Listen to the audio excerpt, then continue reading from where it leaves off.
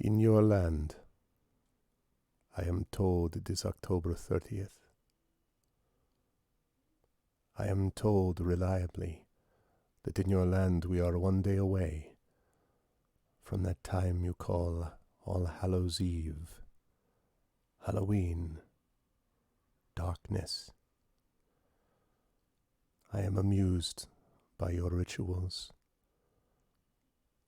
I am amused by the stories you tell yourselves to keep yourselves safe, to bravely face the darkness. And this evening, I look to see whether those from your land can brave those who come from mine. I am Count Strahd von Zarovich, and this is the final hour, the final battle from dusk till dawn.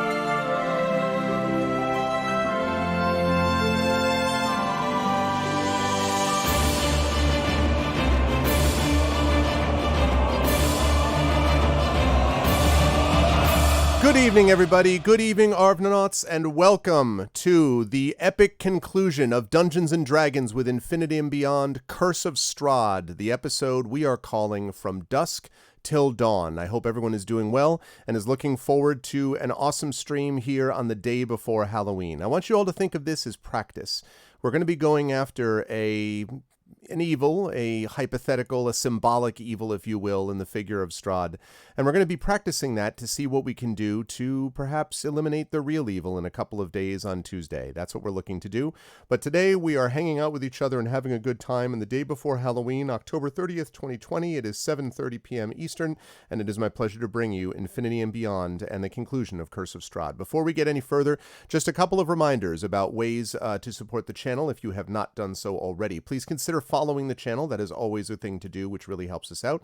If you haven't done so already, please consider as well checking out our YouTube channel, where you can find past broadcasts of this and other streams. And while I'm on the subject, I do want to say hello to our audio listeners who are going to be listening to the final 3 or so episodes by the time you reach this point of our audio podcast. Thank you for having been with us through all of the Curse of Strahd shenanigans and all of the audio work that we've been able to do over the last couple of years. Special shout out as well to Rudy Basso, who started the editing for all of this, and to Nomadic, who is the one who finished the editing. They both did great jobs, so thank you to the audio editors, and thank you to all of you for having hung with us during this time. But again, YouTube is the way to check out past broadcasts of the stream. If you haven't already done so, please consider following me on Twitter. !Arv Tweets will get you over to my Twitter, where I will always tweet when I'm going live, etc. And then you've got !Arv Cord, where you can hang out with the Arvanauts in between streams, and that is always a good thing as well. All of that website and all that information can be found on the website for this channel, which is arvineleron.com. On the financial side, !Arv Shop is the merchandise area, as Echo was nice enough to post just then, where you can get a bunch of stuff for the Infinity and Beyond crew, for the Adventures of Middle-earth crew, and soon to be Esper Genesis as well. And that benefits the channel and gives you cool swag, so it's a win-win for all. !Arv Treon is the Patreon, which is sitting right there with 22 patrons and $230 $39 a month, which has been great. The more that we can boost that, the better, because as we move up, we get better stuff for the channel, and you can get cool stuff for yourself as well, including those inspirations. And I know a number of you have been saving your inspirations for this end of the month cast, so I hope you have got them chambered and ready, because, well, the party may need them. I'm just saying, there's just an outside chance it may be the case. So we've got that going on. Again, that also really helps the channel if you can support us there.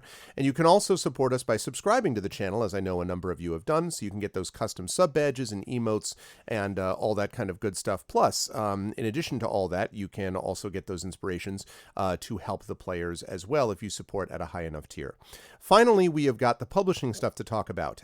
Exclamation point Icarus is the detail about my Icarus graphic novel, which is coming out in retail form on November 10th. So that is only a little over 10 days away. I think it's 11 days away officially. So I'm very excited about that. Coming from Athis Arts, that's coming out in retail, and it's going to be awesome.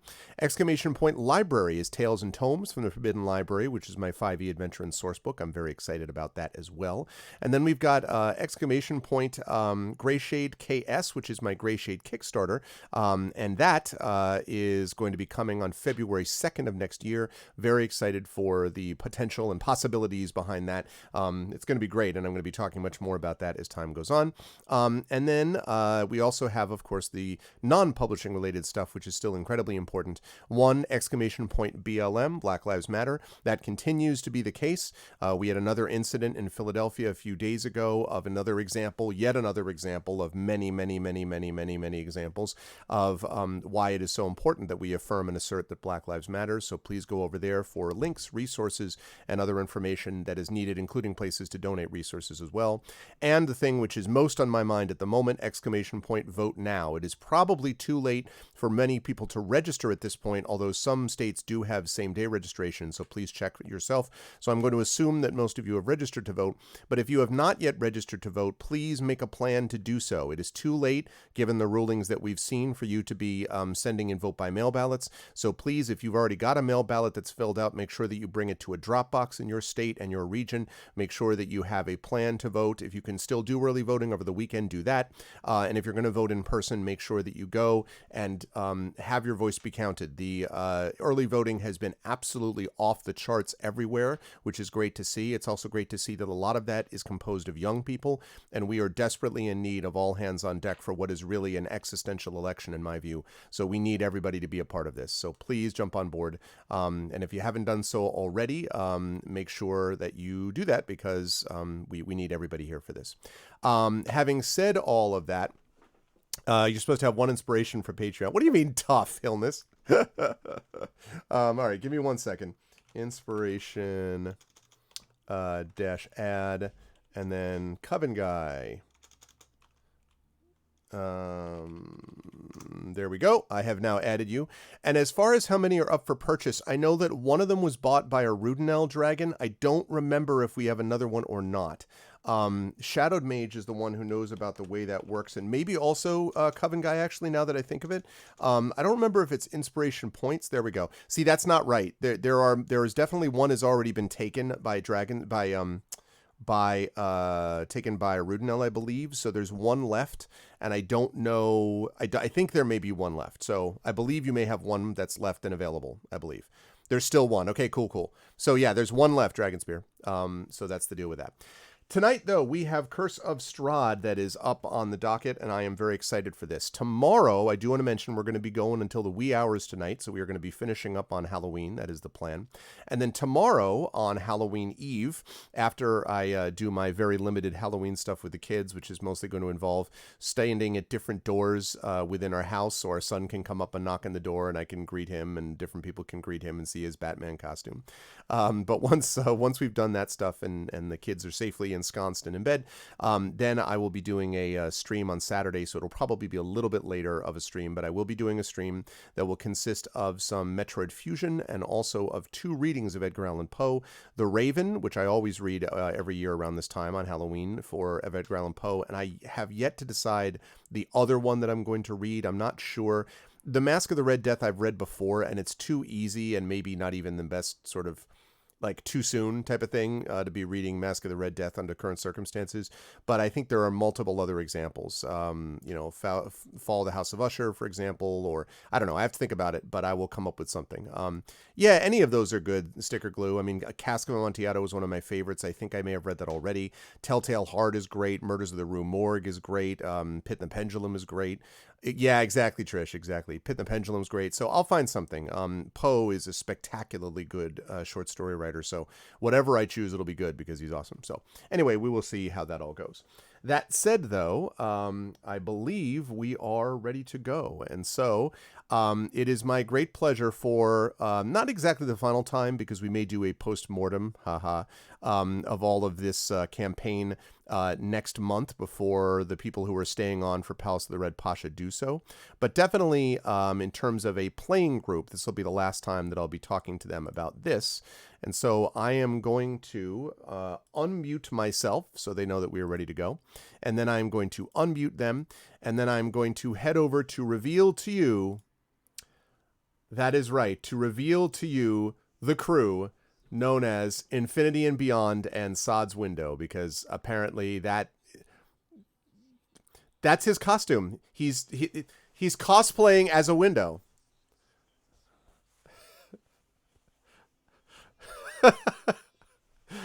It's absolutely it is true. I feel as if I'm there.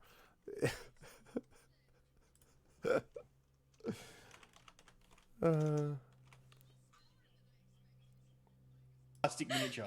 Yes, exactly. And you're doing a brilliant job. You're killing it. Thanks, guys. Yeah, I really yes. I think this whole stream should be done in shadow puppet form from now on. Chat says we're muted. No, they're not. You're not now. I fixed it. Oh, okay. Okay. I fixed it.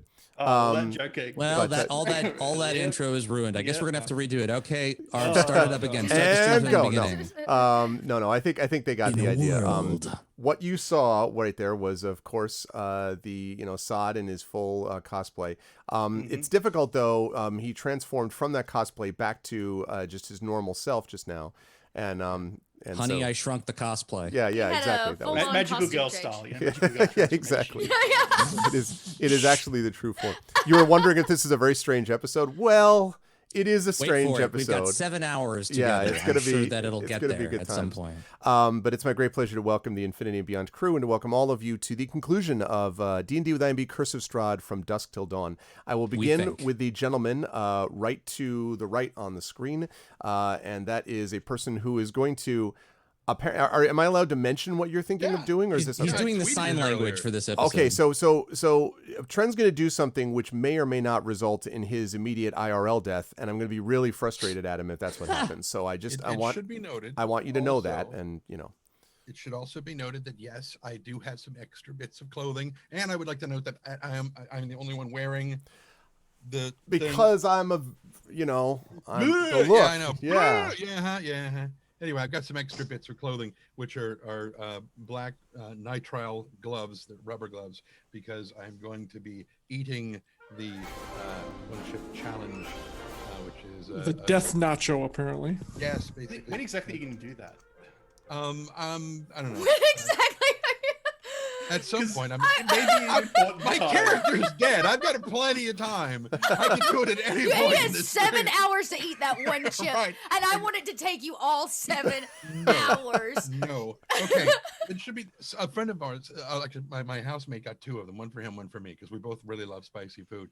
Now, when he eats spicy food, he gets the hiccups, and the spicier the food, the more hiccups. I know how that goes. And so when he ate his like a week and a half ago, it was like a 17 hiccup thing from one chip. So this is going to be amazing. However, because of that, I have gloves so that I don't get the goo on my face, and I also your eyes. You want to keep your hands away from your eyes too. I thought it was a chip. It is. It's like a giant, well, not giant, but it's a larger than average Dorito. It's a double or triple sized Dorito. You said the goo. Well, Is it gooey? I'm sure it will be once it gets I'm in sure your eyes. This thing just keeps changing description. You're like, well, I got some applesauce with cinnamon. a Like, chip what is mimic. this thing? I Like, look forward obviously. to the unboxing of this great Yeah, I know. single chip. the There's not that untrending much- of trending is what we're talking about. There's really not that much unboxing to it. You just kind of open it. I and think you should do it's- this at the start of the stream, and we should check back in with you over the 7-hour Oh, cast and see how you're it's doing. single sealed. Yeah, So there's only one chip in there. Just confirm. that's there's all only it one. takes. Yeah. Oh. But anyway, I bet it's only 2/3 of the way full. All right. Well, before you eat this and destroy yourself, how about you tell us who you're playing? nobody. and, Weller's dead. Anyway, so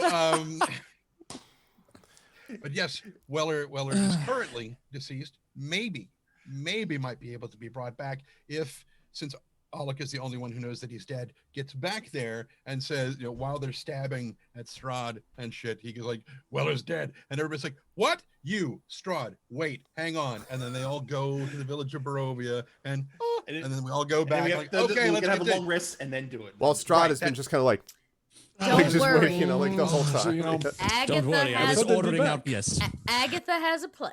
Yes. Okay. Strahd So- will just order out for pad thai while we all go do that. I love pad thai. I hereby reserve the right, depending upon how this chip situation goes, to take this bandana and do this, and well, not that because that. My God, he's become 1/3 of himself.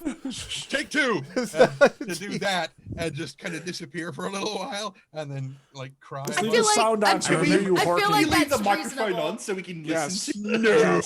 Since you're doing it live, you leave the microphone on.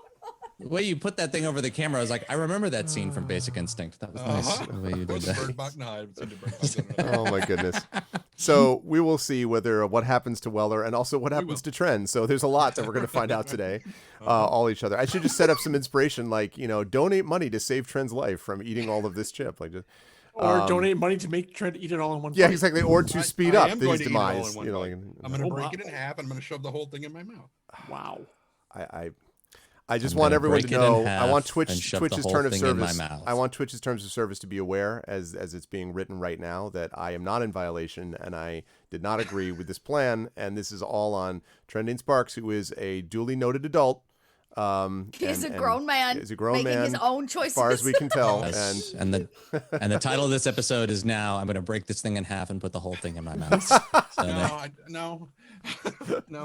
I think that's a very bad title. oh my God. Because they're going to see Curse of Strahd, and then that's the title, and it's like, what the hell happened? What Coven, Coven says he wants the mic I- on so we can listen to Trend's uvula getting speed bagged by Capsaicus. See, that's what we're trying to convince him to do. Yeah. that is amazing. Anyway, it is a pleasure to have Trend with us for a little period of time. He's putting on gloves to eat this. Can you? Yes. Okay. if you I get know. that- I It's a just can't surgical believe. procedure. Don't touch your That's eyes. I just can't Yeah, believe. you- I screw anyway. it. Save us, Sod, from this insanity. I is- don't want to because I want to watch it. Yeah, I mean, but I'll wait until after the intros. Go ahead. Okay. You might want to wait until after the intro and after John reads Echo's Yeah, stream yeah. intro, and then you can feel free to do this madness. Okay. Saad, good to see you. How is life in the universe with you? You have some expertise in living in a place where everything tries to kill you. So before Trend does that, how are you and who are you playing today? I and all mean, that? killing vegetables that can kill you, that's probably a new one for me. The thing is, actually, no, that's not, no. If the Vegemite starts killing you, evacuate. Just trying to think of if that kills.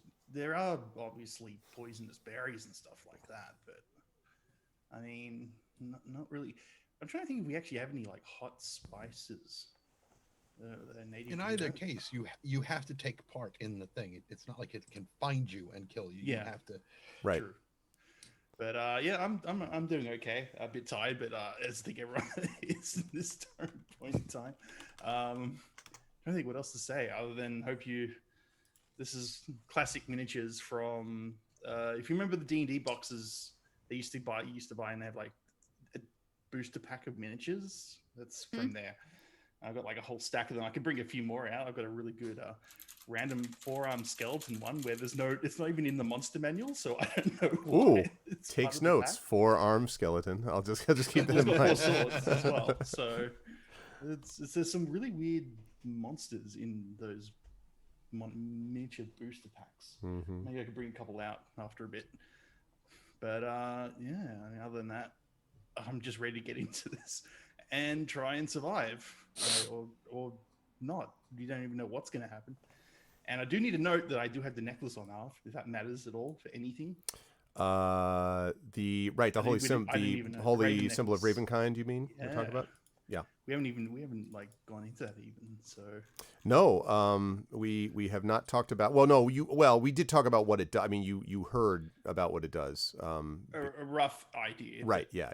For my current state of being a undead vampire paladin.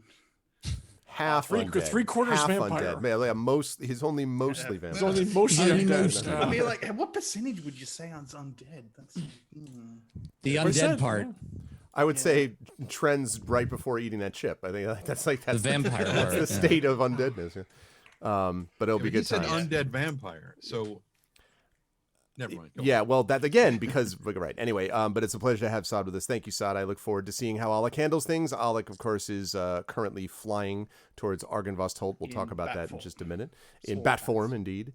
And that brings us to what I really appreciate the fact that we've been joined by the Count of Monte Cristo. I did not expect that we would get this person here, but it's Peter Pan. Come on. It's. I think you called him D'Artagnan, and I was thinking about D'Artagnan played by Chris Christopherson, late era, like with the beard like down to here and everything. The 70s version. There you go. That's exactly right. John Helfers, of course. It is good to see John. Millennium. It is good to see John. John, how are you? How is life, the universe, and everything with you? And who are you playing? Looking very Natalie attired, sir. Except for this. That's true. It's the 70s version of the Count. Yeah, I love that. I'm good. Arf.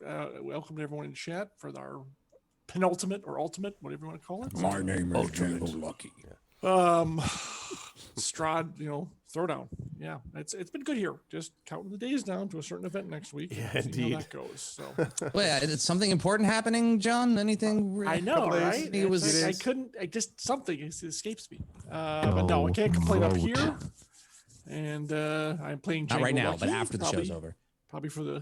Hopefully not for it'll probably be the last time in this campaign at least. But yeah. So it's been quite a ride.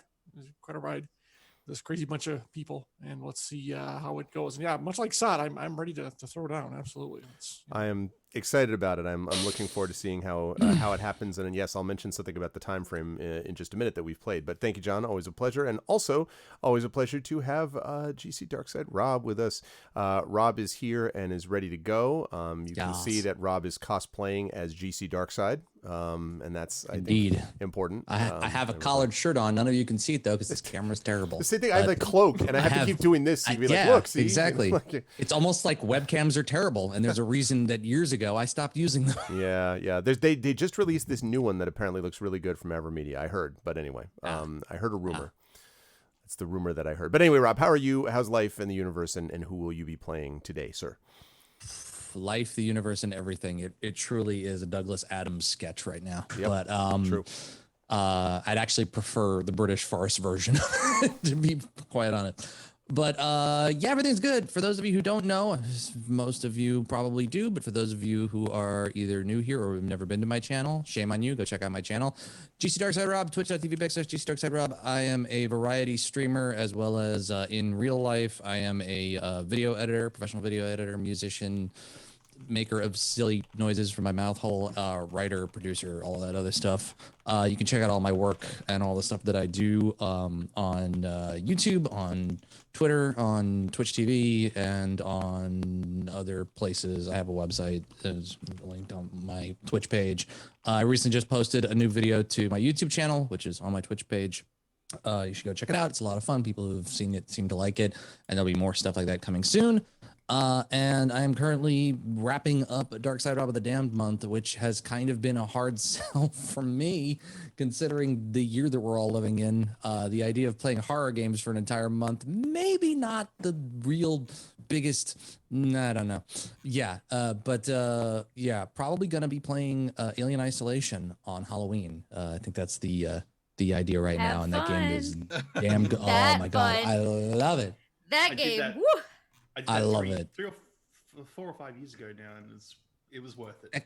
That game is, I can't believe that game came out in 2014, and every year that it comes out, people seem to love it more and more and more. And such like a great game. And just like where it ties into the franchise lore. I'm running an Alien campaign RPG right now over on a friend's channel, and I am just like, I am deep. damn it, into the Dot, we'll world get of to you in a aliens. second. No, I'm kidding. Sorry, I'm sorry. No, I'm She's just saying that excited. because I'm obsessed with it. And Not how like good I the lore don't of do the that game to is. every single person on the Shots fired. stream. It's fine. Anyway, Not no saving lies you detected. tonight. Okay. He's like, probably gonna be "Help, playing help Alien me." Isolation, Alien Isolation on hard with this cool thing called the improved AI mod, which makes the alien more fair, but also more aware of you, which sounds really freaking cool. So that will be tomorrow night and Sunday night, and then we're back to, I think we'll be starting up Witcher 3 for the Yeah.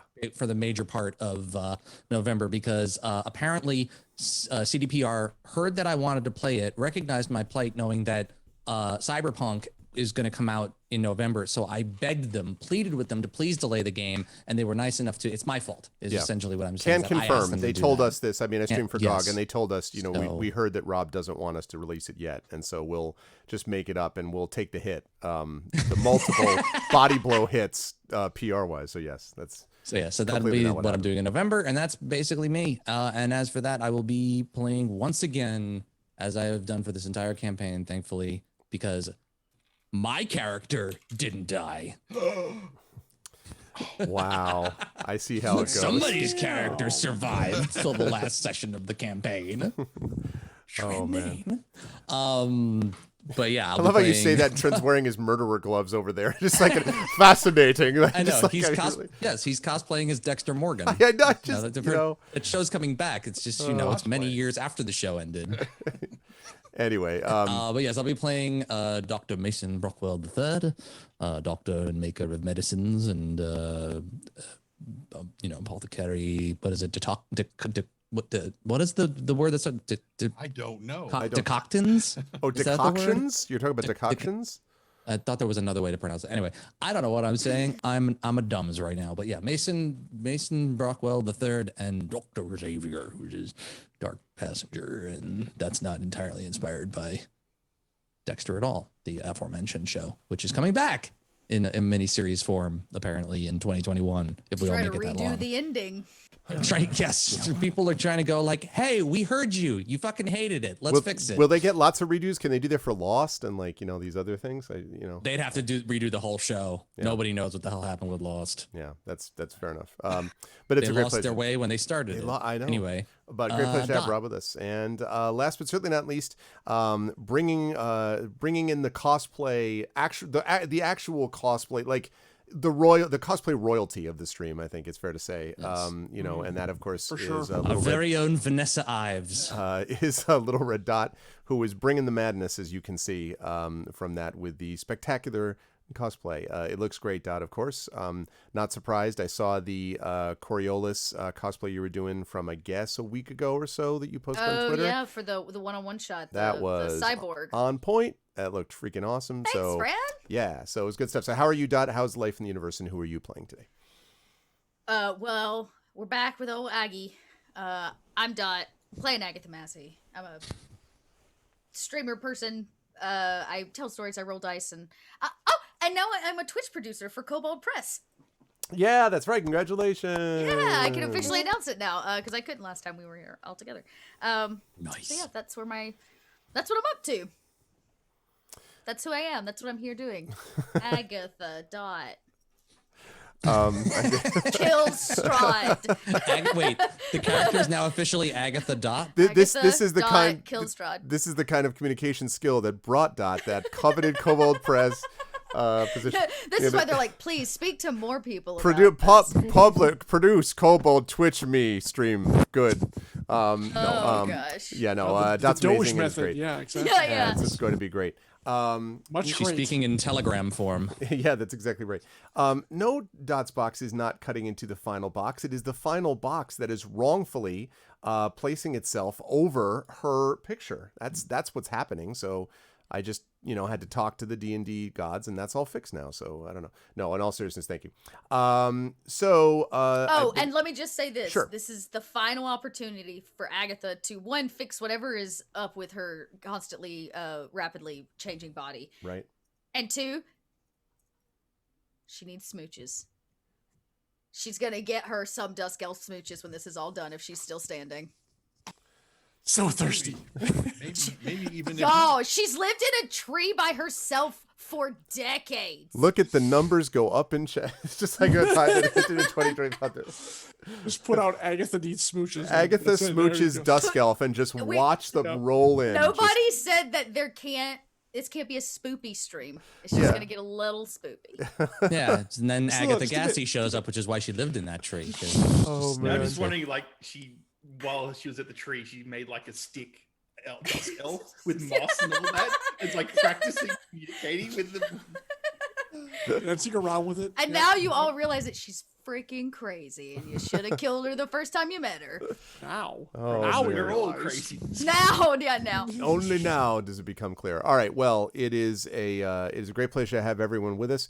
And chat, we will need again all hands on deck with everybody as people come in and listen to all this.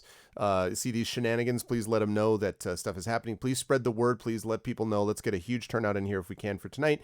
And good luck to the Infinity and Beyond crew. I have no doubt they will do well. And having said that, I'm now going to do a little bit of a quick recap here, and then we do have a streamer introduction, which has been provided for us by the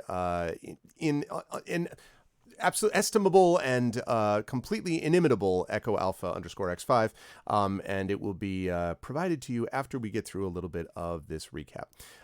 It all began back at Death House. No, I'm not going to start that. We're not doing the Carolina Reaper chip yet. I'm going to do the Mandalorian recap where I spend 10 minutes recapping every conceivable thing you could ever have seen. I thought you were going to draw everything out in like a Western-inspired We're cartoon going frame, back to and, Kresk. Yeah, exactly. Meanwhile, back in Kresk. We need Terry Tunes Arudnell to has draw still inspired frame. Agatha, which he's been saving up to do. So Agatha begins you. with an inspiration. So we'll start that up that way. We really needed Terry Tunes to draw like still frames of like big moments from this entire campaign to It's like very show true. at the end. Okay. So, I love, as much as I love Green Forge's forest music, it turns out that's too happy. We need something more frightening, like Far too buoyant and joyous. abyssal gaze. I think that should do the job. Here we go. So in our last session, as you all know, the party has been gathering their forces, gathering their resources, and preparing for the final battle against the great evil himself, Strahd. And they've been doing so under some pressure, not only their internal pressures of various things, but also the pressures of Strahd himself, who has increasingly found this party to be more of an annoyance and then more of a frustrating kind of poke in the ribs that he really has had enough of, quite clearly. And so the party is now dealing with that problem of Strahd pressuring them. And the party has a number of powerful allies that they've been able to gather on their side. For example, Mordenkainen, known before as the Mad Mage of Mount Baratok, who they were able to restore to sanity after he almost killed a couple of them in the process of doing this. Mordenkainen, who works with them. Von Richten, a legendary vampire hunter who came to Barovia in the first place to deal with this issue of Strahd. He is someone who now is on the side of the party. And all of the people that the party helped throughout the course of their adventure, whether it is the villagers of Barovia and the Burgomaster's children, one of whom was rescued, and the brother is the new Burgomaster of the village of Barovia, or whether it happens to be the Martikovs, part of the secret order of were-ravens that has fought against Strahd for many, many decades here in Barovia. They also are on the side of the party. Or whether it is the barbarian tribes that the party met up at the Amber Temple and managed to win their respect, and so managed to get them on their side. The barbarians themselves who fought bravely. Calyx, may he rest in peace, charged one last time and was brought low to the great sadness of the party and all concerned. And, of course, the aforementioned Dusk Elves, those led by Casimir and others who have, after the terrible terrible vengeance taken by Strahd waited in the darkness, in the shadows, for a long period of time for their own moment of retribution to come. That moment would appear to be at hand. The party went to Castle Ravenloft in the last session with a mission. Their job was to find an ancient silver dragon's skull, which had been taken by Strahd after defeating the creature and hanging it as a trophy in his castle. If they could take that skull back to Argynvostholt, where the party had previously been, and almost got wiped out by a bunch of revenants at the time, spirits who used to belong to the Order of the Silver Dragons, but if they could go back and give that silver dragon skull back to the Order, then some great boon would pass through the land. And so the party planned and schemed and plotted, and eventually went off to the castle and found, ultimately, what they were looking for. Some might say by good luck, some might say by just dumb fortune and, oh, look, there it is. But others would say that it was due to the karmic moves and turns of the Wheel of Fate that this actually happened. Or maybe the roll of a die. I mean, listen, the karmic turns of fate. That really is what we're talking about here. But it's what? Yes. Inside this room, yeah. They found a room of bones, a room that was literally filled with bones. The table's made of bones, the chair made of bones, the picture frame's made of bones, and a chandelier made of bones, and against the wall, a skull hanging, a dragon skull, a 250-pound plus dragon skull, which the party managed to get down. The problem was that they had been doing this while Strahd had been distracted, part of the party's plan, by the Were-Ravens, by Mordekainen, by von Richten. And eventually, apparently, the success of that had eventually faded. Strahd had either defeated them, killed them, injured them, or done something, and had heard the call of his castle, because Django and Agatha discovered the heart of the castle, an enormous crystalline heart, which, as it beat, created great pain and spoke through the entire land with this rumbling beat of Strahd's evil. Apparently, Strahd was summoned by that, because Strahd, at sort of top speed, headed back to the castle, and while he was on his way, dropped off a couple of vampire spawn for Mason and his troops to deal with. No big deal, just, 2 high-level vampire spawns, which Mason and his troops did manage to defeat, although it was not easy to do so. They were powerful, strong, fast, but with the sacrifice of Calix and Mason's leadership, they were equal to the task. And it allowed them, again, to slow down Strahd just enough that the party that was inside the castle, now having been Weller, Alec, Django, and Agatha, managed to get the skull on its way out the door, down the hallway, and up the stairs. But Strahd had arrived, and Strahd marched down the hallway, casting fireballs, raising creatures from the dead, summoning the armies of the dead to aid him in his task. And at the last moment, with many great, moves and heroic feats from Alec and Django and Mason and Agatha, it took Weller Pale's sacrifice to secure the final exit from the castle of the skull. Strahd killed Weller there in that hallway, and then pursued Agatha, who had turned herself into a hippogriff, had been turned into a hippogriff and had been given strength to do this, and flew the skull back to Argynvostholt, while the party hurriedly went down, grabbed Weller, I think this might have been Alec who did this, grabbed Weller, brought him up the stairs, and then flew away with his body, escaping as Agatha and Django were flying back to Argynvostholt. Django eventually was shaken loose from Agatha and fell, in fact plummeted to the ground, but was saved before he was able to just hit the ground, and was ultimately saved from hitting the ground by what? What does that look? Do you not remember me leaping off at Strahd as he came to or attack could us? have been leaping heroically towards Wow, Strahd. I mean, GM, that's also a way possibility. To change the story. This is Strahd's Dude. perspective. I listen. But anyway, was saved, did not die, did not Yes. impact the ground horrifically, squish. and was able to survive that fall. Agatha, meanwhile, was able to get back to Argynvostholt, where she encountered the Revenants led by Vladimir Horngard, the former leader of the Order of the Silver Knights, and his lover, who managed to convince Vladimir that there was something to be said for passing on their own power and goodness to a new generation.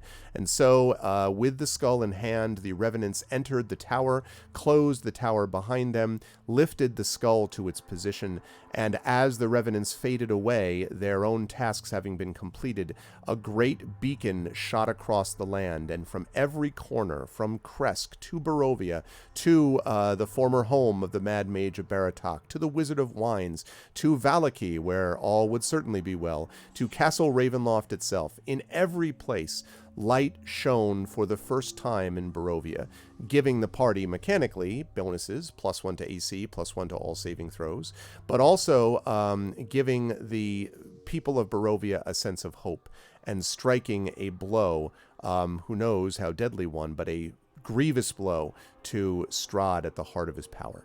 And so that is the recap, and normally I would say I would zoom in the camera to one of the characters, but because we have a streamer introduction, I am now going to hand things over to Django, and I'm going to allow Django in his accent, I was told very no uncertain terms to use the accent, will read Echo Alpha X5's streamer introduction, at which point Tren will kill himself with a hot chip. So that's how it's going to work. Floor is yours, Sean. I want to thank Echo for putting this together, and just give me a moment to get into character.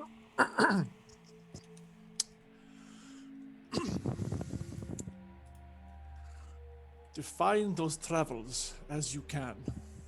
So says the road. How can one define those who have been through much sadistic hell, like this party in the land of Barovia, on the prowl for the curse of Strahd? It cannot be defined. 2 years have passed since the adventure began, alongside Weller Pale, Alok Gogedzar, Django Lucky, Rude Vraxos, and Dr. Mason Brockwell III, also known as Xavier. It has been a dark, perilous journey, but not without courage, tenacity, and ferocity. Trendane Sparks, Sod, John Helfers, aka Radio Johnny Panda, GC Darkside Rob, Little Red Dot, Don Cairo, Margaret Crone, these being the adventurers whom have ventured and survived together through this hellish curse that fell upon Barovia. Some may have been lost. Some are still amongst us. But tonight, it all may be for nothing. Or it may be for something, as our beloved Infinity and Beyond party shall bring this campaign to a close. It has been a most fond and adventurous journey, but the journey truly never ends. It only takes a new direction. Into which direction? Time will tell. But before the wrath of the Infinity and Beyond party is unleashed upon Strahd himself, a few words must be said with great importance. To all, 2020 has been a year of sheer despair, darkness, and glooming bogs dragging one down. But together, as one people, the people of the United States of America, united, can surface and emerge unanimously as one.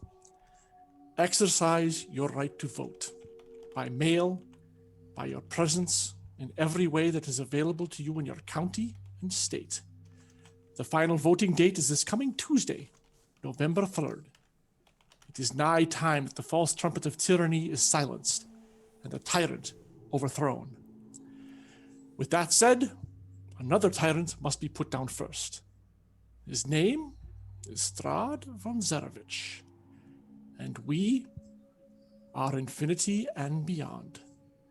And one does not cross, nor torment us, or taunt us, for we shall only fight with our might all the more. To send the shadows and the drift to the void, so that the light may reach, and peace and prosperity may finally rise, to infinity and beyond. Lovely stuff from Echo. Well read, John. Lovely stuff Well from done, Echo. sir. And Well done. Thank you. Well that was a lot of done. fun. Thank you, Echo. Good I stuff. really appreciate it. Hope I did that. Hope I did it well. Good stuff. And yes, thank you, Eka. That was great. And well read. And with that said, let's get moving, people. I am going to start here with the two flying folk. And specifically, I'm speaking here of Agatha Massey, who is flying from Argynvost I believe the word was a bat out of hell. I think I just made that up. But basically the idea was wanted to get back as fast as possible. But Agatha, as you are flying along and trying to make your way as best you can, you also note that there is another person who is making, or thing, I should say, which is making its way rapidly in your direction, although it doesn't look like it's right at you. It looks like it's heading past you to Argynvost. And it is a collection of bats that are moving at top speed and are heading towards Argynvost, even as you are flying in the opposite direction, more or less the opposite direction, towards Castle Ravenloft. So I'm going to start with you, Agatha. What do you want to do? And then I'm going to give there's Alec a chance to do stuff as do well. the bats seem hostile? The bats don't seem to have taken any notice of you at all. They seem to be very occupied with, their destination, which seems to be Argynvost. There's not much else up here. And Alec is in the air as well. So you don't see Alec. I don't see Alec. Okay. But you see bats. Well, I have zero interest in bats, so I fly straight back to Ravenloft. Okay. So then I'm going to ask while you're doing that, Alec, you have the benefit of, as you're flying there, being in the midst of a pretty open, mountainous area without a lot of trees heading to Argynvost, and you can see, because I think, actually, correct me if I'm wrong, I think, you're back in hippogriff form, right? I am. Okay, so you see a pretty large hippogriff, which is making its way back, and there's not like a bunch of hippogriffs just kind of flying around.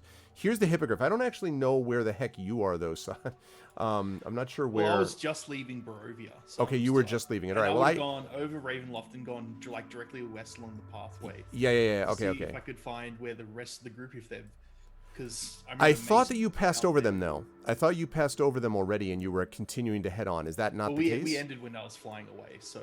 Oh, okay. All right. Well, then never mind. So forget about the bats then. I thought you were closer than that to Argynvost, because I thought you were flying there directly without. Well, I was heading that direction. I'm basically trying to see if I can track if the parties are either at Argynvost. Oh yeah, we talked about that. Yeah, you could see them below you. You could see Django, who was kind of hurrying down the slope, and you could see Mason, Xavier, and the various troops that I've mentioned before. Did I spot any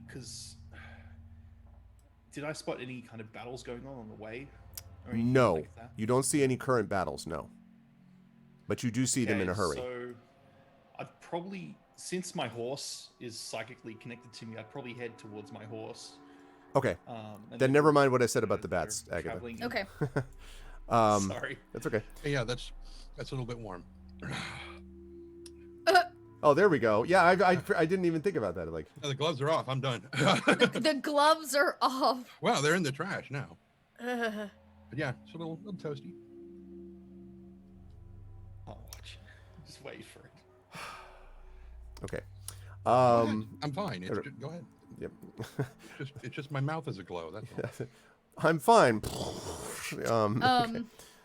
So I see the bats. I do not see. So in that case, you don't see the bats. I don't see the bats. No, you don't. Fantastic. I apologize. Then like I said, I am full speed ahead. I am headed back to what is an empty Ravenloft.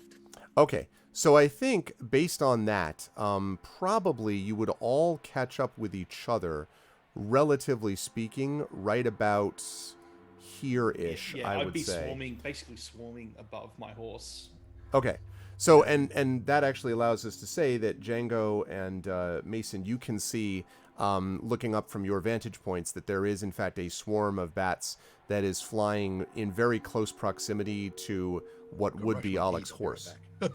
Really, Alec? Really? Is Strahd going on the well? Take us to him, boy. Take him to us. Yeah, flap, flap, flap, flap, flap. I look over at Django like, it seems we have company. Right. And they have. Well, Okay. we've seen the swarm of bats before, so Yeah, pretty that's sure true. it's So just- I They keep have. flying until you will see Agatha overhead. Yeah, so I would say probably I'm going to move your hippogriff over a little bit. Probably about here-ish. right about there. You can see the hippogriff making its way back at great speed, and you can see this sort of, this light above. There is no sign of pursuit from Castle Ravenloft yet, but there is a palpable sense of tension in the air. I think it's fair to say. You don't know how long it's going to last that you're not being pursued, but you can see this hippogriff making its way towards you quickly. Right. Now, and you said, just to make sure, Dot, you've seen us below, right? Now you have, yes. I will like fly over. I may even like circle for a second, like take it in, and then like continue. You know what I mean? Okay. Right. Okay. Cause flying. Well. What's flying, precious? Okay, when I loop around, I see all of them, the rest of the troops that we have. Is Weller's body with them? No, is not. We left it behind. And I'm not even sure. Did you see Weller die? I don't think you saw. No, Weller that's die, why right? I'm asking. Yeah, That's no. why I'm asking that. Anything. So then Agatha is on a mission, y'all. She's gonna fly. She loops around. She lets you know, like, we did it! Wah! She like screech out for everybody as she flies around, and then she's gonna head back. I took very specific note of the tower in which the heart resided. Okay. Yes, you did. Right? I remember that. I've come into this before. I've come into this building before from the top, so I'm gonna do it all over again, and I'm gonna fly back around to where I took off and land. I'm Okay. backtracking. Does that make sense? Yes, it does. So you're heading back into Castle Ravenloft to the top Yep. of it. Okay. Yeah. Okay. So I am going to jump us over then to the castle. Just as soon as I remember which one that was. Yep. Goop. Okay. It's okay. Take your time. If you need to cut to everybody else, they'll Agatha is on long-term mission. Okay. Well, let me at least make sure that I know which one it is, so I've got that set. Oh, it might actually have been. Might have been that one.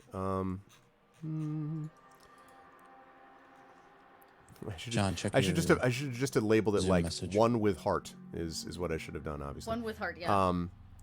Okay, because so now the one thing I want to note about this is that you ended up going sort of a different direction to get to the tower. You came from underneath it. Now I know you said you took note That's of fine. it before. I was thinking about going because where I took off from is nearby, right? It's near it, but it's on a different. Well, yes, but it's on a. I mean, it's on the ground floor and off to the side. Can I fly directly into that tower with the heart? No.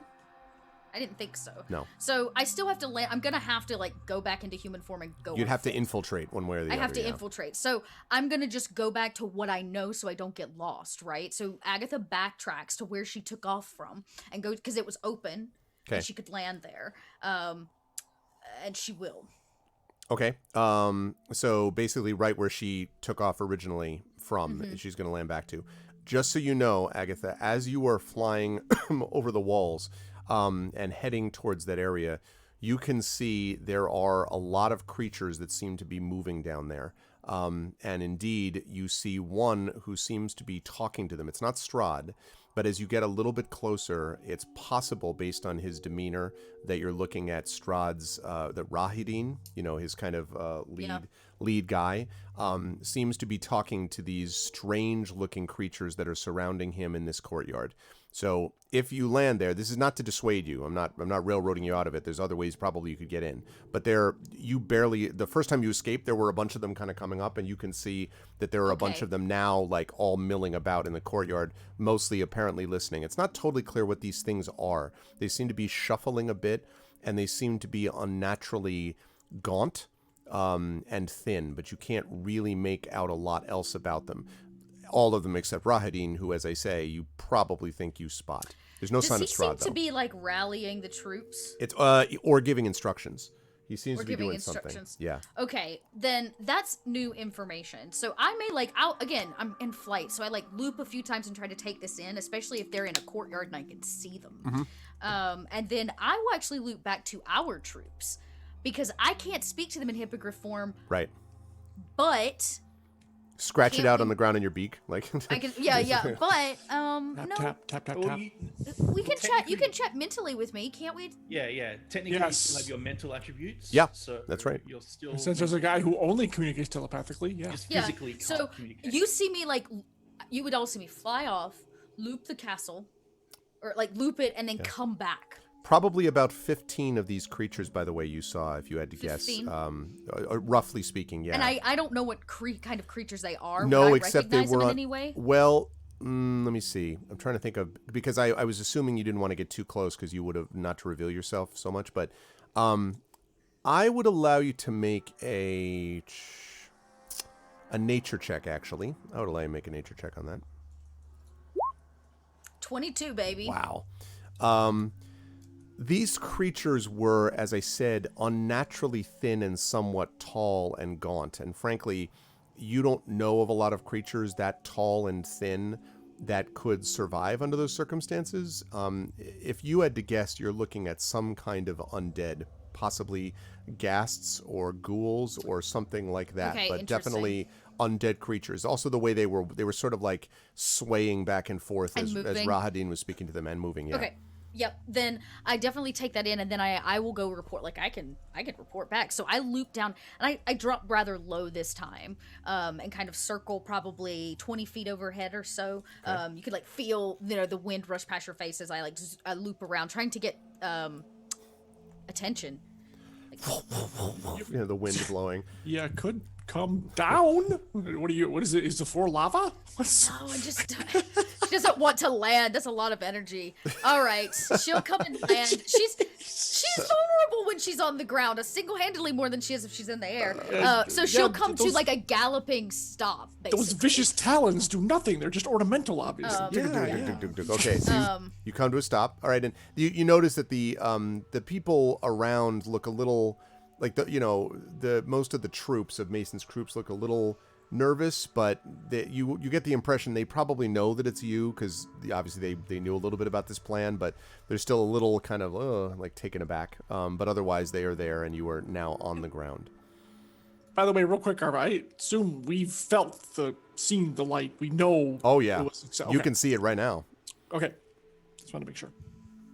And yeah, I'll contact her with Mind Speak and say congratulations on restoring the skull to its rightful place. Gas. There are 15 preparing in the courtyard. That will be troublesome. Led by Rahadin. That will be more troublesome.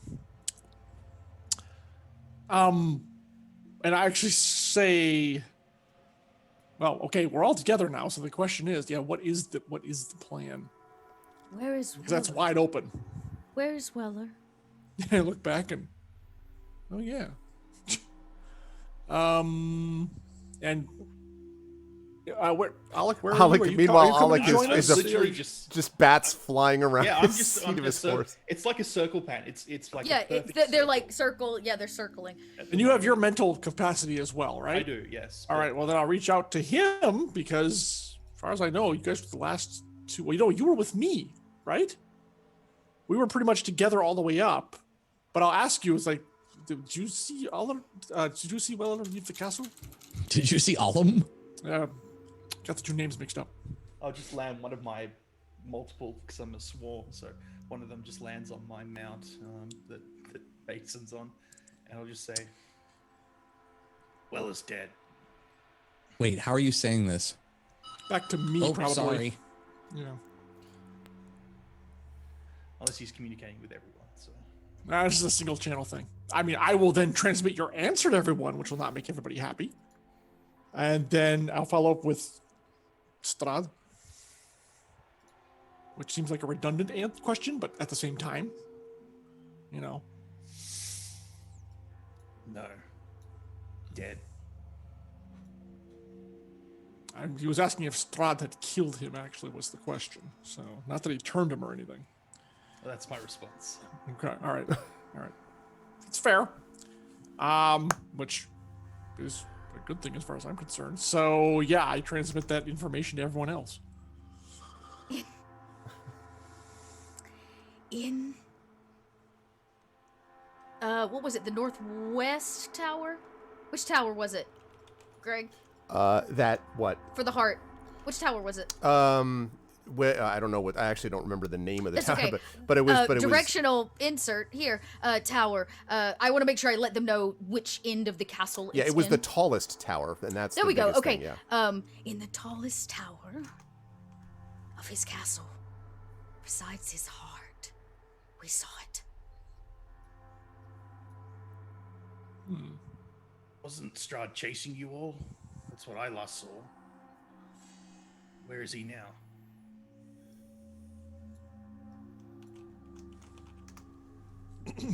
I do not know. Last I saw, he was chasing Agatha across the sky, and I struck at him, and then Mordenkainen prevented me from impacting the ground with great force, but I do not know what happened afterward. If he peeled off or kept pursuing you, is that not the case? Did he arrive at? Oh, wait a minute. No, I know. Mordenkainen distracted him. That's Mordenkainen drew Oh, him that's off. right. That's right. Right. Okay. And they dueled. I do not know what the upshot of that particular conflict was. After being in complete shock for 4 minutes while I was getting my dinner, Mason looks up and goes, "What is Ted?" I just nod. There's not much more to say. Strahd took Can I his blood. can I still talk to Sod, or he was able to hear me? Yeah, if he's gonna relay it, then we'll just assume. You're still talking through me. I'm rolling it back Oh, and forth. okay. So, Sure. yeah, 'cause So we've got And a telephone. Django Mob Bell over Yeah. here. Okay, well, good. because He mine says you're only a goes punk one way. and he hates you. I think is what he said. Something like that. Bring it. Come on. Bring it. Lay it on thick. Lay it on heavy, Arm. Let's go. So I basically just say, Did you recover?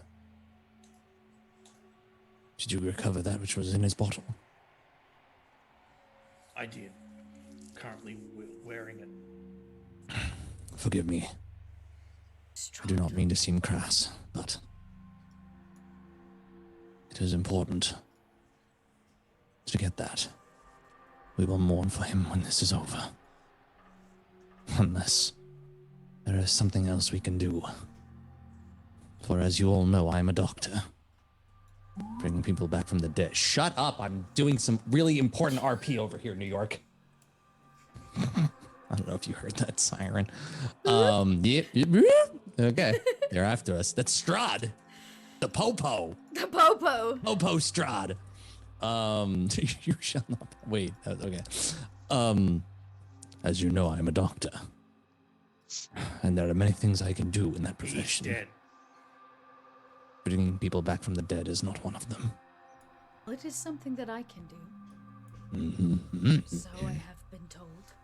I obviously only say to. I need to get the ghouls, or ghats, or whatever they are, out of the building. Well, you said they were in the courtyard, so they're not in the building right now, anyways. But they're at the courtyard where I need to land to get Weller's body, right? If you're going back to where you took off from, yeah. Yeah. They're on that in that area, so I need them out of the building. And in fact, Or out of Django, the courtyard. yeah, and in fact, Django, you might even have noticed when you were escaping that there was stuff erupting from the ground and stuff like that There around was him. that. Yeah, yes. and that's the pretty good guess. These are the same things.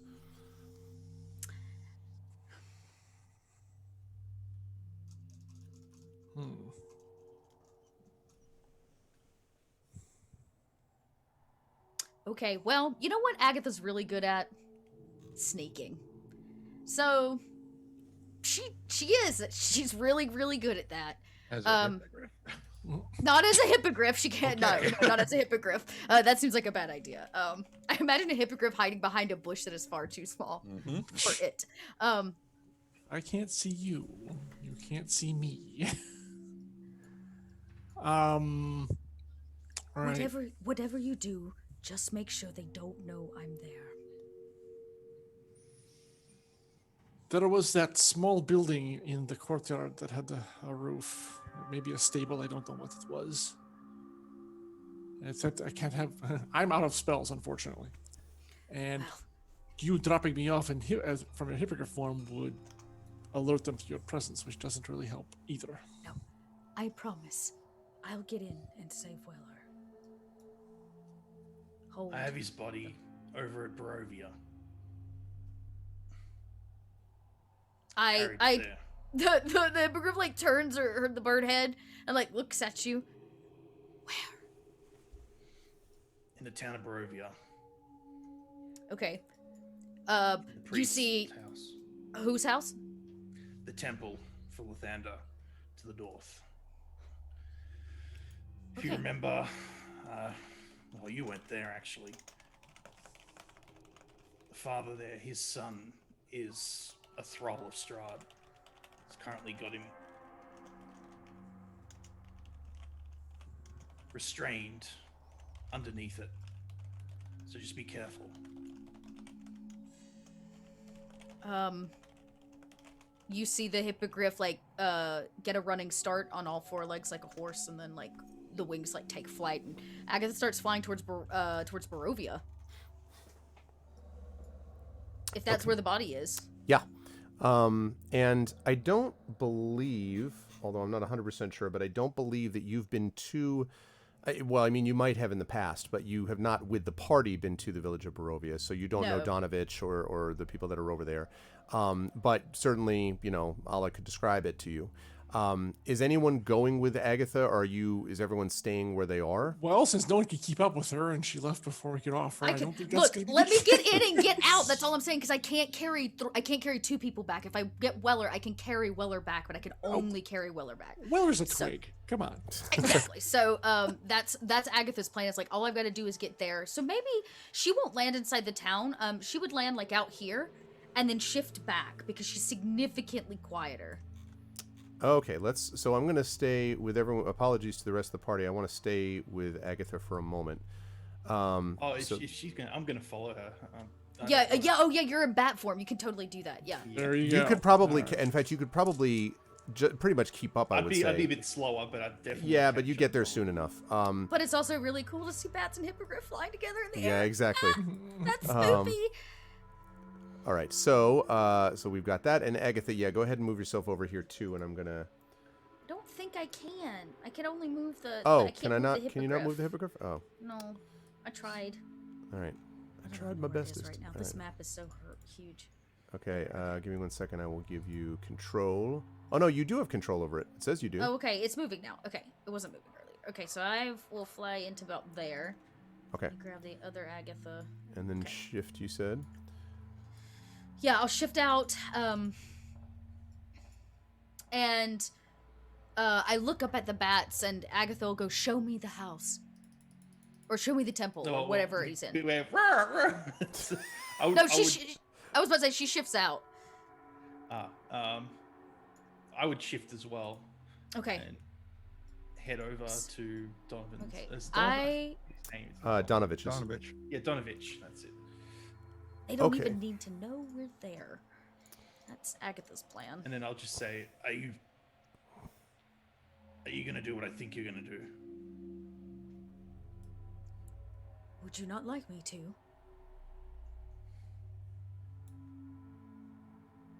I didn't take the power to sit on it. Every And bone in my I- body wants me to do it, but it's a dark power, and I don't know. I don't trust it. Especially if it's the one that Strahd took. I need Weller's knowledge. We have to find a way to destroy the heart.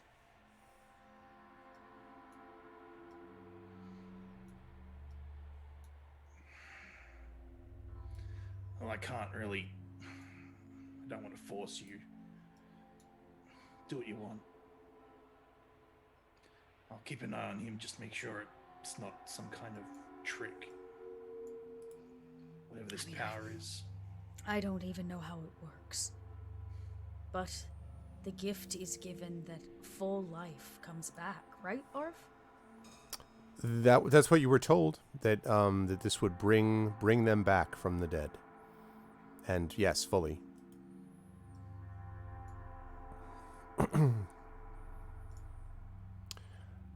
So, oh, sorry, I didn't mean to jump in. So, are you going to do that then? You're going to head there with accompanied, I assume, by Alec. I just want to lay eyes on the body. I need to see Weller. Okay. In that case, I am going to, as you walk to and I the want to do it front. as quietly as possible. I figured. So as you make your way slowly, cautiously and quietly towards the front door of the church, which Alec tells you bears Weller's body, and Alec, as you are right behind Agatha, as you said, you wanted to watch after him. You would notice, Agatha, I've got the raven necklace on me. And would there be a burn mark there? Because it did do damage to me, didn't it? No burn mark though. No. No, I would not say so. I'm wearing the necklace. But I would say that you can still feel the heat of it around your neck. Yes. Yeah, you told me that last time. Yeah. Yep. So I want to jump to Weller. Weller, you are lying in darkness in a mist, and there is no real sound of any kind around you. There is no feeling really either. The only way that you know that you are you and not something else is there is one and only one sound, and it is a shuffling sound, the sound of some creature shuffling towards you wherever you are in this misty, lightless place. And as you lie, not really capable of moving, you see nothing around you, it's all darkness, but you can hear this one bit of shuffling. And then you hear, coming from somewhere around you in the mist, you hear, "Oh, fascinating. It appears you've decided to try your luck on the other side, haven't you, Weller? What a pleasure to see you see what it is like to wander in the lands between." And Weller, at this point, you're probably able to, if you wish to, shift your head to see where the voice is coming from, because it seems directional. So you could do that if you want. Okay. Yep. But you know the voice anyway. And Does sound pretty familiar. yeah. And when you look in that direction, you see a bent over, ancient, and familiar sight of Baba Lysaga. She pulls her way through the mist towards you, and she looks down at you. In one hand, she is holding a lantern which bizarrely casts no light, and yet you can see her face. And she says, "What do you feel, Weller? Being dead as you are, what do you feel?" And you're aware that you could now respond if you wanted, Weller. You don't feel any pain or indeed anything. You just can see her, hear the sound, and could speak, it seems.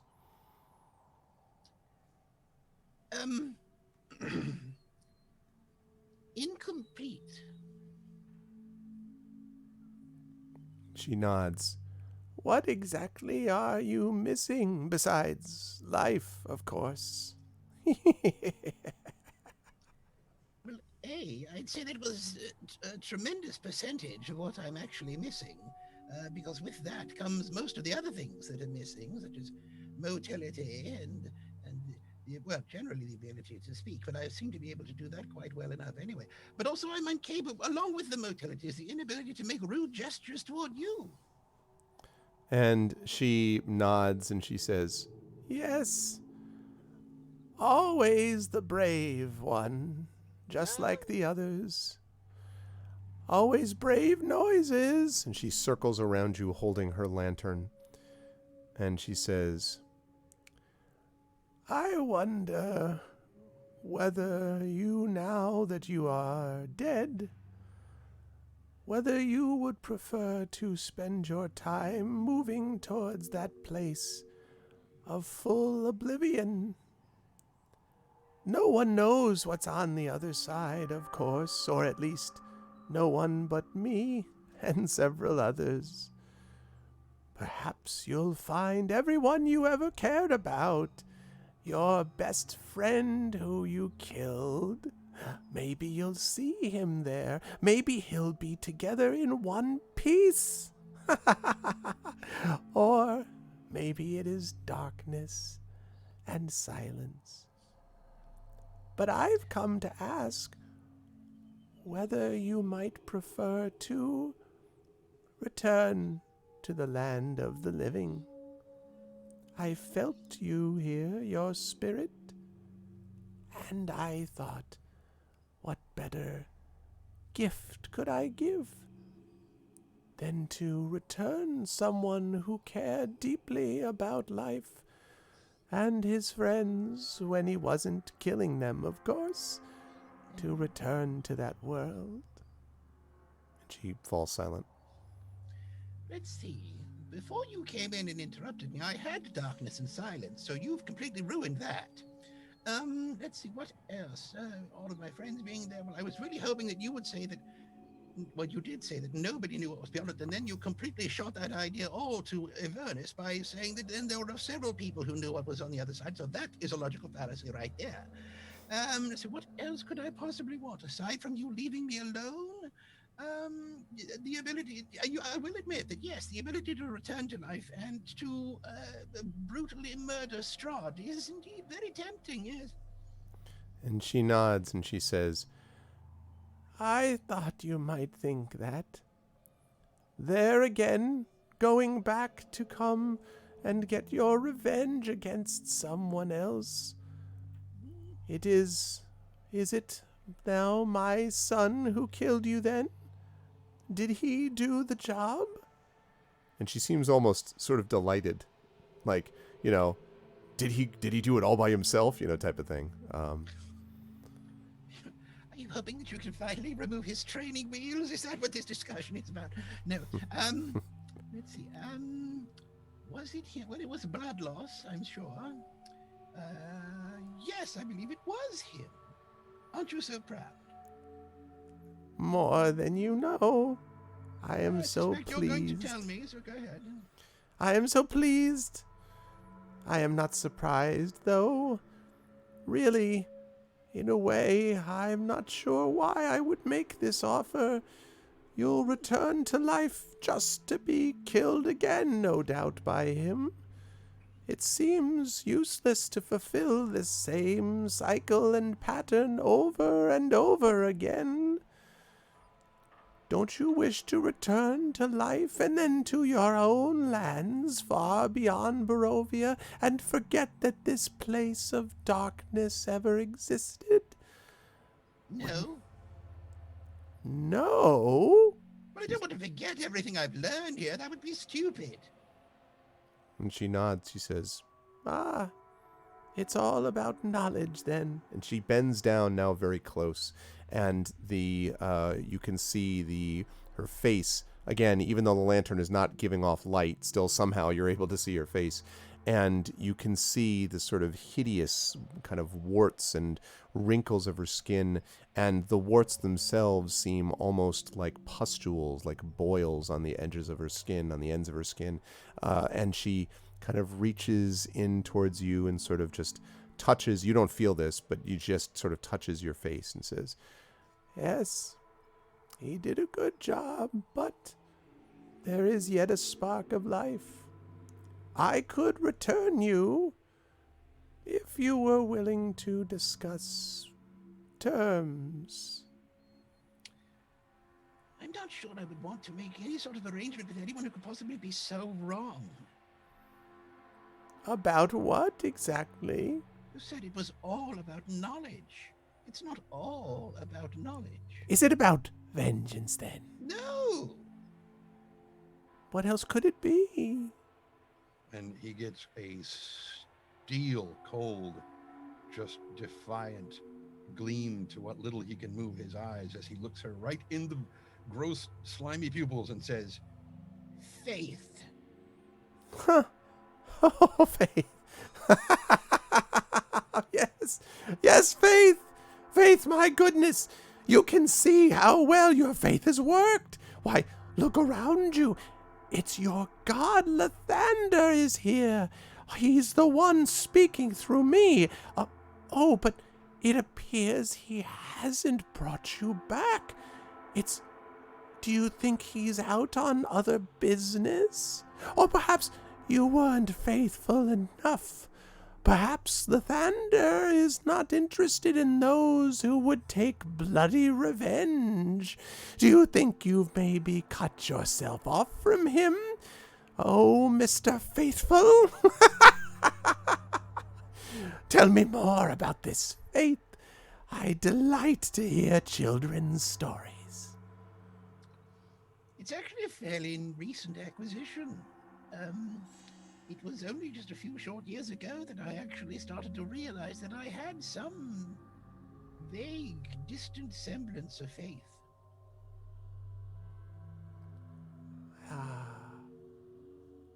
It seems, pardon me for saying it, No, as if it hasn't done very much for you here, Weller. it's a seedling, and it carried me along well enough against your stupid son, who, through all of my ribbing and antagonizing, it took him. I mean, how long have we been here? How long did it take him to finally sack up enough to kill me? And she kind of like looks at you and she gets this frown and she says, I find your banter to be an irritant when it comes to my son, anyway. And she kind of sort of stands up and looks at you and says, you know they're all going to die too. Eventually. You know they're not going to defeat him. And you, Weller, will not have been there to help. They won't be able to get what they need against him. And you will be responsible, even here as you lie with your faith and your motionless, broken body. And she kind of like... And yet if you were so certain, you'd be there to gloat. And she sort of looks at you and says, what exactly do you think I'm doing here? But I'm not only gloating. I'm giving you a choice, Weller Pale. You could, if you wish, return to the fight. Or you could lie there in your faith and die, and provide no further help to your friends, nor vengeance against my son. And he'll do to them one by one just what he's doing to you.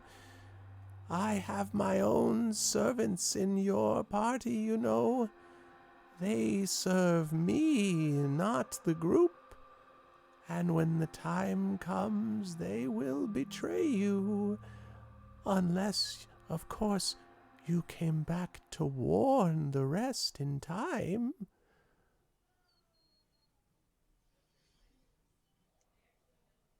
She falls silent and kind of, with her lantern hanging. That's sort of the thing about faith, is that I don't need to prove it to you or to anyone. I have faith in my friends just as much as I do Lathander. And she sort of nods several times. I see. I doubt it. And she kind of smiles. You have always been witty, Weller. Funny, intelligent.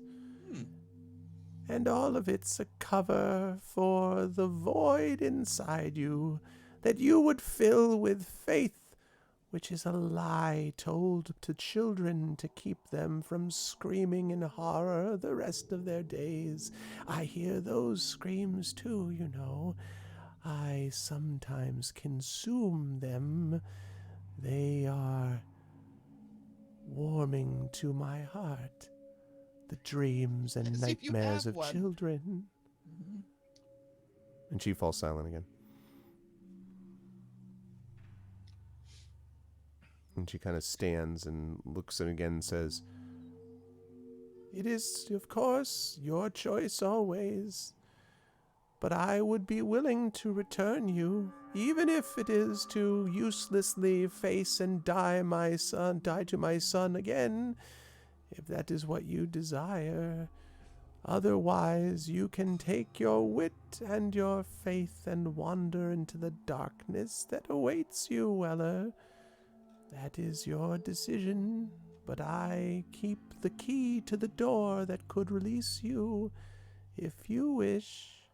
And she kind of lowers her head, as if sort of waiting for an answer. All right, goodbye. And she nods and shrugs and says, Blah, blah, blah, blah, blah, blah, blah, blah. Goodbye. and she first smiles and then frowns and waves her hand, and whoosh, all again is darkness and silence. And at this point, absence of thought, Weller, at the moment. Who was just starting to recite the tenets of faith in his head. No, I like the idea that you are doing that, as you're like, again, yeah. Alec and Agatha, when you come to the door, you walk up to the door to find that there is something, at first it's not clear what, that is outside of the door. It's not visible, but both of you feel it, like a weight, like a presence in front of the door. And both of you have this sense that there is something blocking you.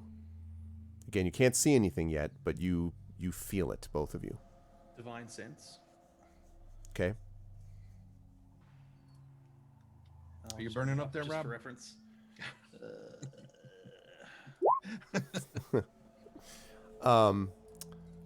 So, no. You do not sense any of those things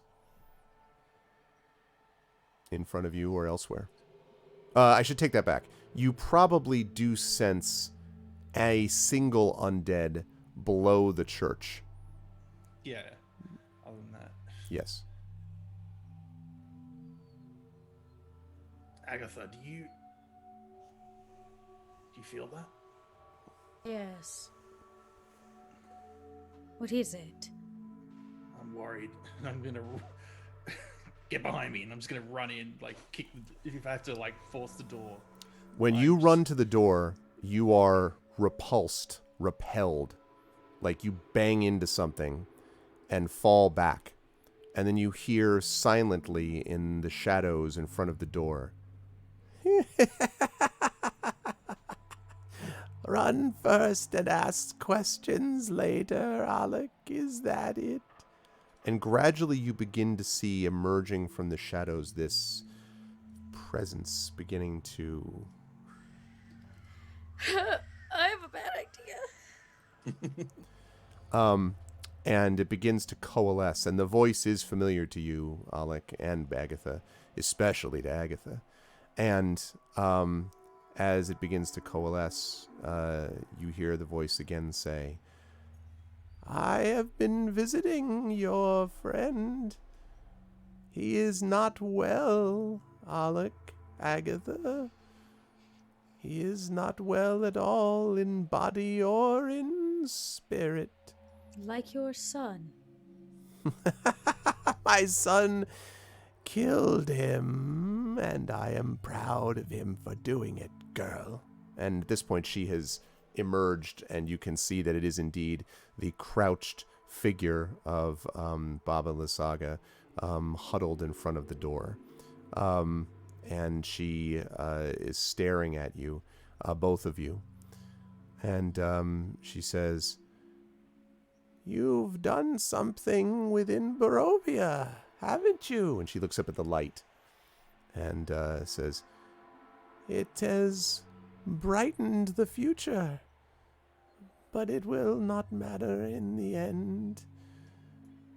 Both of you have very little time left, unless, of course, an arrangement can be made. Arrangement with you. Yes. An agreement, let us say.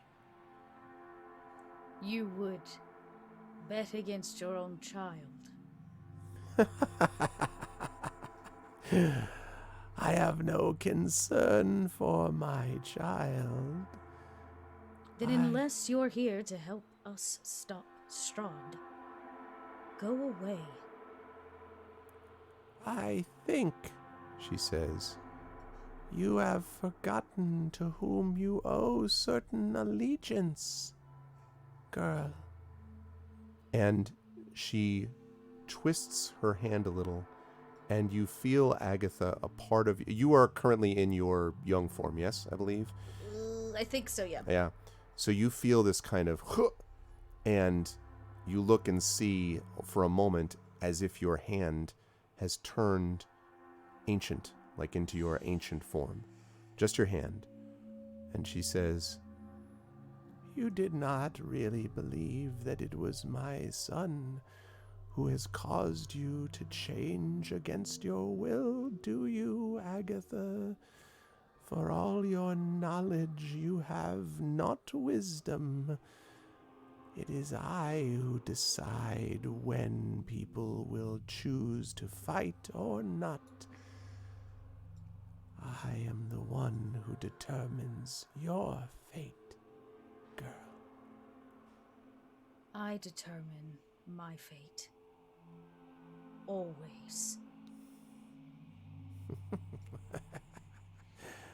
We have our delusions, then. And you, I Alec? think your simple illusions bother me, then you do not know me very well. Make an...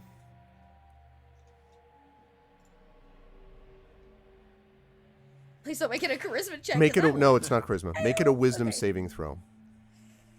For me, Okay. Agatha. Natural one. Were you doing this at advantage, or were you doing this... What is this? Oh, no, I did not mean to roll it. What did it? It should have rolled normal. Oh, global save modifier. Oh, because Yeah, we got don't the we +1 have? bonus. We've got the +1 bonus. So that was just bad. I'm gonna use my inspiration for this because I haven't. I should be able to do better. Oh my god, a 13. Okay. The image of your hand, as you say this thing about, like, you know, your illusions, blah, blah, blah, it flickers, just flickers a bit, as if you sort of blinked for a moment and, like, your vision wavered or something. But it remains still looking like the old, When it, you know, whatever. When it flickered, did it flicker back to my normal hand? Yep. Yep, that's what I thought. I promised you something. And that disgusting bog of yours. Do you remember what it was? Let us say I have forgotten it. I promised that I would take your child from you for everything he has done to the people of this land. You underestimate us, and it will be your doom. No. No, my girl. It is you who underestimate what is facing you here. I could go into that place right now and snuff out what is left of your companion's spirit. He has very little of it left as he lies dead there. Then it's a good thing that I came prepared for such an endeavor. And she nods. Yes, your dark power. I was surprised, I must say. Surprised that you would waste it this way. You will make your fellow Dusk Elves very upset, you know. You will break faith with them. Are you not afraid of stabbing them in the back? I've not been afraid since I was a child. She nods slowly, and she looks, her eyes flicker to you, Alec. And you, fighting for what's left of your soul, Alec? Will you remain in this state between death and life and undeath? I could perhaps help you there too. I could make you whole again, bring you back to yourself, a true paladin of Lathander, instead of... And she looks you up and down and says, as if disgusted, whatever this is. I have a better solution. How about I cut your head off right now? Get out of my way. And she grins. She says, I'm gonna do a blood sense. Is she actually there? Is her form there? Good call. Well, how do I answer that question? It appears that there is something there, yes, but it's not clear what it is that you're feeling or sensing. There is something in front of you, yes.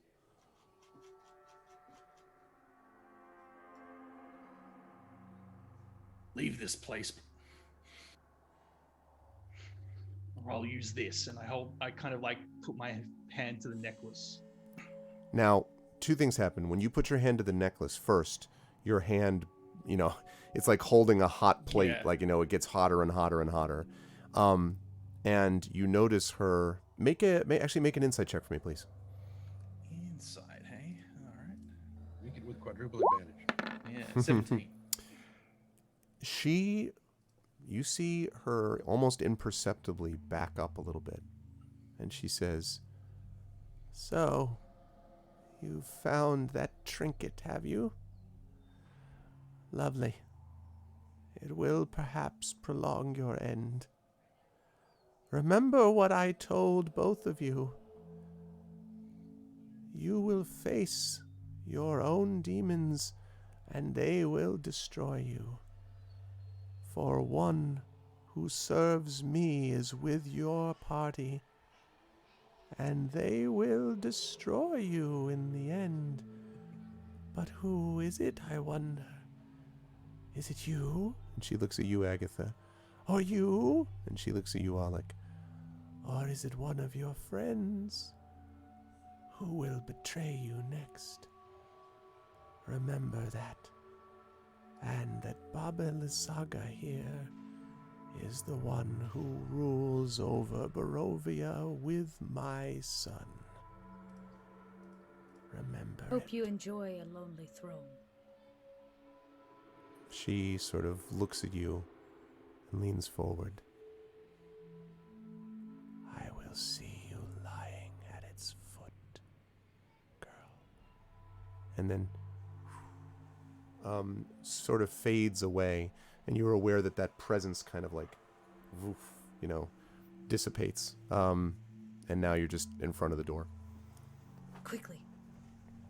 And I like gesture. Yeah, If she's gone, I'm pretty much. yeah. Okay. As soon as that present's gone, I just like rush through the door. Yeah, I follow Okay. behind. So, Sword and shield out. okay. Yeah, sword and shield out. When you get inside, the door, you are in, and you see Weller's body there where you left it. There's no sign of Donovich. It is possible that he is, asleep or, something, but he's not there. You are vaguely aware below you, Alec in particular, of the moving, occasionally moaning sounds of, no doubt, Donovich's tortured son in the basement. But other than that, you see apparently that all seems to be the same, but not quite, because you can see that Weller's body has shifted somewhat on the slab where you left him. Now it's not fallen off, and there's nothing obvious wrong with him, but it certainly seems as if he is, as I say, something has like moved him to some degree. I'm going to just shift us over to that. Can I this is the first time I'm seeing the body. Can I do an actual proper medicine check to see if he's actually dead? Yeah, you pretty much see me like run up to the altar and then I stop and don't touch the altar. 25. There's Okay. a gigantic hole in his neck where Strahd tore it out. Okay, Yeah. but help me out here. Give me Yeah. give me more than the hole in his neck. So okay, there's a few things. With your medicine check, tell me specifically, and if you're able to bring your token in here, Agatha, let me know if you can do that, Doc. Yeah, totally. You promise no surprise scares, Dragon. Yeah, I run over to where he's at, and I assess the situation. The first thing I do is if he looks like he's been moved and he's not laying flat, I will lay his body flat. He's laying flat, but his body is shifted as if it's not quite straight on the altar. So you could move it back that way easily. Yeah, I if just that's what kind you of wanted to do. I was going to say, you have no frame of reference. For Right, what you would not know that, before, but Alec so- certainly Alec would certainly Okay. know that his body I has been adjust moved. his body. I make sure that he's good to go, and then Okay. I will do the usual. I want to assess the massive wound. I want to see, is he breathing? Probably not. No. How long has he been dead? The usual. Okay, so in order of those, if I can remember them, the wound is severe. There is not only a lot of blood loss, but there's a whole, as more or less as Yeah, like Trent just little said, burn there's a marks, chunk that's shrapnel. been like ripped out of it. Like it Okay. looks bad. He is definitely not breathing. He is certainly dead, and he has probably been dead for at least an hour, you would guess. His body is stiffened somewhat. And so this is normally, from what you can tell, beyond the range of sort of normal resurrective means. Some magical thing would have to do this one way or the other, because it seems likely, because the body has just been hit too severely with something. But there is one odd thing that I want to note, which is that's tearing out of the throat and all that stuff. But the expression on his face is oddly serene. And Alec, assuming you're looking at the body also, that is not the expression he had when you left him.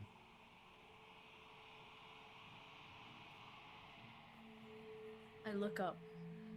I'm like, you got a really what face? Confused face. You'd see. He is your friend, and he's dead. It's okay. And I gesture for you to like come closer.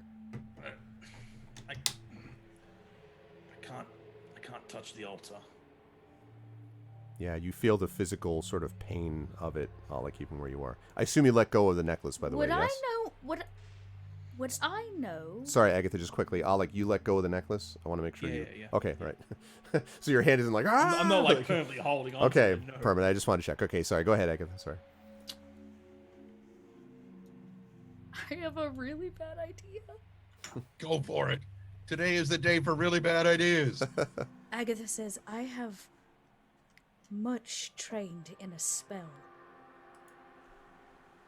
One that is difficult and will take me some time. But I do not need to use the gift that has been given. I can reincarnate him in a new form. As a badger. As a Form drop bear. of goose. I don't understand. The soul. It is the essence of the actual person. This is simply a vessel. Destroyed, decayed. But they have not, as she told us, destroyed his soul yet.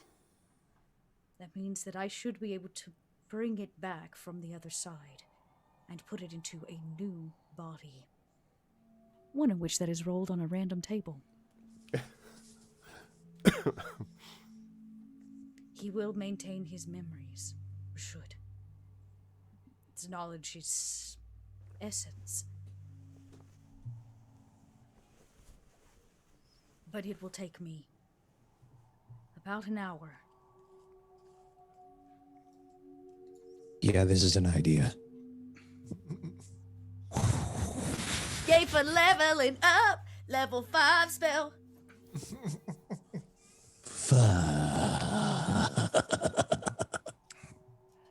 I actually can use an hour's worth of rest because I need my spells back. So that actually works pretty well for me. None of you are there, so you I don't know. know this happening. Taking some time. Sing it with me. Okay. It's the no meta blues with me. Yes, I know. I'll just give you a hard time, So- Joe.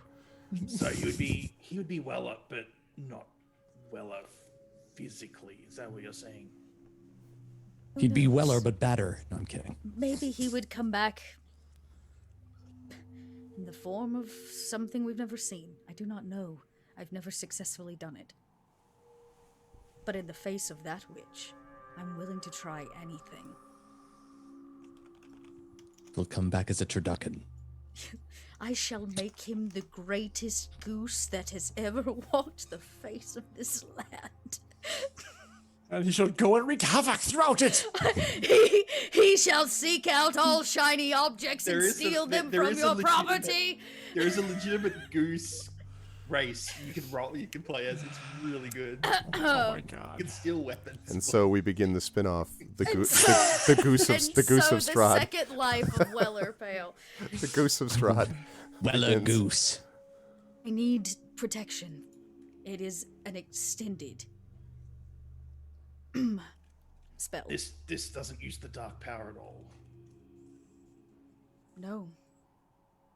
Unless you consider reincarnation a dark power.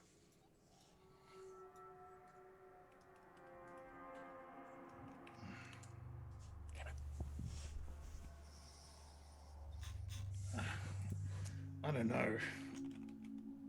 You seem to not know a lot of things today, and considering the fact that I want Strahd's head on a spike, I need you to make a choice.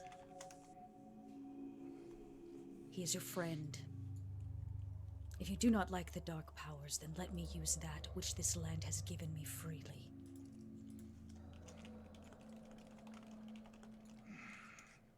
Or then we should dig a hole and move on.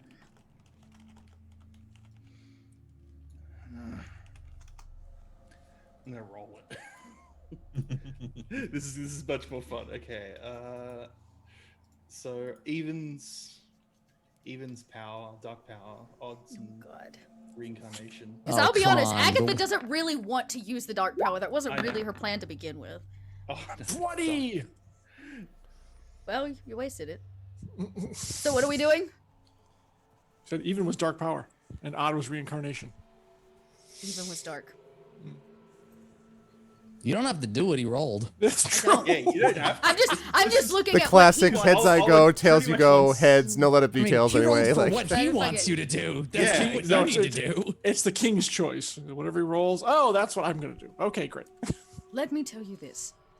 I have plans for this dark power. And it doesn't involve using them on Weller. Man the door. Give me 1 hour. I assume it's got to do with that woman, his sister. Woman.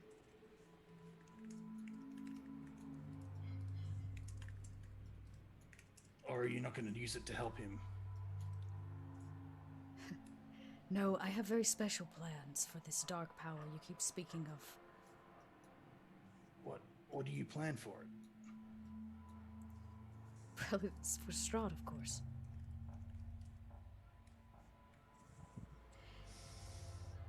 I'm going to do the best I can to bring our friend back. He may be in new packaging, but he'll still be Weller.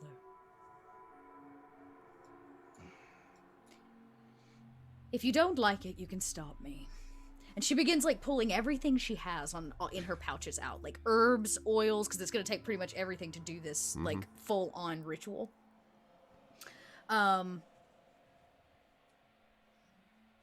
Yeah. So, I can touch a No dead idea. humanoid or a piece of dead human flesh, provided that the creature has been dead no longer than 10 days, and this spell forms a new adult body for it, and calls the soul to enter that body. If the target soul isn't free or willing to do so, the spell fails. So that's the only question I have.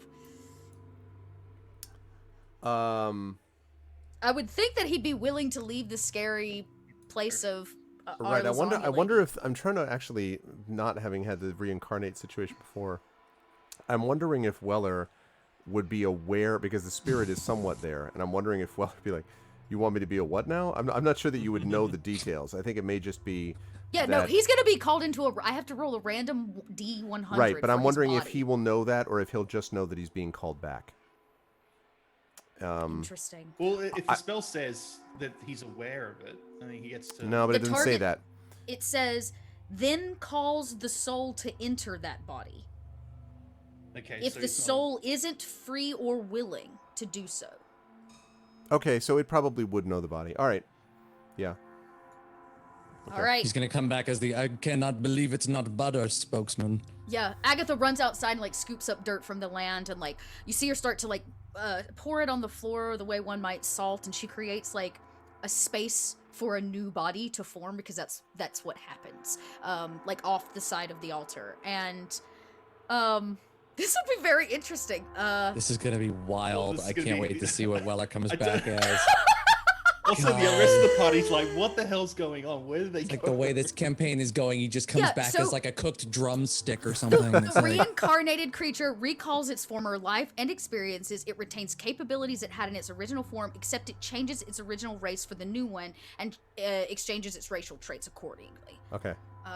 Okay, that gang. could be kind of cool. By the way, So at- the spell says the DM rolls the D100. Yeah. That's fine. You can go I ahead mean, and do that. honestly, Arv, I would totally have Dot do it. I don't know, my roll's been Yeah, kind of crap let Dot tonight. be responsible Because for this. 22, 25, whatever 22, this turns out to be. 25, Yeah, 22, yeah. 25. I will which is probably. Dark I'll Elf. probably let you do it. How long does this take? You said it's an hour. It's an hour transmutation. Like literally I have to form him a new body out of what I have. So like I rub his current dead form down in like oils and herbs, and I begin burning things. Yes, I prep your body because I'm sure it's gonna dissipate when I do this. And then Agatha begins like casting. She lights her lantern as the single candle, and she begins casting this reincarnation spell. And she begins whispering to the land to bring him back. It's on you, Arv. I'm going to come back to that in a minute, since it's going to Okay. take an hour. I want to Okay, perfect. double check on two things. First, Alec, before I jump to Django and Mason. Alec, where are you? Because yeah, so there is this intense discomfort that you feel being inside the church. You're back enough away from the altar that you're not taking damage, but it is like I'm trying to think of. Let me see. Well, perpetual nausea, which Yeah. I can remember having had on several occasions, and that is the worst thing. So perpetual nausea and just and kind of racking pain. Not enough to stop you from acting, but do you stay in here or do you go? Well, I checked to see if Father Donovich is in the church. Are you doing so quietly, or are you like? Because Oh, you no, said you I- all both said you're being relatively quiet, so I'm just wondering. Yes, Agatha's going. Oh, and as long as you're around me, you get like bonuses to being stealthy. By the way, for simply being in my presence, I'm pretty Yeah. sure. Not like running around or anything. I'm just checking the rooms casually. Okay. to kind of. When you open this door here, you can.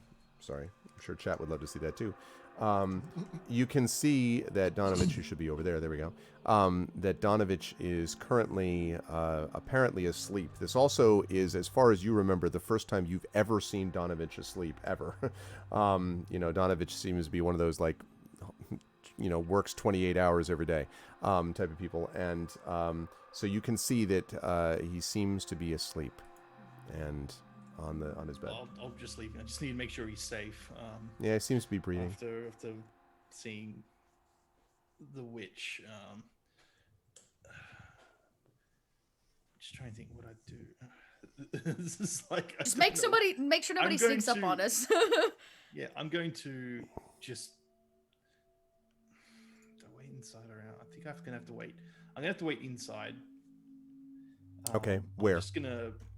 I'm basically just gonna sit here and just pray to see if Lathander can give me some kind of guidance here, because I have no idea if this is the right path. Okay. So you are going to pray to Lathander. All right. Well, while you get on your knees, feeling this pain still passing through you, and as Agatha is beginning to mold, sort of singing to this dirt Also, I and think I need to clay attune and to so the on. necklace, if I remember correctly. What's I that? haven't Sorry? Actually attuned to the necklace, because I haven't done that yet. No, it you could requires you could attunement. probably take this. You'll have about an hour. You technically need longer than that, but you could begin that process. But technically, you're supposed to take a few more hours than that to attune. Okay. But you could certainly start doing that, and maybe that will Yeah, happen. I'll you know. start it while I'm just like waiting here and trying to find some kind of semblance of what I'm supposed to do. So, in the meantime, This is the right Get way. confetti for when your best friend comes back. Yay! As a mushroom. Something that I is don't know. terrified of confetti. Yeah. Well, my It's a parents tiefling. were drowned in confetti when I was a child. Okay, so as you do that, we are going to jump over to what was happening in the hour during the time that this was taking place, with our good friends Django and Mason. And just give me a second whilst I get to the right spot in the map, which is not there. I need to zoom out and find where the heck we all are. There we are. Okay. And this is a good place, by the way, just quickly to reset and welcome everybody to the epic conclusion of D&D with Infinity and Beyond Curse of Strahd, the episode we are calling From Dusk Till Dawn. If you like what you see in here, please follow the channel and support the Patreon. And please spread the word, the more the merrier, as you watch this awesome group continue their final preparations for whatever awaits them. Now, we're going to zoom in a little bit here, and Django and Mason, in the meantime, having watched Agatha and Alec fly away at great speed, Agatha at somewhat faster speed, but still both of them, you then are, for the moment, left alone with the rest of your troops, who are all kind of looking at each other nervously. What do you want to do? So I go over to Django, and if he hasn't already figured it out, I say, you may have noticed our friend has fallen. He does not seem to be coming back anytime soon. Come on, Calic, right? Calyx, yes. Calyx. Okay. Another person to mourn, and we will when we are victorious. But before we go any further, there is something I must ask you. I must ask you what took place inside of Castle. Is it Ravenhold? Ravenloft. Ravenloft. I always, damn it. Damn you, Half-Life 2. Ravenholf is the one in California. That's the common mistake. No, that's the torture area in Half-Life 2. Never mind. Yes, yes. No, that's Ravenholm. That's what it is. Okay. Half-Life 2 reference. Anyway. That's okay, Dot. I just did that too before while you were doing your thing. So that's fine. Enjoy your food. I did. I need to ask you what took place inside of Castle Ravenhold. Ravenloft. Damn it. Do you want me to actually narrate this, or just give you, I tell you what happened up to the point I left? Specifically, did you encounter Strahd? Did I? Well, yeah, actually, yes. He says briefly. But my primary goal was to get the skull out, so I was mostly involved in doing that. But yes, we did sight him. And were you able to deal with him appropriately? Well, since I had a 200-pound skull, I was hoping I'll carry up the stairs. Not really. Damn it, Django, you know what I mean. Were you able to strike at him or no? Oh, that. Yes. Well, not there. When he was chasing us through the sky, when Agatha was in hippogriff form with the skull and I was riding her, and he came after us, I was able to attack him and actually strike him with the silver sword. I actually did. Wounded him. I'm sure it's healed by now, but that part, yes, I was able to injure him. Whether that just took him and others by surprise, I do not know. But so there's it no was guarantee effective. that Babala Saga hasn't come to have you pay her your debt yet. Correct. I still do not understand precisely what it is you need from me in order to be able to strike him. If she comes to collect, what can I possibly say to break that seal between you and her? Hopefully she will not. She will be distracted elsewhere. All I need him to say is to strike me down. For I am to obey orders from him as if they are orders from her. Therefore, if he says, kill me, it is as if she is saying, kill him. And I can therefore strike without mercy. You understand now? That will not be an easy task. That is why I was hoping Esmeralda would be here, for she seems to have a certain fixation on her. She was able to goad him, well, unlike a few others perhaps other than Weller. I can certainly goad him. He's a man like any other, ego and all. It's just the right type of goading in the proper place with the proper amount of pressure. Correct. The truth is, why would he actively allow you to do anything unless he was convinced you couldn't do it at all? There's a there's a common part of, that's not the word I'm trying to say. There is a logical error in all of this. You say strike him, and that is a command, unless he believes that you are already not a threat, and he would never say such thing anyway. You just answered your own question, Mason. He does believe none of us are a threat. Perhaps you with that weapon? Maybe. But his ego, rampaging unchecked as it is, allows him to believe he is supreme in this land. And therefore, the taunt of strike me if you can, strike me down if you are willing, if you are able to, he sees as an empty boast, that no one has the capacity to do it. Hopefully, we will prove him wrong.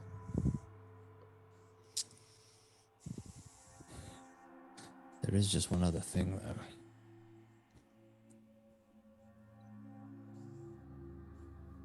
He and Babala Saga share an evil throne in this land. Wouldn't he already know that you are compromised? Apologies for the word. It is but you are, in fact, playing for both sides. Well, you know the old adage, keep your friends close but your enemies closer. Just because they share power does not mean they share it willingly. She speaks of him in fond terms, but how deep, assuming that tie is even real, how deep does that possibly go? If she was presented evidence that her own blood, her own son was willing to overthrow her to achieve true power, how might she respond? And what would you will of us if things do not play out appropriately, and you must turn your sword against ours? Well, I mean, against such as that, and I nod at is she the sun sword on your belt? I say, against such as that, I am not much of a threat at all, but I can distract at the wrong time. And certain abilities I can have can make it difficult for you to fell me quickly. But if that time were to come, I would expect you would put me down. Strahd can be our only goal, his destruction. Indeed, I may not even be in the same room with you. I am thinking of going with Agatha against the heart again. And it's at that point that I stand a little bit closer to Django. Social distancing. No, I'm kidding. And I sort of unsure whether he'll appreciate this or not. I kind of put my hands on both of his shoulders and I just sort of look him right in the eye and I go, "You listen, good old man, right now. No matter what happens, if Babala Saga comes to collect, you fight. You fight as damn hard as I know you can. I will do what I must, and I will do it with respect to your honor, so that if I must do it, it will be done right, and it will be done well. But you make a promise to me now that should I not be able to sway Strahd, you will fight with whatever strength you have to break yourself free of Babala Saga's will, whether you believe it impossible or not. Then and only then will I do what I must." I swear I will resist her with every fiber of my being. And if I fall during this action, which is likely, and you survive, I only ask that you seek out my family and inform them of what has happened to me. And tell them I died trying to return to them.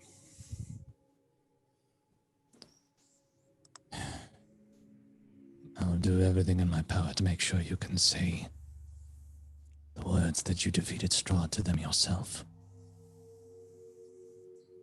For I do not wish to see any more friends die today, this day, or any other so long as Strahd draws breath. Nor I, but what we want and what is reality are two separate things. Sometimes it's nice to want the impossible, but wanting it doesn't make it impossible.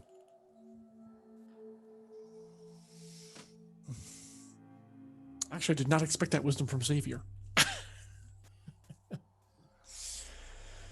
He impresses me too sometimes. But we are more alike in mind these days than we used to be. Perhaps blame it on that bloody sword. Perhaps this damn horrific, frightening, beautiful place you call home. It certainly does have a charm to it. As too does its people. We grow on you like lichen or moss. Or mold. I was trying to put a kind face on it, but that is not inaccurate.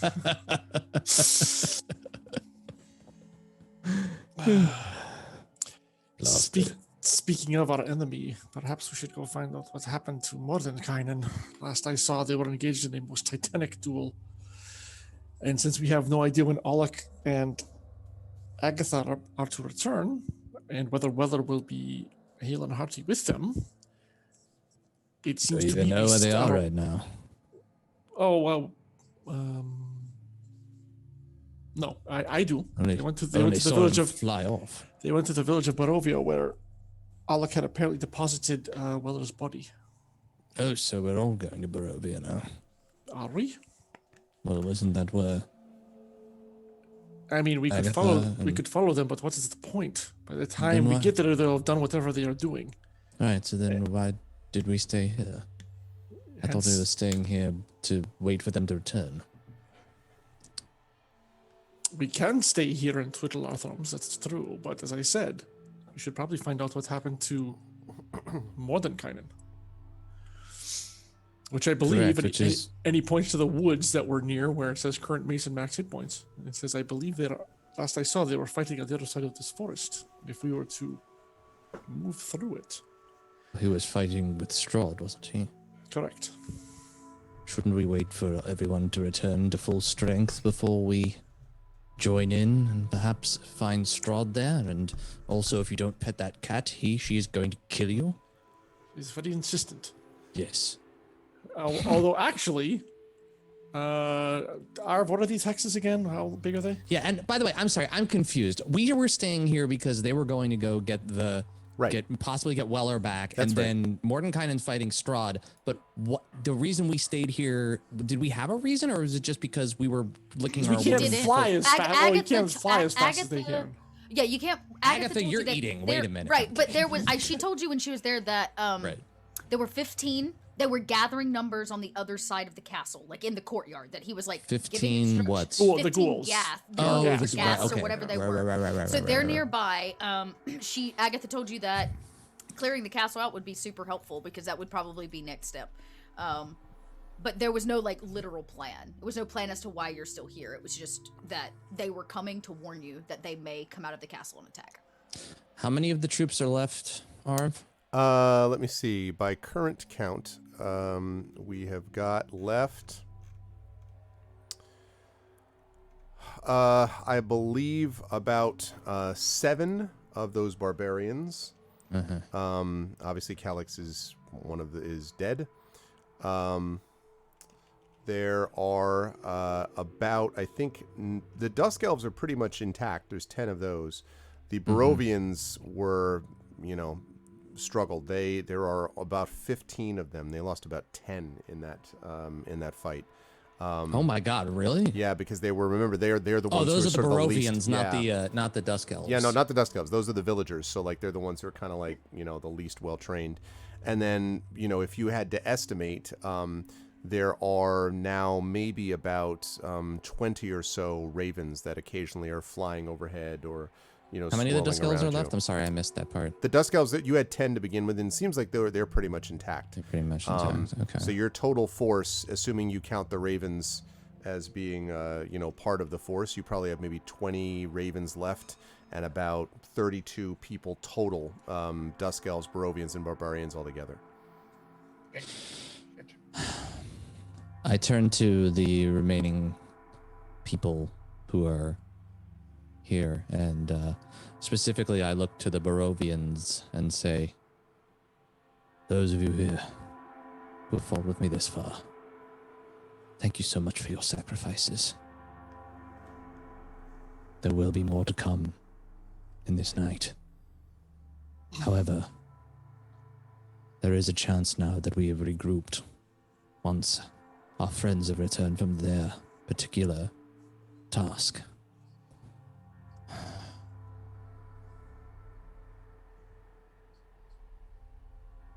No one would think ill of you if those of you wish to return to your families. I seek the aid of the Dusk Elves. And I'm sorry, the other group is the Barbarians. I mean, the Barbarians. yeah. I seek the aid of the Dusk Elves and the Barbarians. But those of you who just wish to survive, who are not fighters, but farmers, I would be asking you to lay down your lives for this land. And I must leave that choice to you. I cannot command and I cannot order, and I will not. But should you join us, and we are victorious, your children and their children's children will grow up in a world different from the one that we are currently in this night. And then he sort of turns to the Dusk Elves and the Barbarians and says, the rest of you have been strong. You all have been strong. And I will need you now more than ever to stand with those who still draw breath, and to fight for those, as he looks at Calyx, who went before us and who went down fighting. There is still a long night ahead. But as you can see, and he points up to the light above him, there is a light at the end of this. We have shown a light of what was once endless darkness. And even though Strahd and his ilk, and he sort of looks back over at Django, may do everything they can to throw roadblocks in our way and tear us apart from the inside out. And then he looks back at everybody.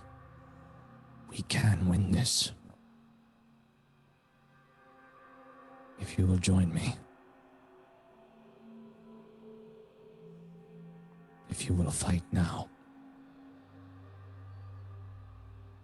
I leave it with you. For I am a stranger in this land. But I will fight for it, with whomever will stand beside me. He just looks out at all of them.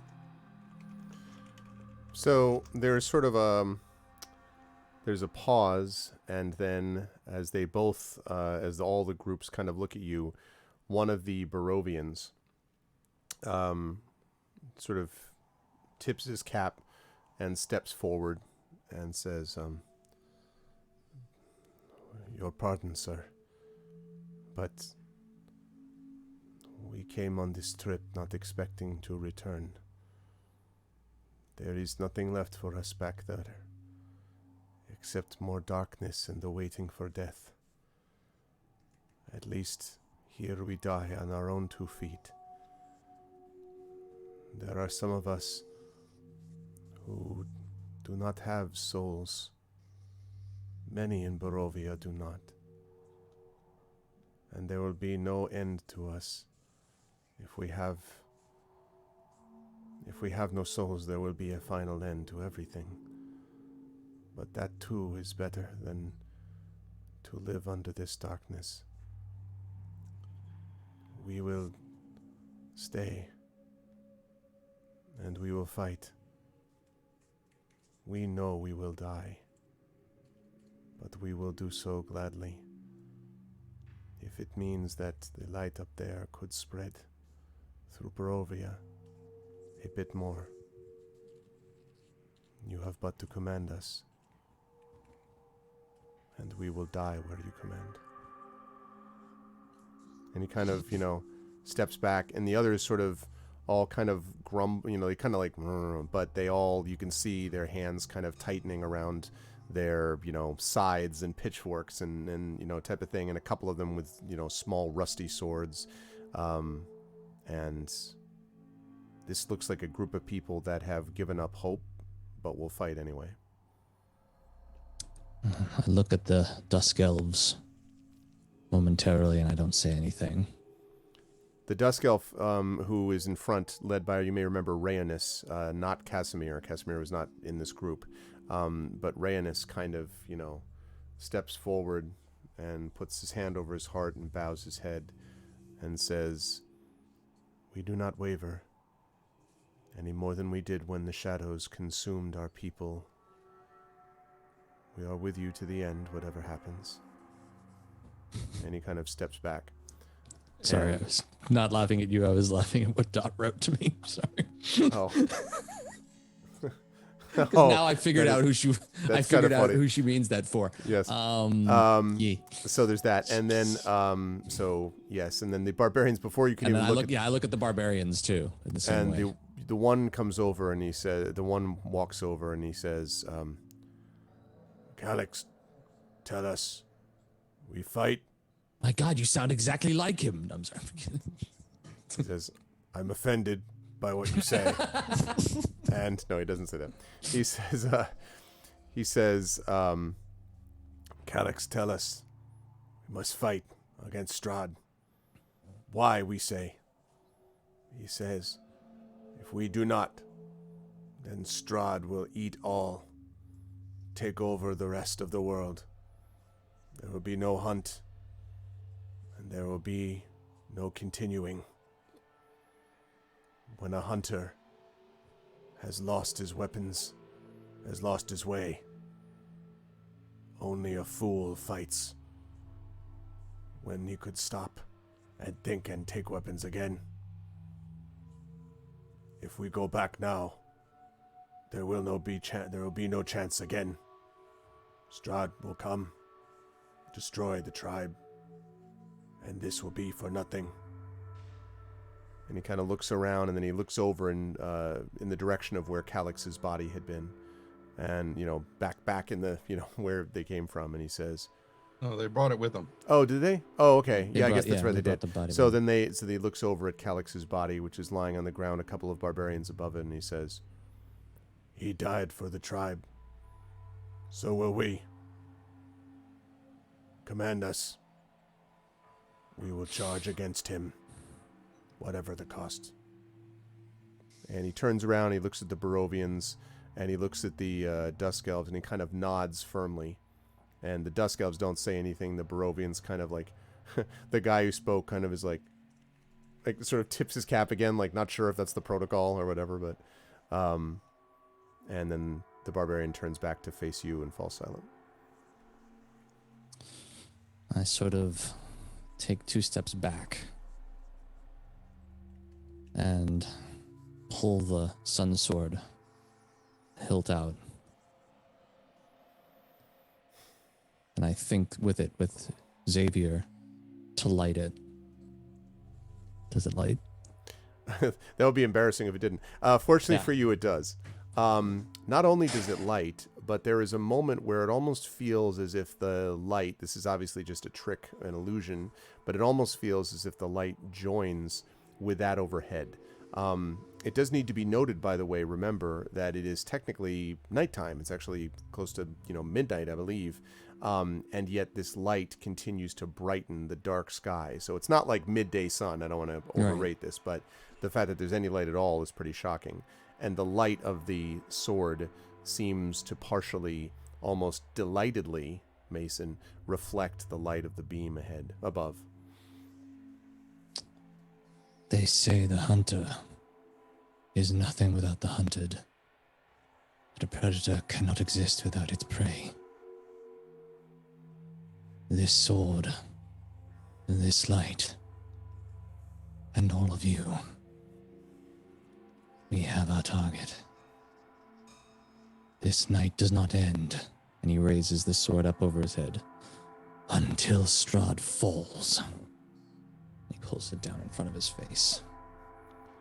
And there is you don't get a, yeah, but you get a sort of a, like they're all kind of nod. One of the barbarians goes over and claps one of the Barovians in the back, almost knocking him onto the ground. And the Barovian kind of like comes up and sort of nods and kind of does a weak little like tap in the shoulder like this, like the barbarian's kind of like. And on that note, I have got to use the restroom. Hold on. I'll be right back. So Django, while you're doing that, Mason, Django, are you going to go look just over where you think this Mordenkainen thing was happening? Because after this, I'm going to come back to Alec and Agatha and the Weller scenario. Like I said, what were the hex sizes again? I'm sorry, I keep forgetting. Sorry? Quarter mile, I think. Yeah, that's right.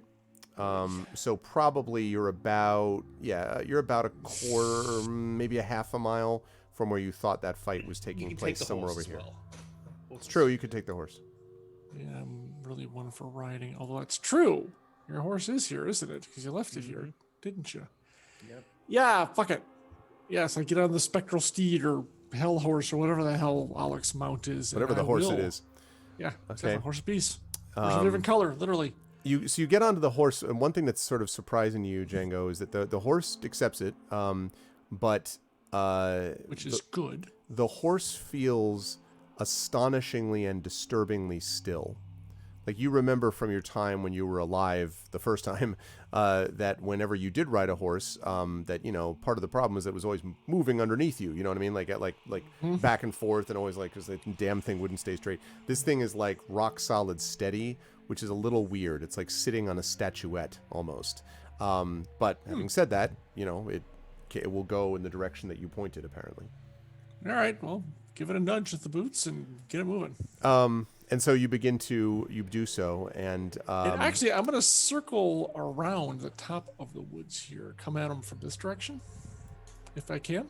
You can be aware that that's going to be going up a hill a little bit, so you're going to be like around and over on a ridge, which is okay. Wow, that's actually even better. Yeah, that's okay. I prefer that. Okay. Again, good thing I'm on a horse. When you get over to, anyways, when you get exactly. So when you get over to this side, what you see here on the ground is two things, actually, Django. The first is that you note there is a huge scorched area of ground, as if there was a massive explosion of some kind. But the scorched area or an actual crater? Yeah, maybe crater is a better way to put it. Okay. Yes, I would say so. I mean, it's not a pit, but it is definitely like it's been terraformed, right? There you go. Okay. But also in this scorch mark, there is no sign either of Mordenkainen nor of Strahd. But in the center of this rift is a shimmering blue circle of some kind. It's maybe an oval might even be a better way to put it. It's maybe about 5.5 feet tall, maybe a couple of feet wide or so. But it's shimmering blue light right at the center of that scorched crater there. Looking maybe kind of sort of weirdly portal-ish, perhaps? Could be. Could be.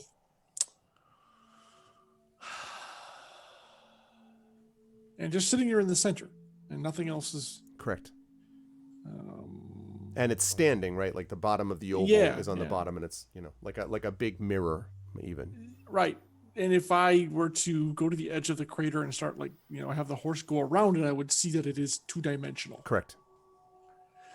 By the way, Arv, since I did not choose a evocation for turning 9th level, I've taken Ascendant Step, which I can levitate at will.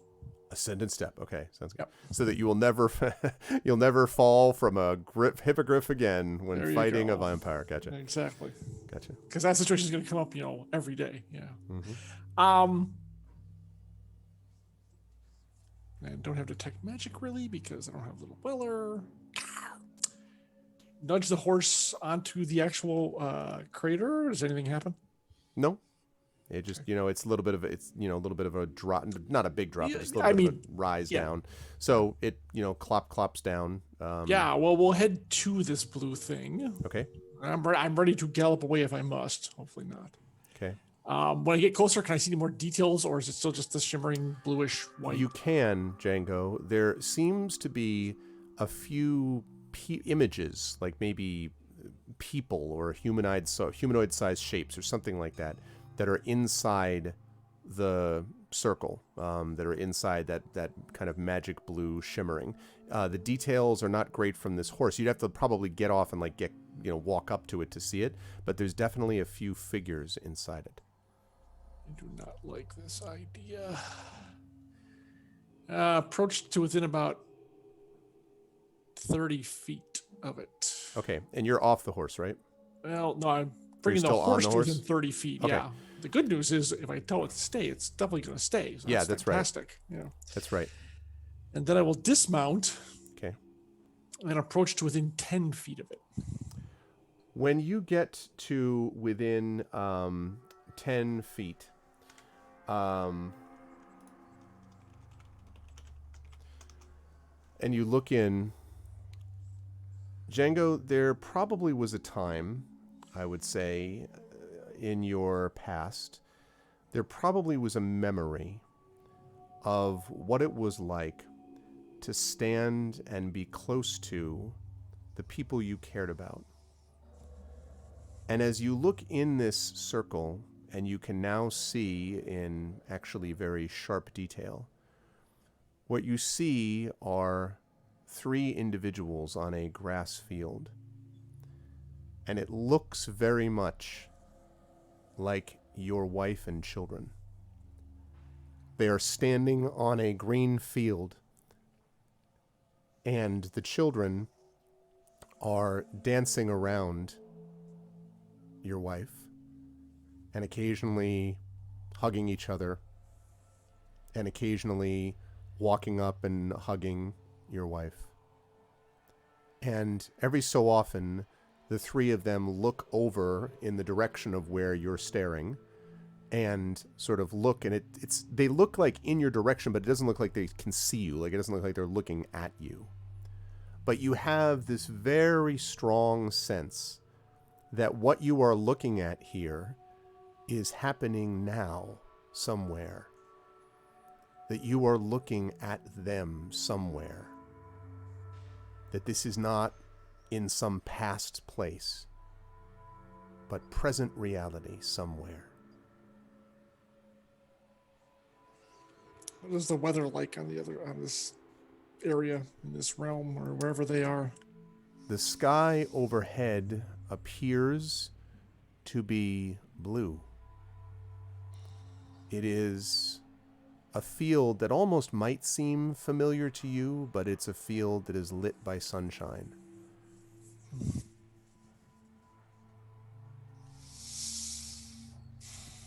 Well, I know enough about magic, and the really, it's a good thing is Jaws wired shut, so it's really drop open at seeing that, but that's not possible. Yep. And the really bad news is he can't call out to them, although he will try mentally. He will reach out with I think Mind Speak has a range of 120, if I'm mistaken. 120 feet, yes. He will try Mind Speak to see if he can reach his wife. Yeah, when you do the Mind Speak, Django, the Mind Speak stops at the barrier of the blue circle. Yep, I was afraid They of that. seem to be on the other side of whatever this is.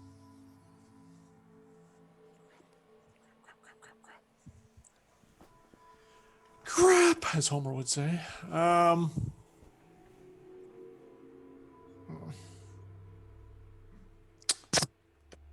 What all around me is just scorched dirt, earth. Yes. Actually, I've got Yes. stuff. It doesn't matter. Yes. take out a, what do I have? Silver and copper. Take out a copper coin and throw it through the portal. When you throw it through the portal, there's a flash, and then landing just sort of, it doesn't quite land right on the other side, but it sort of, within a few, 5-10 feet or something, you can see that a shining something, presumably a coin, lands in the grass. Something came roughly the same trajectory. Like roughly, landed. but then it vanishes out of view because it's below the grass. But sure. Yes. God damn it.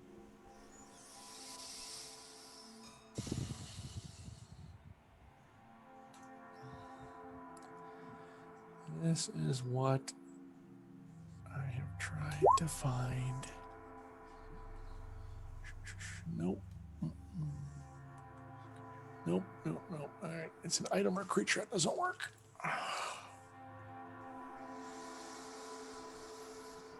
This is what I've been looking for since I was placed back on in this realm. But the sense that this is an absolute trap is too strong to ignore.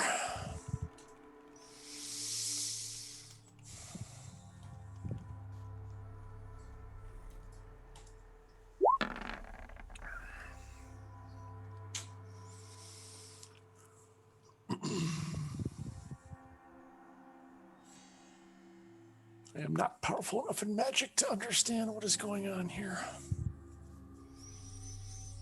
But, all right. He stands there for a long time, and then he reaches out his hand as if he wants to reach out to them, and then lets it drop and turns away and gets on the horse and rides back to Mason, tears running down his cheeks as he goes, but by the time he comes back, they'll be dry. Very nice.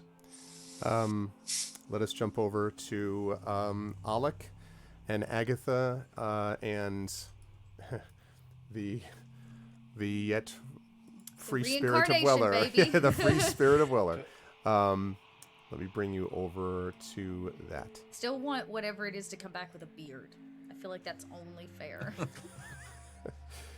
Oh, man. 22 to 25. Yeah, 22 to 25. 22 to 25.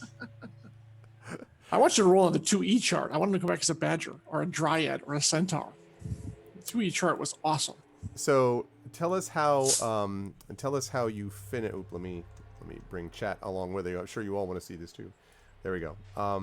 So Agatha, you are now towards the end of the hour, about to complete what is there. And I've over time I'll be in, and I'll send.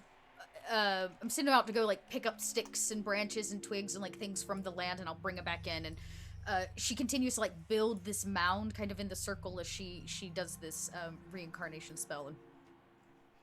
And over time the leaves and the twigs and the branches begin to meld into new form over the period of an hour. I imagine the old form probably has to be sacrificed, no doubt, but it doesn't say so. And then it is supposed to randomly, or choice of GM, appear in a new form. And then when the form is complete, it calls the soul into the new body.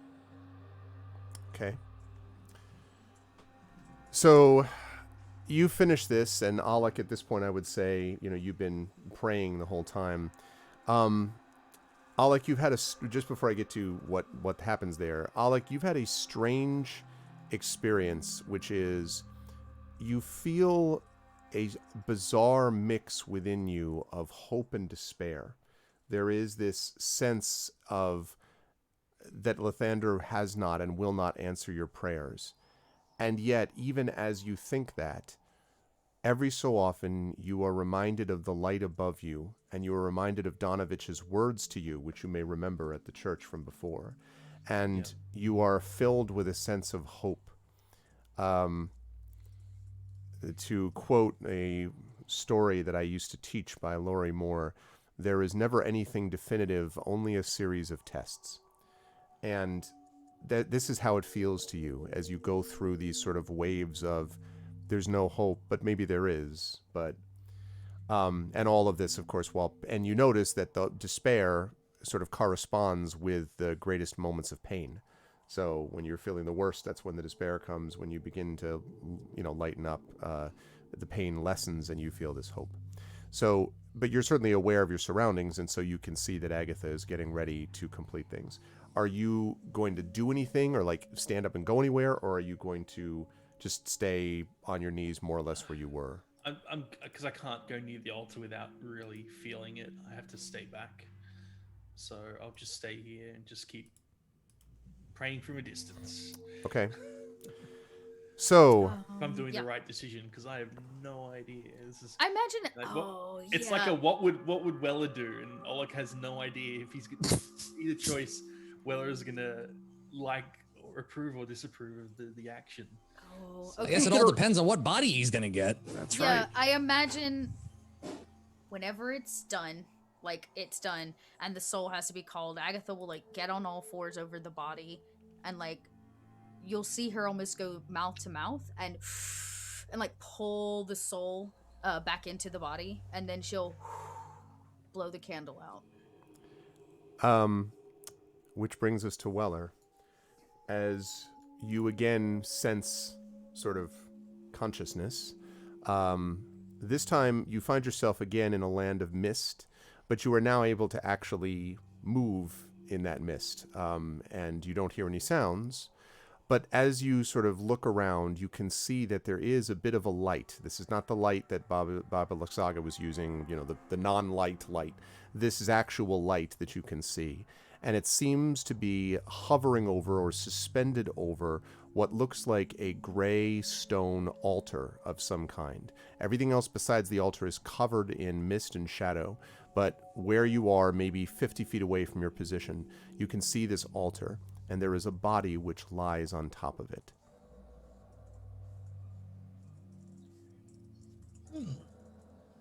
And you could move if you wish, like you're capable of doing so. Okay, yeah, so he'll approach. When you come over to the body, Weller, you see that this body seems to be one that has been prepared, perhaps, for you, because you have a sense that it is lifeless and spiritless. There is nothing there. And you feel this pull as if you are being invited to enter this body. But the body, Weller, is the body of your best friend, whom you eviscerated.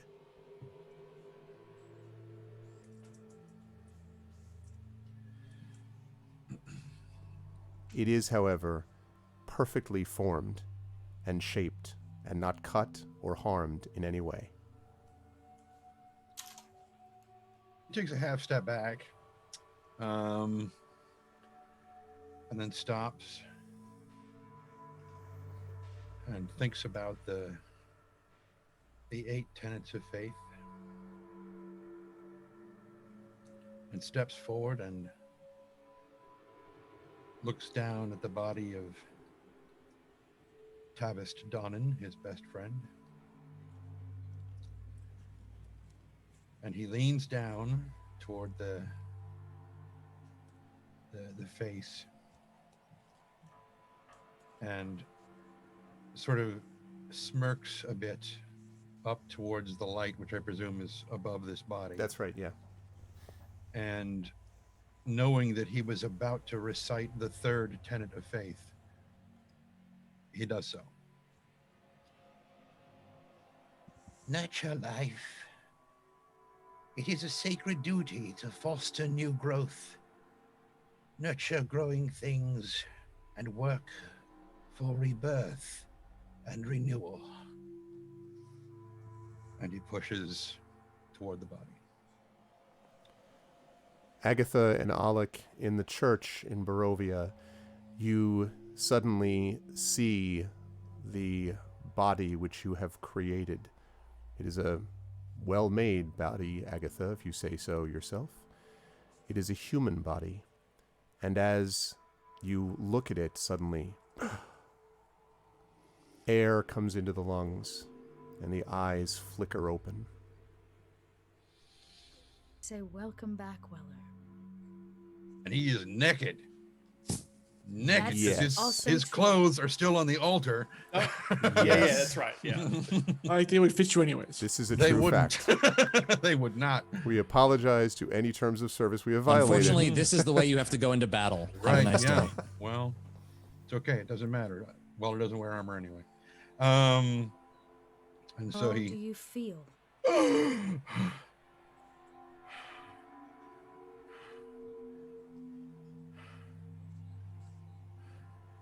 Bigger.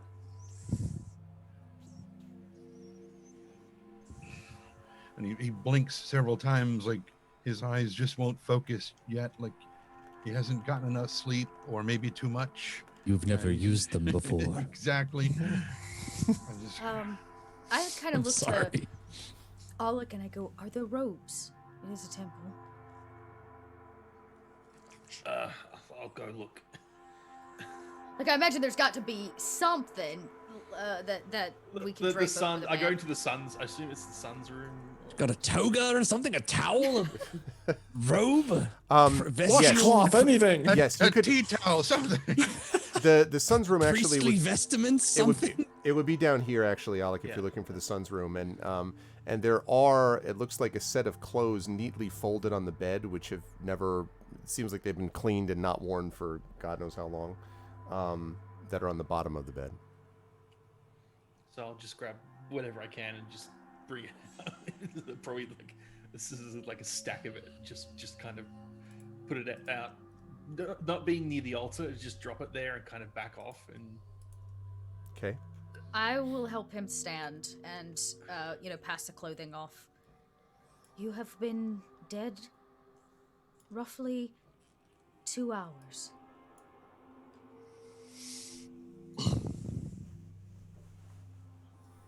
We are in Barovia. Do you remember? I should say that yes, I remember a great deal of it. Oh, that's very strange. No, Agatha probably straightens up, was really not expecting that. Well, I'm glad to know you found your voice. I found a voice. Yes, I am sorry. Your vessel, your past one, it had to perish. But you should have your memories, your experiences, your history. I do. Then you will know that we are currently still fighting Strahd. So please, clothe yourself. I would like to kill him now. How long did you say I've been dead? 2 hours, give or take. And where is he? Unknown at the moment. Last seen in direct combat roughly 2 hours ago with Mornikainen. I believe, and I have seen it, the heart of Strahd. It lies at the tallest tower. We can destroy it. I need to know how, Weller. I know in that little brain of yours, you can figure out how to destroy his heart.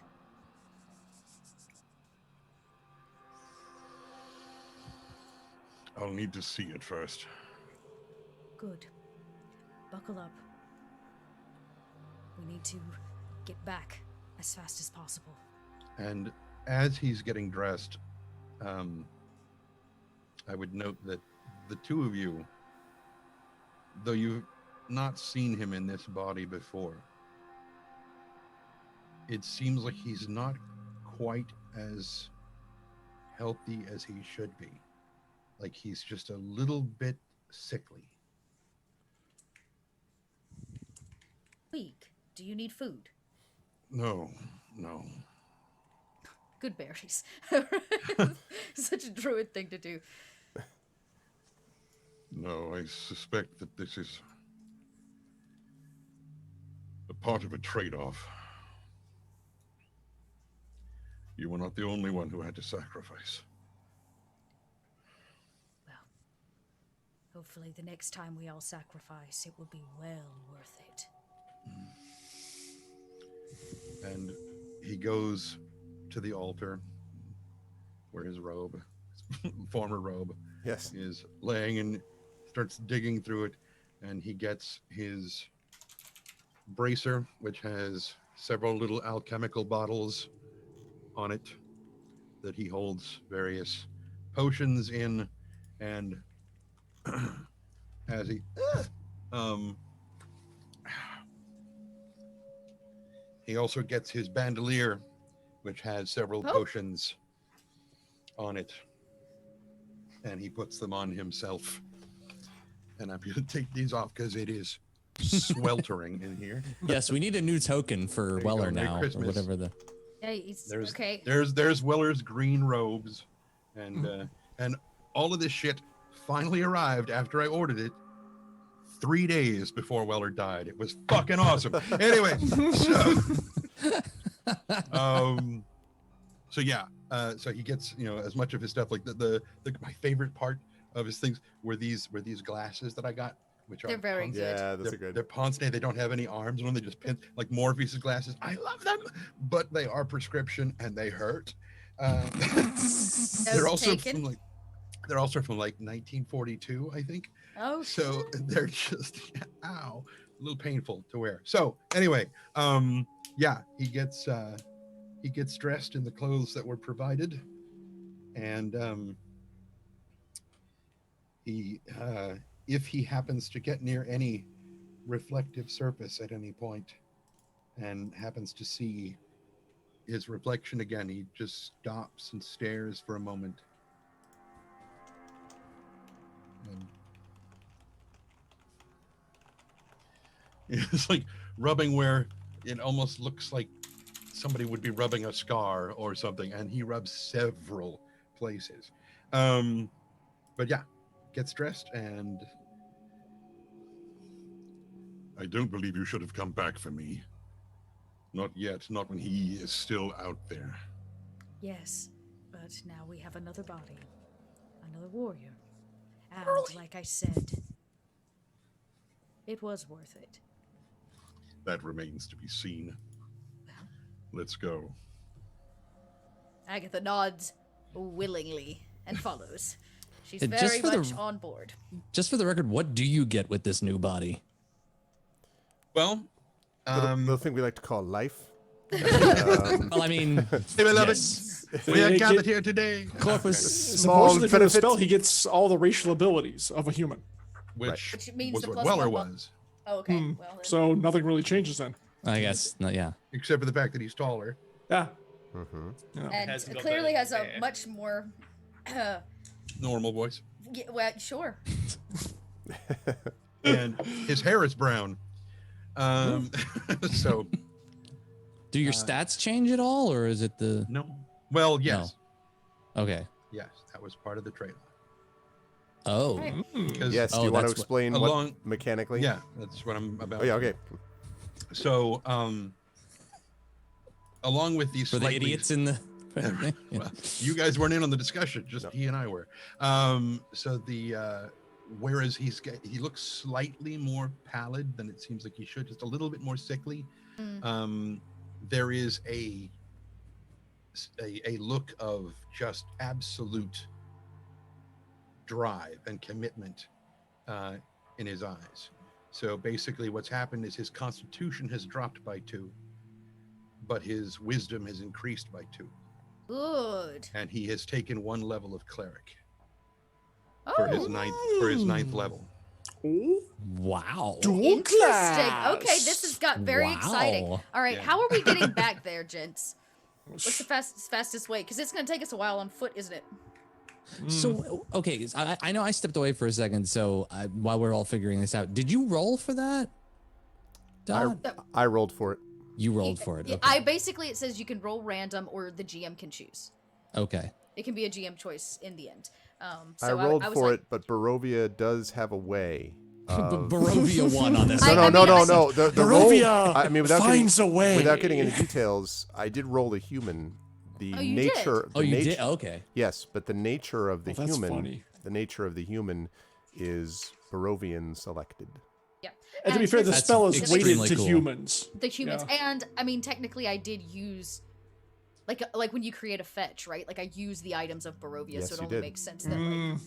Well, that's good because Weller could have come back as a potted plant, so that's really Well, I did You know, roll I would like originally to think Venus that my flytrap, skills and are Barovian cactus. How do you a little feel? bit more Quickly. advanced than that. See, I was Look, I really. could have made you my umbrella because we all know I lost that. Yes, so. you did lose it. I was. Then it'd be like Mary Poppins with the bread. Yes. yes. Your new. No, I was honestly hoping that it would be Tabaxi, would be the role, because the backup character that I've had for like over a year has been a Tabaxi Ranger, and Wow. so I would have just dove right into that character. And Barovian Trish in chat is playing a Tabaxi in the community D&D on Wednesdays. So, but I still want a dark elf. I wanted you to come back as a dark Dark elf. Elf. Yeah, That it would be didn't, hilarious. it did not roll that way, nor did we get your dire Especially- goose. Especially with her leaning over the body Well, to do all this stuff. If he yeah. had popped up as a dusk Hi elf, and it there. would have been like, hello. That would have been like, hello. Hello, my Immediately she friend. turns into I am a goddess. and immediately she turns into old Agatha. Yeah, no. Into Agatha. Oh my goodness! And immediately across the internet, This me, is sweetheart. the plight of Agatha. I though. could hear the shipping Put a from big wet here. one right on my Yes. lips. I could hear the shipping from here. All right. you So go. as the party leaves the church, prepared to head back, I'm going to send us on Bits our. of them, but yeah. I'm going to set Ala quickly because I want to send us on our first break here. But Yeah, Alec is just not just staring and not even saying anything as he goes by. that's actually a good question. Would Alec know? Weller, would you have? Because you did tell Alec, of course, about the existence of this I didn't situation. describe what You didn't describe it though. what Yeah. Tavis looked like. No. Okay. Got it. Anyway, so I'm going to send these folks on a quick 5-minute break. If you like what you're seeing and hearing from this spectacularly good role-playing team, then please follow us and support the channel in any way you can. You are watching the epic conclusion of D&D with Infinity Beyond Curse of Strahd, the episode we're calling From Dusk Till Dawn. It is a campaign that I have been very proud to be able to DM for these folks for 2 years and 4 months to this point. Wow. And we are coming to a close tonight with this, although not with Infinity and Beyond, I want to emphasize, but with Curse of Strahd we are. And so if you're enjoying it, I hope you will support and spread the word, and let's continue to build the turnout and get all the amazing folks in here. And thank you all who've been here, because chat has been great tonight. But we're going to go on a break. We will be back here in just about 5 minutes. Until then, everyone, please hold tight.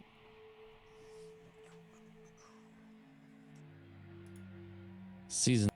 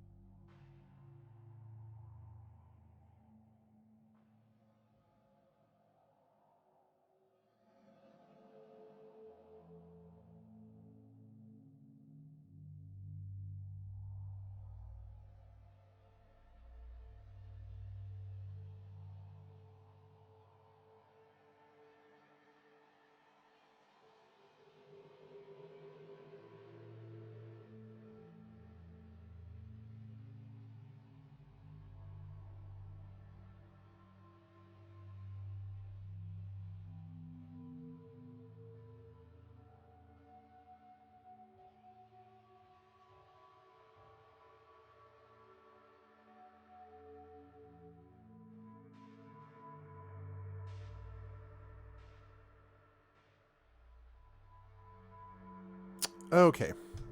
Welcome back, everyone. I was watching some of the interesting discussions of dice trays and dice usage and all that kind of stuff, and all kinds of good things dice related. But welcome back, everybody. I hope you folks are enjoying so far the festivities this evening on our closing session of Curse of Strahd, and I'm going to swing back over to them to reveal the crew, all of them except for the empty chair of Django. Okay, there he is. Everyone's here.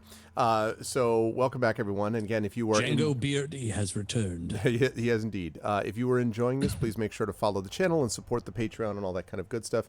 And thank you all for being here and being an amazing, awesome chat so far. On we go.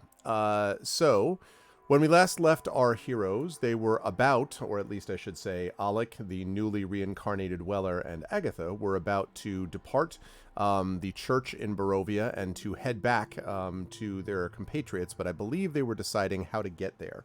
So just before I leave them and go back to Django and Mason, I will ask, how are you going to get there? What is your plan to do so? Or I'd say,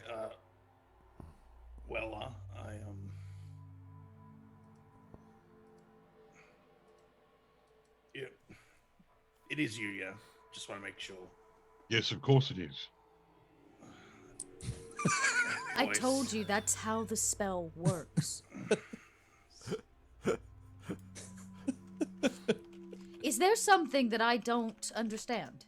Let me see, does this help you at all? I like to believe that it's actually me, because I could sit here and continue to prattle on all day until you eventually start to believe that it's me. Does this help in any way, shape, or form? It does not. Oh, no, sorry. I'm like, we're in the middle of this town. We like snuck in, reincarnated a man, and I'm like, He doesn't know you snuck in. he doesn't. You're right, he doesn't. I like look. I'm like, we must go, and quickly. Any thoughts on travel? I've got something, and I will cast.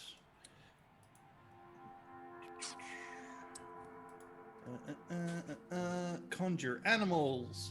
Level 3 spell. I'll conjure 2 giant eagles. Oh yeah, okay. That's cool. He conjures 2 giant bunnies.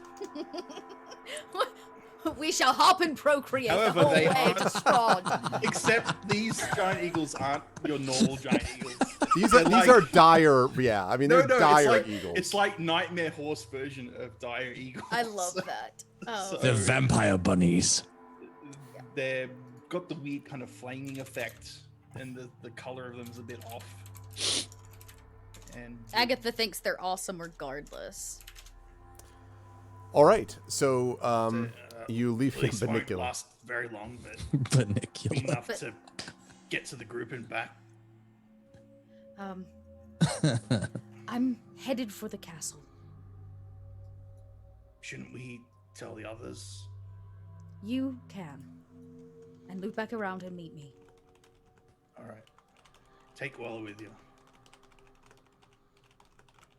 I look I don't over at think- the I don't think the taller giant Weller. Yeah.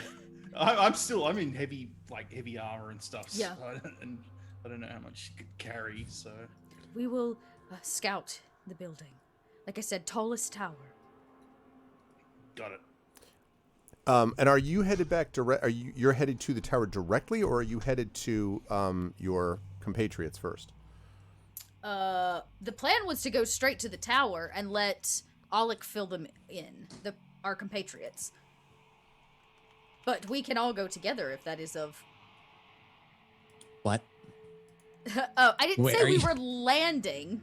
I just said we were scouting Okay. the situation. Okay. So we're gonna basically loop the building until Alec rejoins us, or we see otherwise like troops rejoin us. Like we're scouting ahead is all we're doing, and then he's gonna fill them in, killing 2 birds with 1 stone. Gotcha. Okay.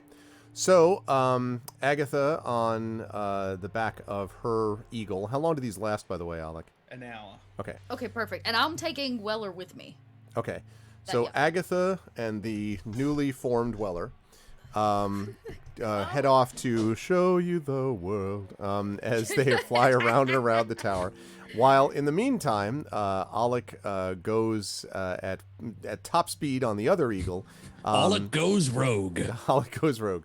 Alec goes full eagle and heads directly back to Django and Mason. Now, this is all happening. Mason and Django, there's just a slight moment. Most of this is happening close to around the same time, but I would say you have a couple of minutes just in game terms when Django is on his way back, Mason, and you can see that he has his usual sort of set expression on his face as he comes back from having reconnoitered on the other side of the forest where he went just briefly to check in on Mordenkainen, you may remember. Right. Okay, So- yes. So he was coming back from that. And so you can see him on the way back. Agatha and Agatha and Alec are not back yet, but they were supposed to be soon, you thought. So So I'm handing this over to Django and Mason for the moment since Right. Django is on his way back. You could see Django. He's so like I can coming see up now. Django. Yep. Okay. He's coming So I up sort now. of. So, what is the diagnosis?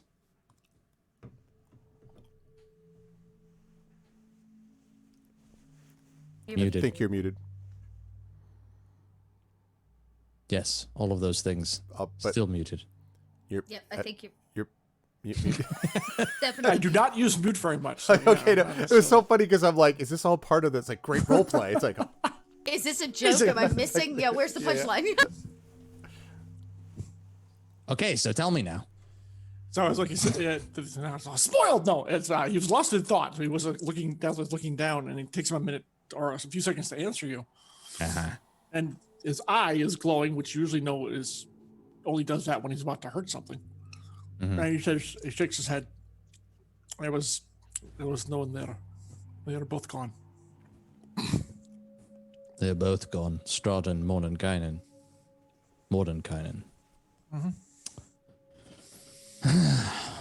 Well, that of course leads us to the obvious question. The non-obvious answer. Where exactly are they? Assuming both survived, I would think that Strahd is back in his castle. I do not know what Mordenkainen is.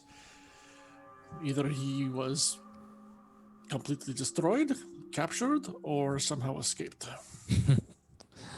I believe the old man is still kicking. He's more of a thorn in Strahd's side than Strahd would ever admit. Plus, he's got some tricks up his sleeve for sure.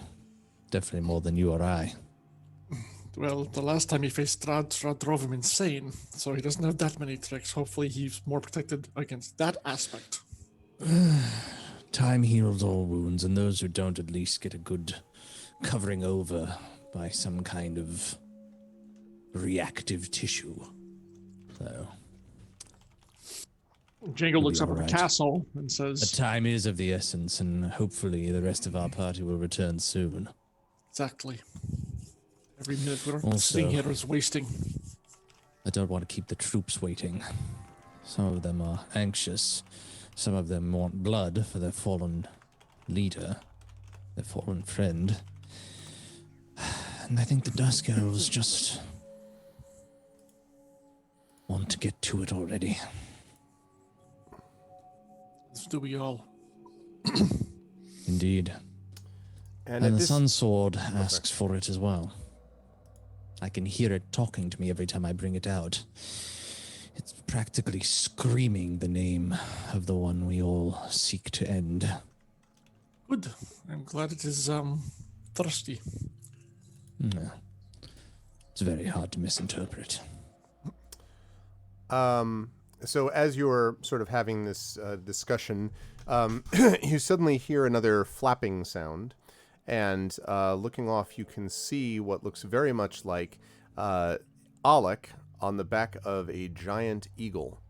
Now, it is to be noted, an eagle which has a scar on its face. There's a tattoo on its left wing that says "For the Fallen." So there's it wear got a that. tank It's got top? a Yeah. patch on its back that says "badass motherfucker." Right. Like, what It says like 12/19/90, 12/19/98. You know what I mean? Like underlined. And I really want now like a punk eagle, like side character. Anyway, but so no, Wearing an Iron Maiden T-shirt. yeah, exactly. Yeah. with like a big chain out of a vest, like big. Anyway, anyway, as the eagle is flying in, you can see that Alec is on the back of it, and he looks agitated. I think it might be fair to say. Oh, he does know how to make an entrance, doesn't he? Alec, you can now land your eagle and proceed. We're going to be attacking the castle. Are you ready? We certainly don't want to wait here any longer. Where's Weller? Where's Weller, Alec? He's alive. Oh. But Okay, there's a but in that sentence, I'm sure of it. not in the same body. And there's just this moment of complete and utter, like, capitulation on that fact. It's just like, there's really nothing else Alec can say anymore that surprises me. So you just see this kind of look of, and I certainly hope it's better than the one he had before. Shall we then? Judgy.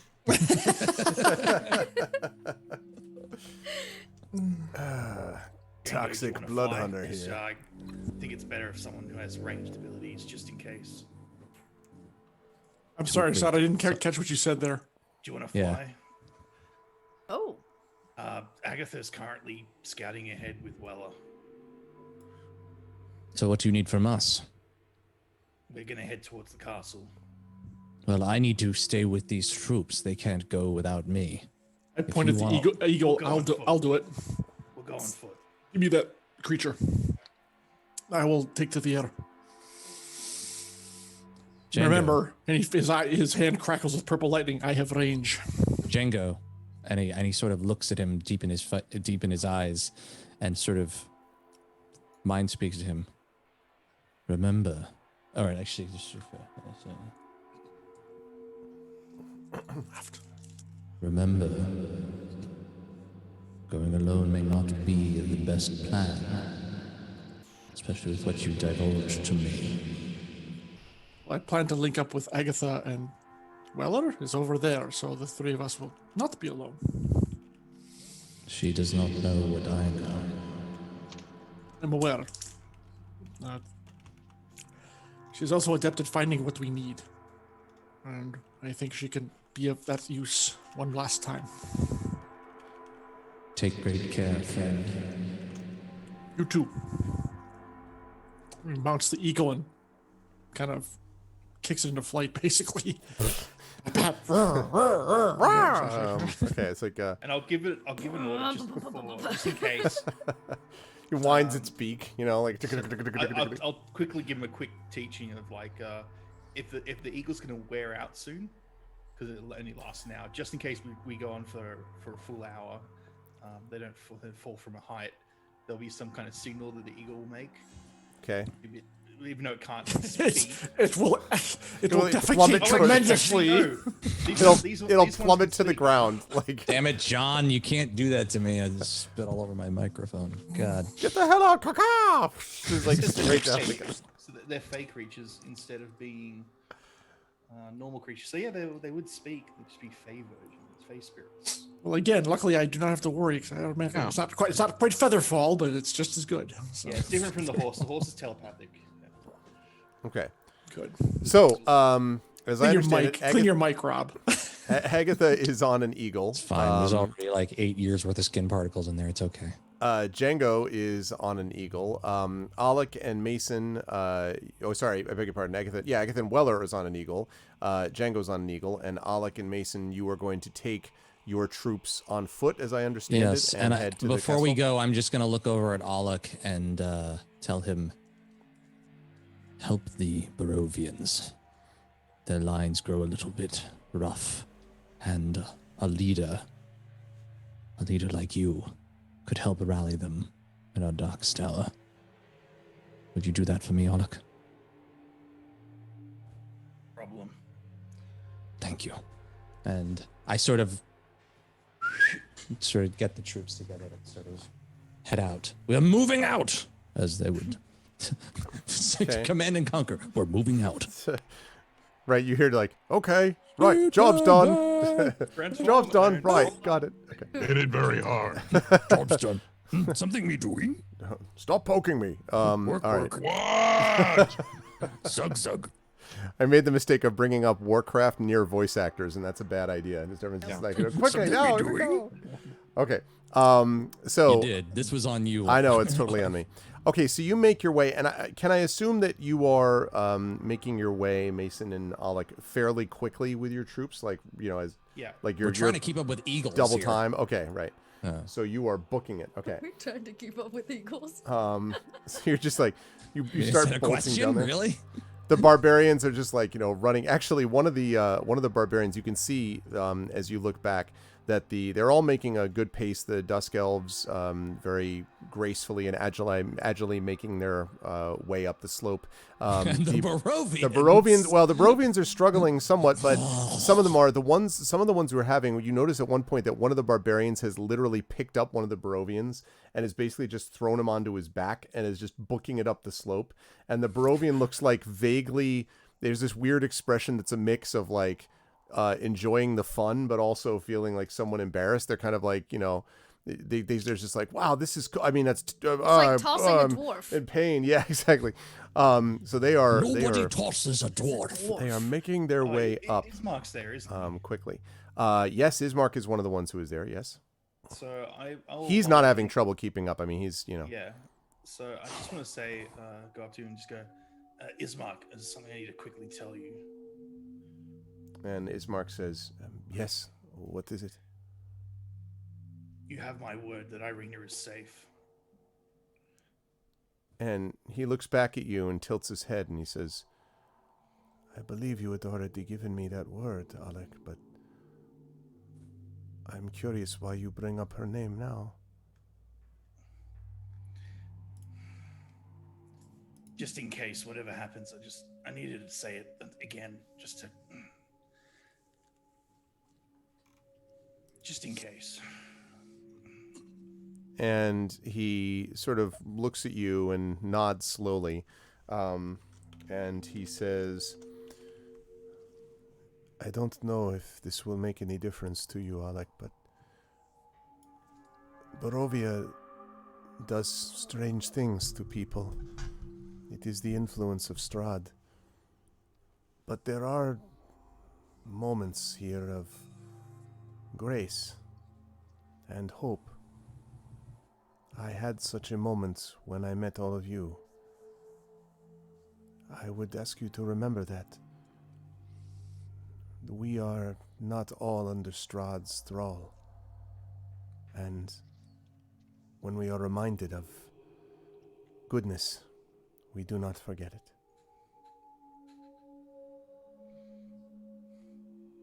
I'll remember that. And he nods seriously and kind of, pats you on the shoulder. And then the camera, I think, pans back to show this group just sort of, up the slope, running up the slope. In the meantime, Django on the eagle, flying like an eagle to the sea, flying like an eagle lets his spirit carry me, is on his way over to... DMT take down is coming there, buddy. Yeah. No, I know. No, that's actually true these days. That's just gonna be like, nope, sorry, you've made reference to, so please. Yeah, good work. Anyway, but you can see, Agatha, as you are on your eagle, that there is an eagle speeding towards you as you circle around the tower, and it is in fact an eagle with Django on it this time. Can I roll a perception to see what we made maybe in our first pass around? Like, I want to assess the situation of the castle again. Oh, I don't even have to give you perception for that. Okay, great. It's clearly obvious. Yes, you are in big trouble now. As you look down below, you can see that the whatever you saw down in the courtyard, the ghouls or the ghasts or whatever they are not in the courtyard anymore. In fact, you don't see anybody in the courtyard. But you do see a lot of lights burning, and you hear sounds coming from inside the castle. Not inside the walls, but I mean like inside the the house proper, like at the center of it. So there's a lot of so- activity. Yes. What about near the far tower, the tall tower? You don't see anything there at the moment. There may or may not be activity there. It's hard to tell from where your vantage point, but you For don't now, see anything there I at the will moment. land. I will, if I can, I would like to land the eagle just on the top of that tower, Okay. waiting for Alec to catch up and to see where the troops are coming in, because this is like a bird's eye view, literally. It is quite literally that, yes. And when you land on the roof, you're able to do it. The roof is somewhat sloped, so the eagle is a little bit like, "Arr," like trying to scrabble a little bit to hold on, but basically is able to hold on. And so you're able to look around a bit, although it looks a little uncomfortable, this eagle. Yeah, he's kind of like sitting, I'm sure, on his side. I kind of pat his side, to reassure him, that it's okay. And I'll kind of lean over my shoulder to Weller, and I'll say, what do you know about Strahd's heart? Well, I suspect it's somewhere in the midst of his chest. No, it's not. It's directly below this beast's feet. Then why did you ask me? No, Weller. I need to know based on stories and lore. They talk about his heart. There is something there. We need to figure out a way to destroy it. You do remember that I'm not native to this place. But I do remember you're smart as hell. But that doesn't mean I know everything. Well, Agatha thinks to herself, then why did I bring you back? Well, never mind. Pushes him off the eagle. Dead weight. You I can bring him back if I bastard! want. Not that corrupt yet. You get a resurrection. You get a resurrection. He's like, You get a curse your resurrection, sudden and inevitable reincarnation." betrayal! Well, then if Apparently, we don't I didn't know, think this all the way through. let us pontificate. We were good at that, yes. Say that Strahd's heart is manifest, physical. Strahd's outside- heart is... Oh, not literally. Sorry, go ahead. outside of his body. It is massive. It floats amongst this tower, and I point below. I've seen it with my eyes. It reacted when we got close. Activated, turned on. Remember, where were we, Arv, when we saw the model of Strahd, and did we learn some information about Ravenloft and it being connected to him in some way? Like Ravenloft was like alive? Yes, there's Strahd is woven into this place somehow. It has something to do with some of the pacts that he made with the dark powers, so that there is a kind of there is a sense in which the castle is him and he is the castle. Yes, He is the castle, yes. Okay. So Agatha. although I don't want to repeats- overrate the literalness of that. You don't know Yeah, how yeah, literal not it is, but, like, literal. It's not like we're gonna stab this heart and it stabs his oh, heart. it is but, like, oh no, and it's like a bad boss they're fight in connected, Final right. Fantasy 30 or whatever. They are connected in some way. I believe that if we can find a way to take down this tower, destroy that heart, he at least will be vulnerable enough. More vulnerable than he's ever been in battle before.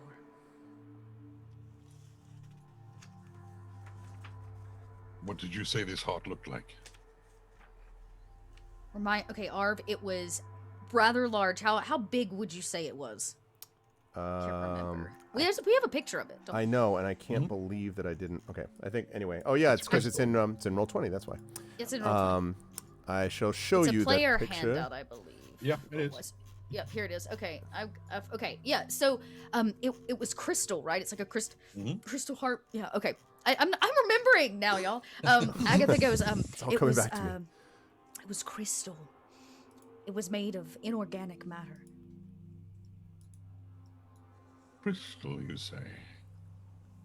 See, now I knew there was a reason your wise ass is back here. And the rest of me.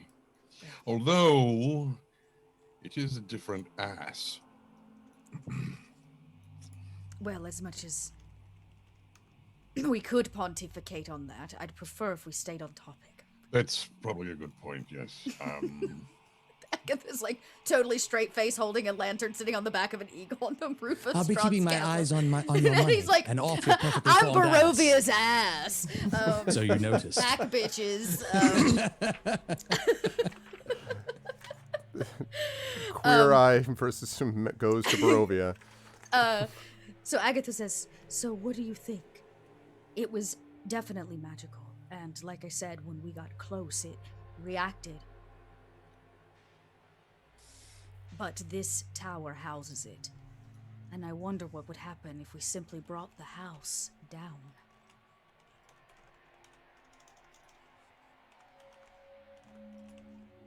Lacks a bit of style, but can She you... looks at him deadpan as literally looking like a dead woman and goes, "Do I look that I care of style?" Yes. Ugh. So, can you create thunder? Technically, yes. On a rather small scale in comparison. If you can hit the right pitch, it doesn't have to be very loud.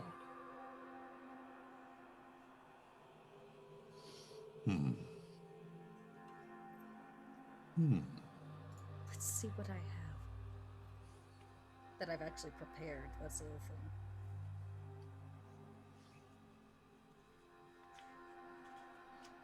I'm going to need to get close. I need to know more about it. We both do.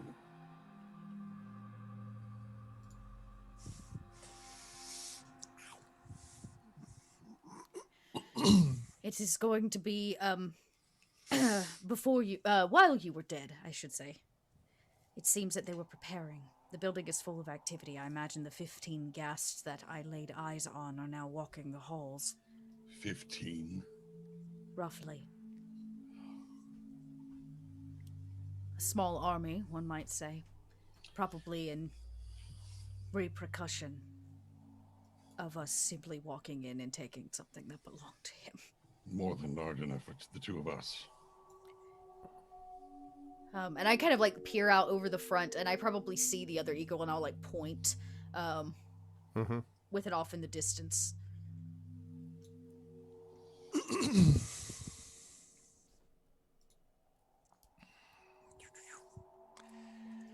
Danger I zone. would probably take off then. Like I'll kind of push off and give the eagle, off this like weird angle and back in the air so we can go catch up to Alec. Okay. It actually turns out as the eagle comes towards you that it's actually Django that you see on that's the back right. of the eagle now. And so, Well, Agatha didn't know that. Yeah, no, I know, absolutely. She waves a little bit, because why not? We're on the backs of eagles flying over Ravenloft. That's cool. It's pretty cool. Yes. And as we like pass, because we're flying, so like we pass one another, and I'll kind of yell out, "Are the troops coming?" Kind of leans back at that, then mind speaks with you and says, Whoa! "Yes." They're on their way. If we are going to enter from another area, we should do so now, while they'll be distracted.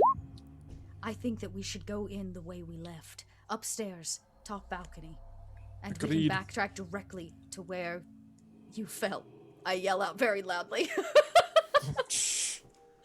it echoes across the land. It reminds you could actually be quieter if you would not be shouting all over the place. You can respond to me in my mind. Oh, that's right. I would probably be doing that. Yes. And he kind of well, and then arcs down towards that balcony where we left from. Yep. And yeah, I guess we'll just pull round and try to Pretty land much. on that outcropping where we took off from before. That you just took off from? Or The originally? one from originally with the skull. Right. Where that Weller was actually died. that was the courtyard. Yeah, that was the courtyard. Because remember, that was you came up. There was a courtyard. I want to then- find the place we entered the castle before. Yeah, that's where one. Agatha. That's where you yep, saw yep. the ghasts and all that stuff too before, I or the got ghouls, you, whatever okay. they are. Gotcha. But Yep. we have the high ground. So Yeah, I You see do. what you're saying. Yep. Have the high ground. Okay. So let me get everyone back. And as I there. recall, due to our amazing castle sneaking abilities, we'll still be fairly close to the heart, which is still Yeah, and both of you get mind-blowing. bonuses as long as you stick near me in the shadows. So we'll just kind of try to sneak in and assess the situation. What we do in the shadows. Just remember, you can command the eagles. So once you land, if you want them to do something, you can. Oh, do really? that. Okay. We'll have them wait here for us because we may need them to leave at some point. No, I would probably send him back. They're gonna Agatha- disappear. They're gonna disappear in an hour, anyways. As Alec Oh told yeah, me. so I'll It's probably like been, pat. what, half an hour now, I'd say. Yeah.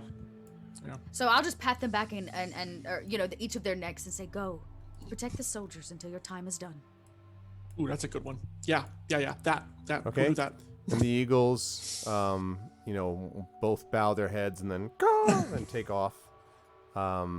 I remember taking some kid to the ring. Okay. And head back just as Shadowed Mage gifts a tier 1 sub to Thor 23. Thank you Woo, very thank much, you. Thor. Thank you very much, Shadowed and Thorg. Welcome back in. And what's up, VTech? Good to see you. All right. Now I'm going to bring everyone to this map. The courtyard on the outside is where you took off, right here. The line must be drawn here. Oh no! Wait. No, we're going back to where we landed the very first time when we There was entered that this rooftop bit. Oh. That Initially. one. To the Yes. So Oh, we okay, very sorry. first Yeah, entered we're- the castle. Sorry. correct. We're gonna I'm- avoid that scary courtyard that has all the people, all Got the bad Hands you. creatures in grasping it. from the earth and blah blah blah. Yeah, Yeah, before hard they pass fell on off, that. they noticed that there was an entrance into the tower from the walls. Yeah. Or something like that. Okay, yeah, let me get us over to that. Also, Shadow, thank you for gifting a sub to Little Red Dot, whoever that is. I don't know who that, thanks. Yeah. Does that mean so- I can emote now? That means you can I can emote has with the best emote? of those. You can has emote. Somebody gifted a dot. What is that? That one is Oh, I got the emote. I got the Hey, emote. gifted damage over time. yes. Okay, It's like me saying, Merry Christmas, have some fucking poison. okay. I believe Sounds we're like talking 2020 about. to me, Tren. We were talking about here, if I'm not There we mistaken. go. Yeah. The chimney. The chimney, yeah, which we know is not the right I thought there option. was Chimney a cricket. level here or something. I thought that's what you were gonna. We Then snuck we in went through the through a window. window. Yeah. Window. We snuck Matter of down fact, through the window. that window should still be open from when I opened it the first time. Strahd's window. Exactly. Yes, if you Why- want to go back to that window, you could definitely do that. That's That was great, except it sounded like Kermit. That's the goal. That's where we're Yes. headed, Arv. Okay. We're Yes. gonna sneak over to that window. Yes. Okay. Correct. You'll be I was happy trying to to trick know. the DMCA And- algorithm. And you get When I well say with sneak, it. I literally mean it. I don't want to be seen by these gargoyles. Okay, make a stealth check for me then, please, as I switch you Okay. to yet another map. Both of you gain advantage by simply being in my presence. For stealth, In my awesome. presence, Yep. I make you stealthy. Definitely need that because my stealth roll is not great. Ugh, mine wasn't either. Man, I'm rolling really bad tonight, y'all. Well, I stop rolled it. an 11. There we go. 21. don't That think sounds like I my get- social life. Standing by me makes you stealthy. Wow, look at that. Wow. Yeah, you are stealth check proficiency. Your doesn't. Okay, yeah. Okay. But you don't get the advantage, just we No, do. when you- yeah, that's right. interesting. That's just like, oh. But I get a lot of other stuff. Like if I drop to half my hit points, I immediately turn invisible. Nice. Ooh. And some other things like that. So. Oh yeah, the blood tub. It's all coming back to me now. Okay. Okay. Yes, the room and the harp Wait. and the weirdness and the rotted Right, I'm cake I'm and. supposed to be in here too. Yeah, okay. Oh yeah. Oh sorry. Yeah, I gotta get my guy. Gotta get my dude. You're there. You're at the bottom of the stairwell. Am I? Yeah, Back that's at where they the fell off. mashie. Remember? And that's Oh where you're yeah. heading. Yeah. No, just me. Just for some reason, I was the one to fall off, which is kind of a pain in the ass. This is the window we're coming in, right? This is the window, I believe. There. Yeah. Yep. Done. Yep. Okay. It's a little red arrow. Yeah, that's correct. Oh, well, I actually thought it was here, but maybe. No, because it's the whole room with the cake and the wedding cake. Oh, yeah. we Okay, definitely yes, that's came right. in That's there. why I did the red arrow, yeah. All right. then this is Super. We are. Zero We are. Yep. I was about to say we're not stopping. We're just gonna move. No. Yeah. So Exactly. then let me roll for my stealth. Your stealth. My Stealth. which is, you said plus 10? No Advantage. advantage. Oh, advantage. Well, then I have a 20. Well, I You have an are 11, so. Average advantage. Shh. Last time I came in with spider climb on. This time I did not. So, you know. Here we are. Okay. So you get in here. There's the there is the cake that you saw before. Since I don't think you've been to this one, Weller, I'll just quickly say that there is a smell of decay in this room, and in the center of it is a long oak table with a blanket of dust and with fine china and silverware. And in the center of the table, there's a large tiered cake which is leaning heavily to one side. The once white frosting is turned green with age, and cobwebs hang like dusty lace down every side of the cake. There is a single doll figure of a well-dressed woman adorning the crest of the cake, and suspended above it is a web-shrouded chandelier of forged iron. There's also the window that you just came through in that south wall, and resting in a wooden stand by the window is a dusty lute. Standing quietly in the southwest corner over here is a tall harp, which is shrouded in cobwebs. And you can see that there are doors here to the east and to the west and to the north. And you can see Django and Agatha making their way Agatha quickly goes, to the north. Striding through, Quickly, yeah. do not stop. We must keep moving. And I'm going to keep striding into this room because we've been in here. Okay. And I know it so far, or last time it was safe, and I'm going to cross across to here. Okay. All right, you do that. That is a study with a fireplace and books, blah, blah, blah, but I will not take time to describe it. I since go, we're moving Weller, along. do not be distracted by the literature. He's already. Yeah, exactly. do There's not. there's a lot of books. Some of the most beautiful books you've ever... Okay. Asked Mage Hand to beckon him towards us. Exactly. Different body, same Weller. When I come out here, I will be... This is when it will get super duper quiet. I may actually cast a spell. Oh my God! No way. Ermagerd. Spur. Ermagerd. You can't do that in D&D. I cast a spell. Oh. It was like amazing. It's like, oh my God, Becca, I look at cast a spell on you. Ermagerd. Look I'm at going that to- casting. Ermagerd. I'm Aim going de Durgenburn. Becky, look at that casting. It's so big. I will cast Spite or Climb upon Oh my little my feet. God. Okay. Just so that it's there, and I have it because I know what's coming. Try to stick on. Okay. Stick on. Once we enter, can't I point to it? Yes. So once you enter this place, then you can point up. So this oh no, there's two of me. there is a spiral staircase here that you're at the top of. Actually, not quite the top of. I shouldn't say that. You're at sort of the middle of. And you can see that the staircase climbs up over in this direction and then climbs down here. And right above you, there is this dull, pulsing red glow, Weller, and you can see the full immensity of this tower and can also see... Oh my God. I left Valley here. this thing. That's right. You see Valley, who has been changed horribly by your neglect. You see now that he has a cat's face on a raven's butt and a raven's face on a cat. No, I'm just kidding. No, Valley has Weller's old body. He's welly. there is He's nothing welly left. now, and Yeah, that's right. so Valor comes to you and is like, "It's very interesting to be caught in a big bird like this." And, all will be. exactly. I really love shiny Agatha. things. Okay. Agatha will point and say, "I told you, heart." I didn't. Sorry. And really clear. What? I didn't doubt you. Any new thoughts? Several. Would we like to get closer? To those books, yes, definitely. The books will be waiting if we can, in fact, do I doubt something that about if you this. want to bring this house down. Some things must be sacrificed, Weller. Well, so bringing the tower down, it is possible the library may survive. Maybe. Think of the heart as the biggest book of all, Weller. I will come around to the upside. Like, I'll walk around and I'm going to start going up. I'm just going to, like, begin the process of traversing the stairs closer to it.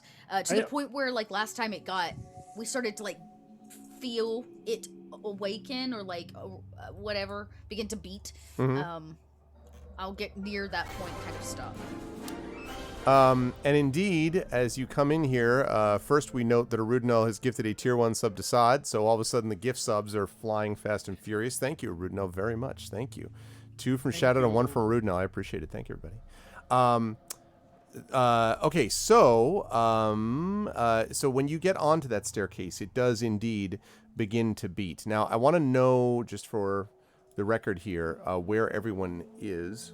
So it looks like we've got Actually, people I'm that are casting. there. I'm activating something in Arv. So. What are you activating your ascended? Levitation. Yes, I'm gonna try to avoid what happened last. Someone is time. elected to stop falling on things and is That's like, right. we're going to stop this now. Okay, We're ascendant gonna step. Tell Weller. Weller, on the other hand, not so much. So the as this thing starts to beat, I need you, Weller. Django and Agatha do not need to make this check, but I need you to make a dexterity saving throw for me, please. Should go well. For those of you listening at home, Trent just shook his head after saying that. Was that a clue?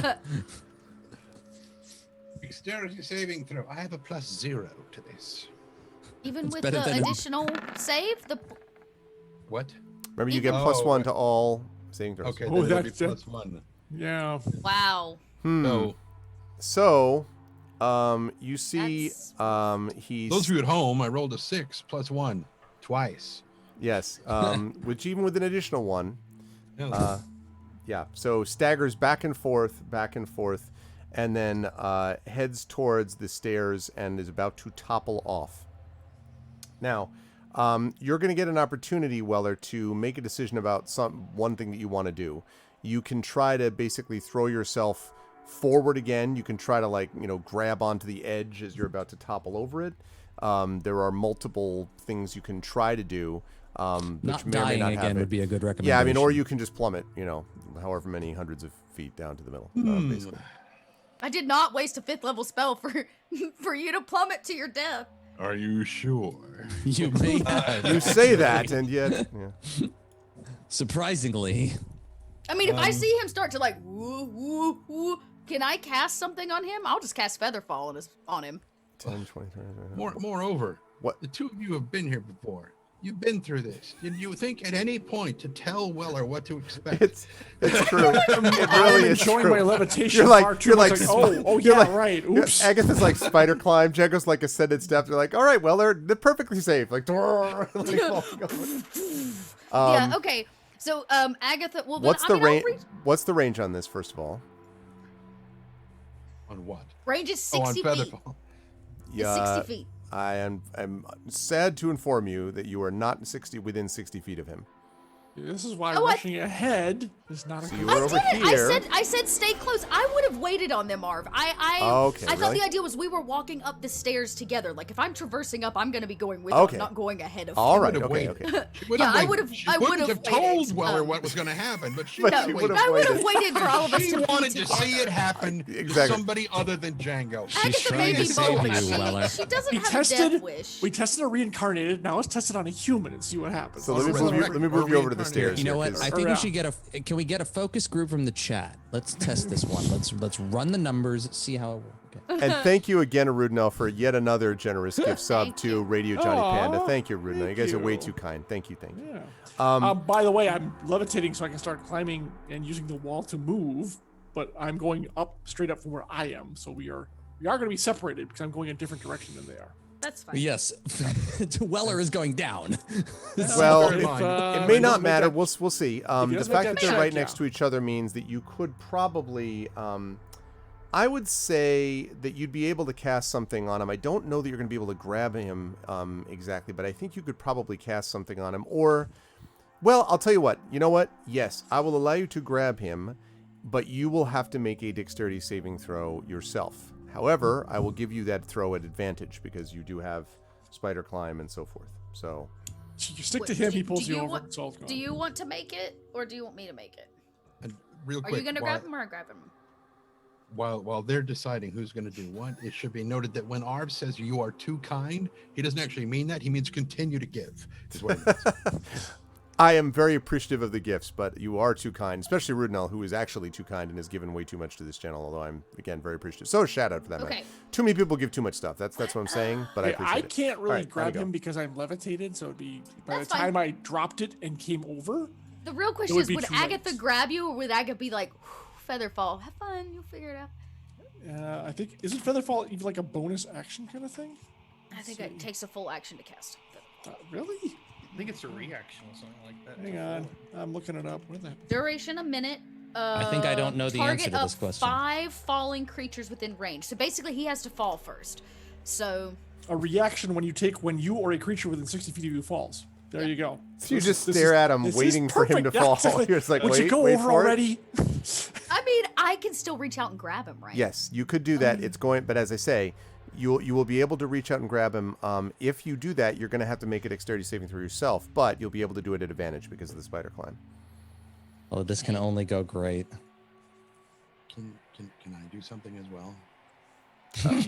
I'm I don't gonna know. wait to see what you do. You can everything plummet. is- I mean, certainly. You just everything- reanimated yourself. Yeah. Well, I didn't. No, you can, Weather. Okay. Weather, you can. What do you want to do? Well, as Weller's about to go over, and he's just realized what's actually happening. He's finally put 2 and A together because it's freaking algebra in this place. Wouldn't that be Anyway. 2 and X? Going into the I unknown. don't know. 2 and It's Y? Some integer plus some number. And I hate it when English moves in with math. Just, anyway, so as he's putting it all together and realizing what's It's a going sign. on, he kind of I was gonna try to say naughty, Of the naughty, times. yeah, no, Turning this around. I quit. It's not even 2 o'clock yet. I'm going home. All right, no, finish, please. You finish. are home. Finish Anyway, so as he's just about to go over the edge, he finally figures out what's going on, connection with the heart and the thud and the falling off the thing, and he just looks over at Agatha like, really? Like, you didn't think to tell me this? And as he's falling over, he just slips off and floats and just starts flying straight up. Oh, See? As okay. he So you're, casts fly on himself. you're like casting. Judgment wasn't necessary. She kind of yells behind him. What? We had to figure it out. I knew you could do that. Agatha begins to, Is she'll like outside? walk, and now that everybody's like flying, and Agatha will just like walk the edge of the walls with the. Mhm. I like Arudinel's spider 2 climb. times acceleration equals how screwed he is. But as it turns out, okay. Aha! So you speed up Friend, you totally should have towards. fallen and then cast fly. And then I came was back thinking up. about it. I was thinking about it. So you speed up towards the I love heart. this When game. when you arrive at the heart, which is basically another level up or so, you find that you are looking at what is a 10-foot or so diameter red crystal heart. And it seems to be floating unattached to anything. It's just floating in the air and is doing this doof, doof, and is definitely crystal. The red light that's coming from within it is kind of sickening to look at, frankly. It has this kind of strange reddish orangish glow that's kind of off-putting and makes you feel vaguely nauseated just kind of looking at it. But regardless, you are there and it's doof, doof as it beats.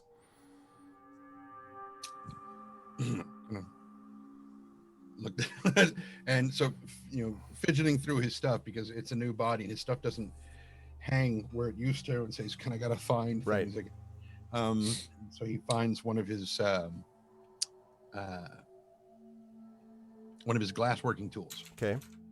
and he looks at it, and it's just a small hammer. Okay. A very, very small hammer, and he's just like, Ding, ding, ding, ding, ding, ding. Yeah, like it kind of, yeah. looks like it would take a Symbol of while. Strahd. Get back to me in Heart. 3 years. And then he stops and he thinks about it. He's like,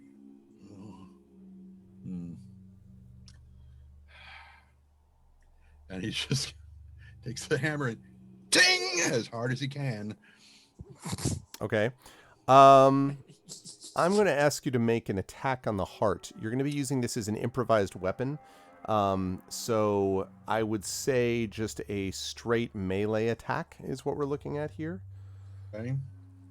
I would think the heart would be immobile, isn't it? Like immobilized? Is it not? Yes, gonna but the dodge out of AC, way? remember, accounts. It's a number which is an abstraction, right? So it also accounts for not just dodging but toughness.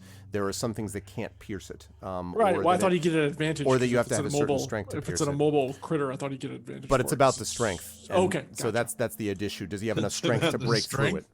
Does he have the strength to Oh. break through it? Is basically the Trying to idea. stack the deck in your favor, buddy. Right. Yeah, that ain't gonna work. Weller has a 7 strength, so he's at a -2. He is not a powerful dude. They say So, the okay. heart of rock and roll is still beating. They say it is. From what I believe, what I've seen to believe. Anyway, Cleveland. So, ding, What is happening? ding, natural 20. wow. See, so you Believe tell in me. yourself. You tell me what that looks like. Actually, Weller, you just He manages to hit right on the crux of 3 joints of the facets of the crystal. yeah. Right on the tip of that thing. Because, I mean, he's a glass master. He knows Holy crap. Yeah. So now I have to figure out damage for this. I'm going to assume that it's a Warhammer, but I'm going to assume that because it was specially designed for glass, that when you do that, it's going to do double damage. So I think a Warhammer is 1d8. So I would like you to roll, please, 2d8. And that is the total damage that you will have done to this heart. 7. Okay. So a big dunk chunks in it as Django and Agatha, as you are respectively levitating and crawling up the wall. You see, Django, you have to kind of duck out of the way as this like shard of glass comes plummeting down and then smashes. And as it lands on the ground, there's a and the castle itself shudders. And you've definitely done some damage to it, although it looks like it has a fair bit to go, but you did impact it.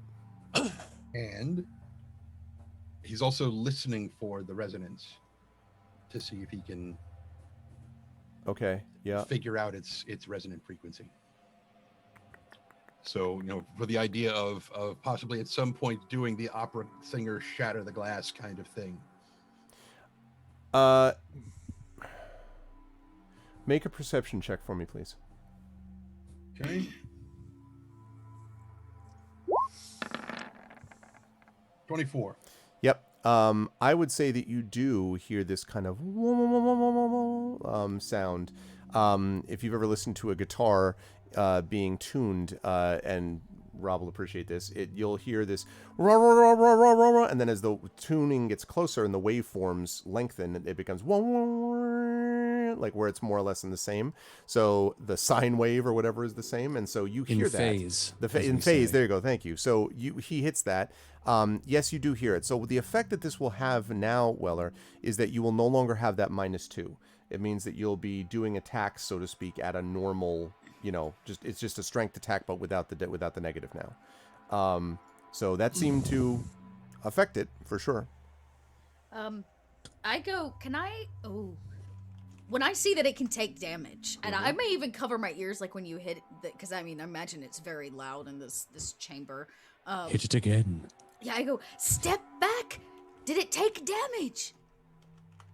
Quite. So is I'm it gonna a wait for simple you to matter? move. Is it a I'm simple sorry. matter of force? Because I can bring force to bear from where I am standing, or is it? Can you tune that force? Not so much. Can I? At least I've never tried. What do you have to lose? And he will start to sing, which he's never sung before. And I'm not going to do it because I don't want to scare you all off. But he's going to sing that note. And okay, interesting. Is this gonna be a perform check to kill this heart? So that you guys know which kind of vibration of your, which frequency of your force you're trying to use. If you can narrow the bandwidth, just to go with Johnny. I was about to say, Never let it be said that that DMs do not have to deal with multiple decisions about checks to ask for. I'm going to ask you, Weller, to make a performance check here, and audio engineer check. That's going to be the way to sort of basically, it's going to be it's going to be I told this thing the CBGB's mic check, which was all right. You're good. That was the CBGB's mic check, literally. I need you to make the roadie saving throw. I am going to use my inspiration on this one. It seems wise to me. All right. Using his inspiration to make it happen. 19. 19. Nice. Yes, I think you're able to sing it in a way that both, I think, Django and Agatha can get something from. So what I'll say is their next attacks will have advantage against this thing. Oh. Well. Yes. Okay. Okay. You first. Beautiful. Eldritch Blast. on aiming for the spot he hit before because it's force damage. Okay. So you said advantage, eh? Well, I think I have to re-roll it. Wait, I can do it twice. Well, it's a. The two beams are is it a natural? No, it's a 20 to 25 regardless. 20 to 25. I will take those two. Okay, It's two beams. Yeah. So you did those at advantage, each at advantage? Or I like could have, but I'm not going to. I don't need to feel the need to roll again. So Okay. So attack 1 and attack 2, basically. It Both of can't them- get any worse than that. Go ahead and roll Yeah, it. You that's might get exact. a 20. Also, Okay, that's true. JLC with the tier 3 sub. Thank you, JLC, very much. Thanks for all the Goodness. subs tonight, folks. I really That's appreciate true. I that. could get the. I Thank you. could get the natural 20. Maybe. Thank you so much, there you go. everybody. All right. Well, Okay. No Wow. worse. still pretty good. Yeah. Just No Yeah, worse. pretty much So the same. taking 25 and 23 or whatever, and 25. And Yeah. those will basically. both hit. Okay. And like I said, I was trying to aim for the spot he had hit before, where you actually taken a chunk out of it, if possible. So, first roll. Actually, both rolls. It's gonna be a total of 22 points. Okay, let's see. Okay. Sorry, I was looking at a note that was sent to me. So total of how much? I'm sorry. 22. Okay, so that is a big chunk that falls out, and there's this big like wedge that Perfect. kind of like think of an iceberg. You know, Yep. I hate Yeah. to use this term, calving, just because climate change. But anyway, and breaking, and then and it falls. And again, like seeing that will happen, Agatha immediately follows up in in the same spot with a lightning bolt. And it can't make a freaking dexterity save, can it? it can't make a dexterity save. No. Okay, great. So it's an auto hit because it's supposed to make a dex saving throw. The heart beats out of the way. So I'm gonna cast this at a level 4 spell because I have a level 4 slot, which means 96 damage. 27 points. I palpatine the shit out of it. Okay, let's see. So we have had a total of 27, 22 is 49, and then that original 756. Okay. So what happens here is with those two shots, the piece falls Well, out it's like, and then yeah, exactly. Oh no, it's falling It's on just me. straight Castlevania, right? It's just like it's all completely and this thing falls as it falls down. You hear dun dun dun dun dun dun. dun. I was hearing Bon Jovi. I but don't know it falls about you, in- but whatever. Oh, listen, You know. you haven't lived till you heard Castlevania's OST. Anyway, it falls true. down through the center of the tower and smashes. And as it does so, wow. there is this and the tower suddenly shudders and goes still. Now, several things happen all at once. First of all, the interior of the tower goes completely dark. So all of a sudden, just all lights, everything inside the tower are just extinguished, and it's just pure darkness. The second thing is, Agatha, you hear, and there are things crawling from below, rapidly up the walls towards you. Uh-oh. Should exit out the top. Agatha goes, they're coming quickly. I can see in the dark, so I have dark vision. You cannot see in this dark. Really? Nope. It is as if a shadow, a just cloud of something has descended. In fact, it feels less like darkness and more like as if a dense dark fog has descended in front of you. Interesting. Can I dispel that magic? You can certainly try if you wish. I will. I want to be able to see to get my hiney I out shoot a of magic here. missile at the darkness. Like there's a lot The of DC equals 10 plus a spell's level. Okay. So I guess I just roll it. Any spell for each spell of 4th level or higher on the target, make an ability check. Yeah, using if it's a 3rd level spell or lower, it's automatically. it just dispelled. automatically does it. If it's higher, you have to roll. It's not automatic. Great. So just a D20. How do I roll with that? Yeah, so you're gonna Yeah, roll the DC d20. You're gonna- challenge is whatever the spell is. I think it's 10 plus the spell level, something like that. And I wouldn't add anything to this. It just happens. Right? Your Do I add my spell casting mod, I think. modifier? Right. Yeah. Okay. So I'm gonna do it this way because I think this is how it's set up. 22. Okay. So you cast that, and what ends up happening is you dispel an area around you locally. So in about I would say a sphere of, let us say, 30, 40 feet around and about you, you can see that this mist has passed around you. You can't see, I don't think you're able to see Django there, but you are able to see Weller, who is, floating. Well, actually, I take that back because Weller was up. No, I take that back because they're floating up. So actually, you don't see them. But what you do see is a sort of drawn and angry, almost a stretched face above a spiky, teeth-filled mouth of this creature, which crawls up the walls at you. There may have been a time when it was human and living, but those times have long passed. There are at least two of them that are heading up in your immediate direction, and there are probably others elsewhere. You can see they are just crawling up from the bottom. I would like to just I'm running. I know they're floating to up the center, but I'm stuck to a wall. So Agatha's hikes the dress and starts running around towards the top. What's your speed, Agatha? In this form, young Agatha? 35. Okay. That will require a check on my part. And because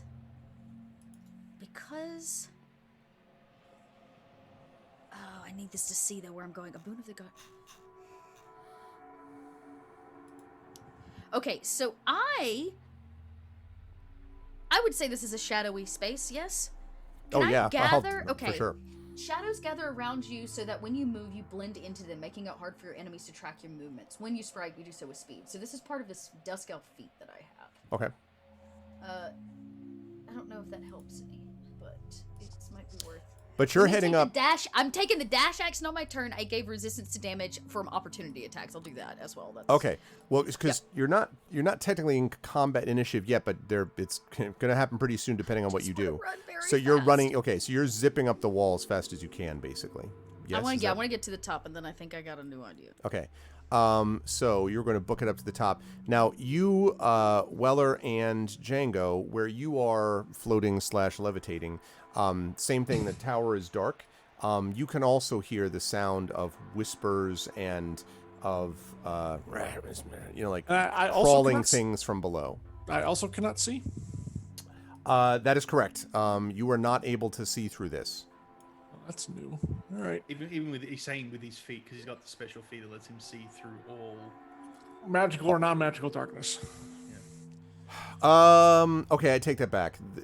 This is magical darkness. I think that's not a spoiler to reveal that, given what happened with just Agatha. So yes, I take that back. But if Since you can see through magical, I'm still good. Yep. All right. How close are the beasties? They appear to be probably about. It looks like they're only maybe 10 or 15 feet behind Agatha. Agatha is crawling up fast. They are crawling after her. They look to be on the walls.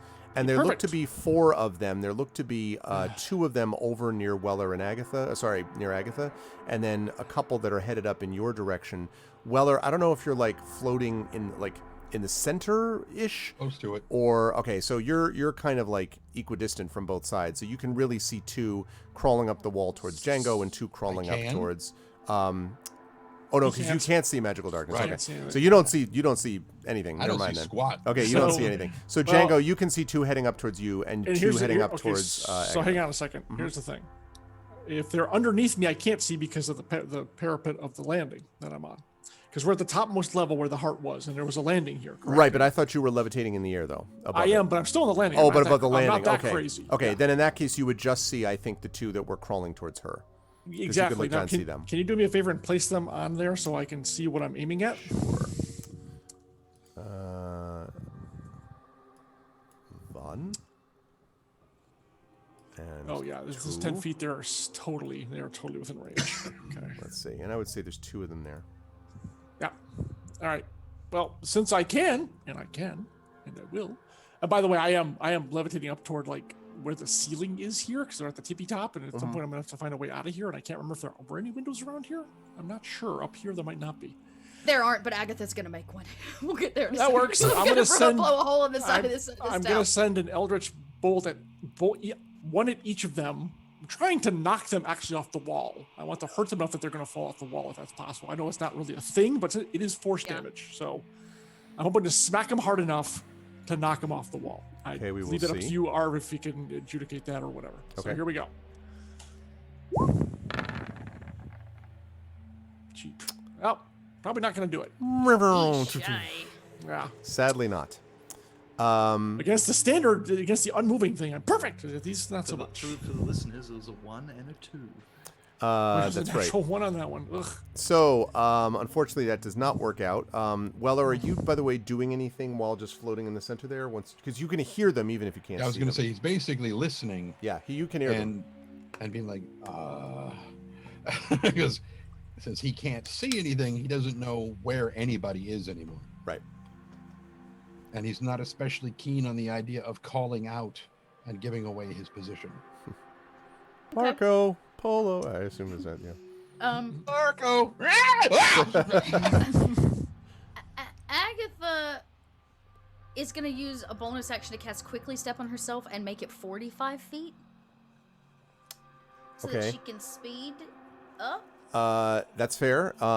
The quickly step, is that concentration? It's a one-shot thing. Her next It's movement is 45. just the next movement. 'Cause Okay, Yeah, It's it's a just cantrip. because it's a cantrip. Got it. Yeah, so I just like poof, I Got shoot it. forward an extra 10 feet. Yeah. got it. Okay, so that I think is actually fair to say. So you like literally as they're coming close, like "Whoa," like they're Like pull a little bit ahead of yeah. them. Okay, let's see. So I think what that means is that we are looking at the Painful death. Sorry, what? the final end. No, we are looking at. I told you this would end one way or the other tonight. Let's see. This is. You thought this would end in victory. I hate to disappoint you. Okay, I'm just making sure I know exactly what level we're on as this is happening. Yeah, okay. I'm going as I thought. It was the wrong way. Meant to be going the other way. Right, okay. So I'm going to bring everyone to... What was this thing about at least we're all on the same map now? I remember that moment where we heard we were all on the same No, map? I don't remember that, Arv. No, I'm sure you don't. This is where we now are. Wabam. So this is a higher floor, which I think and I think I brought the players to this too. Did I? Good. So yes, this is a higher floor, and so you are continuing to sort of climb up this way, and so let me pull the creatures there, and I would say that both now that you get up here, that you are pretty much on the same level with both Weller and Django, although Django is up on this like platform up here. Okay. So let me get the. I re-drag myself over there, Arv. Sure, give me just a second while I bring over the very large, completely to scale. Oh, there I am. Never mind. Okay. Is that one? Damn it, what is it? Yeah, Is that they're one? huge. My God, man. There we go. It was something. So I'm like up over here. Whoops. Up over. God, what? Damn thing in the corner. Am I? Ah! That's Django in the corner, in the spotlight, Nobody puts Django. Waiting. losing his religion. Okay. Right. So those are there. So you can now see, Django, that they are almost upon Agatha. And Agatha, you can see that they are crawling up quickly. I see that. Can I try again? Yes. I would also say, Agatha, that as you look around, you can also see two others on the other side that are making their way up underneath Django.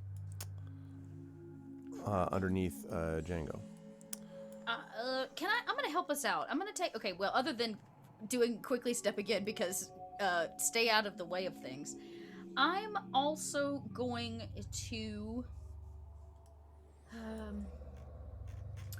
I'm gonna try to make it easier for us to see them, and so I can do a 20-foot cube. So I'm gonna hit the two closest to us, to me, with fairy fire.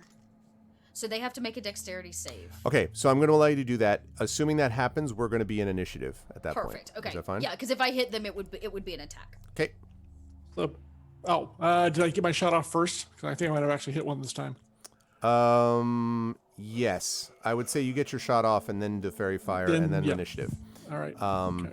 And don't worry, Mason and Alec, I have not forgotten about you. You will be also hurrying your way towards Sir not appearing in this current picture.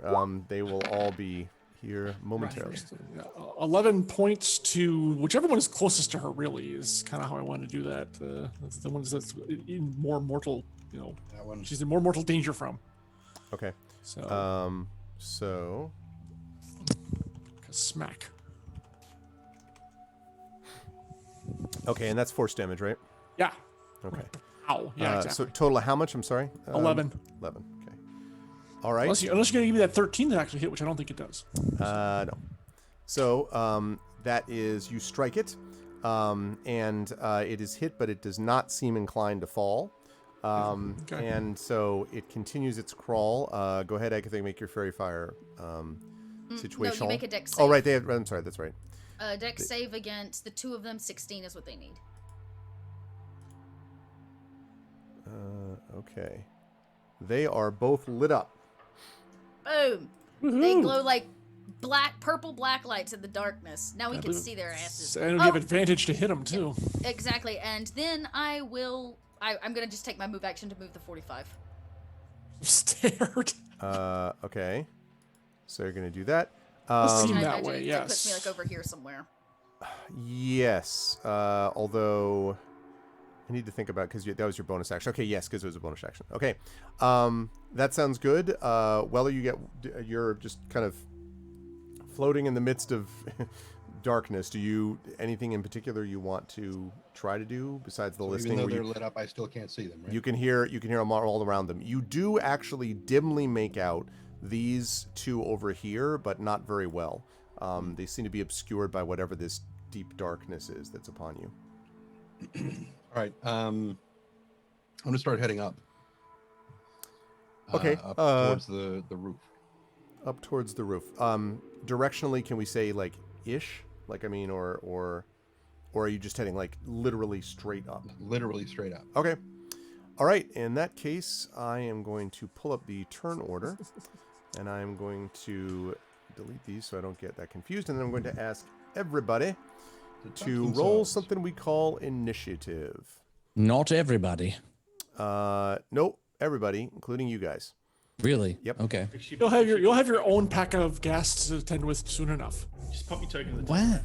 I don't like that. This one. There we go. All right. I don't even have a token I can click on. I'll drop one for you.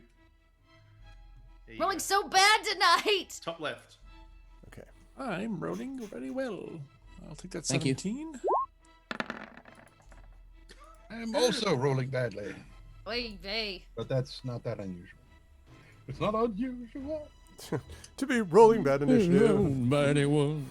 Not unusual to be jeez. rolled by anyone. All right, I'm Wait, still sorry, taking. I I'm, gotta stop. Yeah, I gotta I'm stop. still taking my 17, but I'm gonna have to redo it to do the damn because I didn't click on my Okay. token first. Oh, so- also just a quick check here.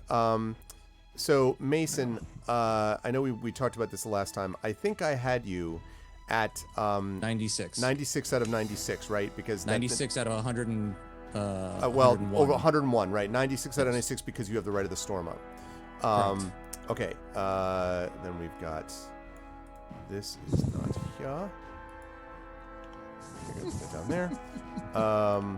Right. Let's see. Field of burn. It's not unusual No, to roll no, no, no, another you're one. wrong. up to Arv. par. Arv. Yeah. It's a 96 out of 101. I have no rights on because we haven't figured out whether or not I get those 5 points back from when I got bit by one of those motherfuckers. Oh, that's right. That's right. in the Yes, fight. yes. Thank you. That's right. Yep. Because we took off the right. You're right. My bad. Right. So 96 out of is 96. technically my Max minus 5 until- max hit point. Got it. Until I learn otherwise. Got it. Which by that point, this will probably be over. So Yes. Got that. That's right. Thank you. Agatha, you were at. Were you at 46 out of 53, or did you? Correct. 46 okay. out of 53. Django, you were still 82 out of 82, I believe. Correct. Yes. Okay. And then, do you have Nero up and running, Agatha? or no? Nero is here with a very specific purpose, so he's around here somewhere. He's on Strahd. Didn't you put a little... He was supposed to be riding Strahd. Right. So I just didn't think. Okay. Yes. Right. So if he's still just chilling in Strahd's pocket, I'm just gonna leave him there until Strahd returns, because I know that's gonna happen. Or I get him to 100 feet. You'd get a good beacon of knowing when he comes as well. It occurred to me later after our last session that if Nero was on Strahd, he would have known when Strahd killed Weller, and Nero would have told. Oh, that's true. Well, only if I'm within 100. I have to be You within gotta be 100. 100 feet, feet, though. though. Yeah, That's it's the true. only thing is the damn That's why range. it's like once Strahd gets close, Nero will now be able to tell Agatha, and I can cast a touch spell on Strahd. The beacons While are he's there, lit. so- I had this image of like, Yeah, the, yeah. the Strahd has killed someone. All right. Big Okay. disturbance in the party. Okay. As if one tiny man had cried out all at once Okay, and was silence. suddenly silent. Okay, let's see. Mason with 10. Dat 10. Agatha with Dat 5. I guess that's what happens when you're worried about crawling up walls with, I can't fly. I can do a lot of things. I can bring people back from the dead. As a hippogriff you can. I can, but I only have one change left, and I feel like I'm gonna need that when I burst through the ceiling here in just a second. So, Weller, you are currently sitting here, I think, at 41. No? What are you at for your Remember, new... his Constitution dropped. Oh, yeah. So 39 of 39. 39. That's better than what you had at the end of last time, which was negative 42 out of 41. That's true. Yes. Oh, my this- goodness. One of these is a positive number. Okay. 39 out of 39. 6 out of 5. All right. There we go. So we've got that, and your initiative was 3. However, your last initiative was 2, so you are gradually making your way up, Yes, I am. both literally within the tower and figuratively in combat. Okay. Let's see. So we have, and there's Valley. I was wondering where Valley was going. Yep. I remember. I remembered. Okay, so we've got that there. All right, and we're gonna have. Rudenell, that is very good. Yeah. Your bug is a familiar. He's not a bug. He's an arachnid. Technically. Okay. He's an arachnid. He's Okay. he was gifted to me by this land, and he's a beautiful scorpion. And anybody that says otherwise can take Okay. it up Take with it up with Agatha's me, yes. backhand. I see your statement, and I raise you arachnophobia. We are going to start with Django at the movie. top of the round. Django, what would you like to do? So are the ones closest to me, have they actually appeared yet or not? They have not. The ones that are underneath you directly, or close to underneath you, have not. right, We make well- them Just the two smaller options. for being farther away.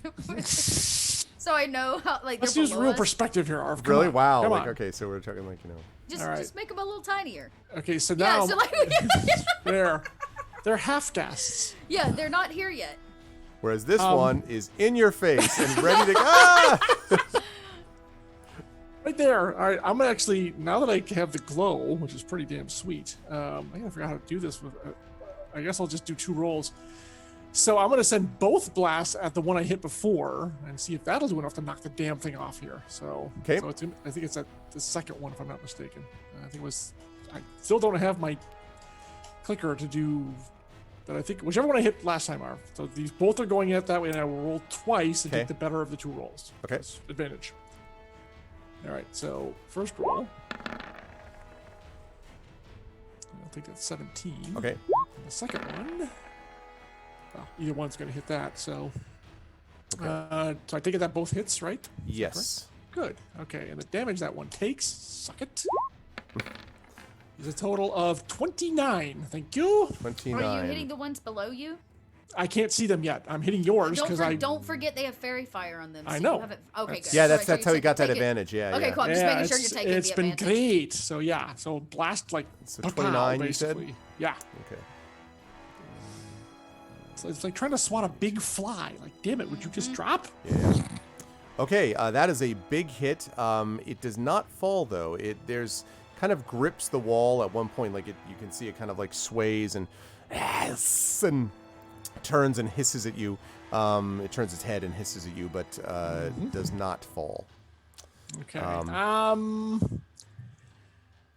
am gonna keep moving actually around since I still can do this with levitate. I'm gonna keep moving around the wall. Because if there are, I figure that's not the only one, so I'm gonna keep going. So like over to here. There. Okay. All right. That's going to bring us to Alec. Is up next now. Alec. Oh god, here we go. So, meanwhile, on the other side of the map. Yes. Okay. You folks are at. Running towards the front. Okay. I'm going to bring you. Who's on my horse. I'm going to bring you here for a moment. You and Mason and the rest of the crew come charging over the bridge and into Castle Ravenloft. So I would I'd put you about here. Okay, we need to move our tokens from the other. Or just pull from your character sheet directly to this one. Oh God, I still. How many Practice makes sessions perfect, of this Rob. Practice fucking makes game am I gonna perfect. have to get through before I figure this out? All of them. Yes, I'm aware of this. Goodness.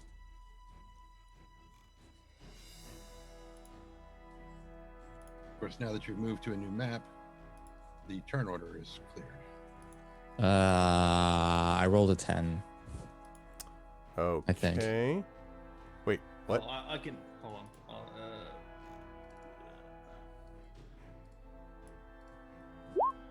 just put on this map just for reference. So I got a 16 and Yeah, I got you on the 10. Because I got the 10. And just for this part, if we need it for any reason. I don't understand what. Oh, the turn order. This is the turn order. Yeah, but you already have the turn order. I already got you there. I have Alec at 16 and Mason with a 10. So you're all Yeah, good. but it wasn't on this map. Oh, I see. I beg your pardon. Well, there should be. Oh, see, that's weird because it still shows for me. So I don't know why You're it's the not. DM. Exactly. Yeah, don't worry about it. Don't worry about it. Okay. Okay. So we arrive. Quick check. Is there any monsters in the courtyard? Funny you should mention that. I figured there's a Yes, reason why there we're are. in initiative. And in fact, there are quite a number. Oh, great. 12 Pulling out What the of- hell? Oh, way. Oh, way. Pulling themselves out of the ground by their tongues. Sheesh. Ah, this is really not good. No, it's not. I think we're dead here. Oh, come on, Sunsword Boy. You got him. You got this. Are you kidding? Do you? No? Oh Hey, my! You got tons of warm. God. Oh, okay. Maybe not. Maybe on second thought. Yeah, just throw those warm bodies in front of them. Okay. Just pull a Zap Brannigan. So you see 15 I of need you to these get out in creatures. front of me and protect me and my fine body. You see 15 of those creatures with their tongues, kind of like looking at you in the way that we've described that you see there. And you I didn't see even buy them them. dinner yet. Put those things away. Yeah, these things are definitely coming towards you with some speed, actually, and they do not look friendly. And as your troops kind of pour over, the bridge and into the castle behind you, and I think just for the sake of keeping things easy, I don't want to have to put I don't know. I don't have to put every single one of the ones you've got there, but we'll just say just you've put got like a you've got your force representation. there. Yeah, big ball. You've got your Barovians here. And Come on, they're not really. They're behind. Okay, whatever. No, I'm not. They're right behind you though. And they'll be able to attack in 2 turns when your corpse is pounded to dust. No. They no, that's not the problem. There's another problem, but not Aren't that you problem. regenerating, boy? Okay, Huh? and unless Aren't you- they, aren't you Well, that's if regenerating, I boy? mean, if I had time There to we make go. another potion, which I don't. Although I don't know if I've rested since the last time I used the last Oh, we potion, which haven't. means have not. if I We didn't, have- then it's we still have not. it's still active then. Okay, so here's the situation with this. So they'll tear you apart with at their leisure. Yeah, but for, here's the thing: hours and hours. I have to not take 90 damage in a turn. So these Details. things come. Details. So these things come flying in here, And give me 1 second. Do I even have time to activate the Sun Sword or anything? I would have thought you would Okay, do that let's as see. you're like running I'll into get the to that. courtyard, probably. Well, I didn't even know that I was going to be in an initiative, honestly. But I would Okay. think that crossing the drawbridge into Ravenloft, you'd have lit Yeah. Oh yeah, no, that's what I'm asking. That's what I'm asking. Okay. That's what I'm asking. Okay. Yes. No. The Sun Sword is up and functional as far as I know. Okay. When you come flying in here, so the good news is your people are behind you, and as I've mentioned, you've got oh, what the hell? I can copy it and paste it 7 times. This. Oh nope, not that. Nope, not No, that. the elves, This. not the. This. Okay, there are 7 of these guys. Okay. Yeah. And Soon then to be you've none. got. Then you've got. By the way, Ain't I a Arv, stinker? may I just make 1 point? Maybe. Only Sure. one? You asked me 2 sessions ago what was our formation, and I made a specific recommendation as to what that formation was. The front line is the barbarians. Okay. Then after that, between them is the elves, and then the last line is the Barovians. The Barovians are not the front line. Okay. So, if I understand this correctly, we've got. All right. Well, then, if we're going to do it that way, then I take back what I was doing, and I'm not going to do all these things. So I'm just going to keep them as one unit.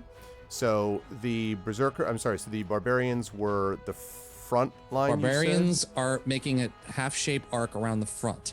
The elves fill in the gaps between the barbarians, and the Barovians are and all in paired front of with- you. Yes. Okay. Charge forth, fellows. Okay. He's So in Miami. He's out of here. okay. Exactly. He's setting up shop in Barovia. Okay. So they come running over the bridge, and they are now facing what you see. Well, I imagine I told them to charge, and I'm charging in with them. I don't think Before I'm you. running off to Barova Largo. That's the good news. The bad news is that when you get in there, the gate slams Of shut course behind it you. does. So Because this is a Dragon Age game. so you are facing this group, and so far this is all you see, but you do see them here, and I am going to.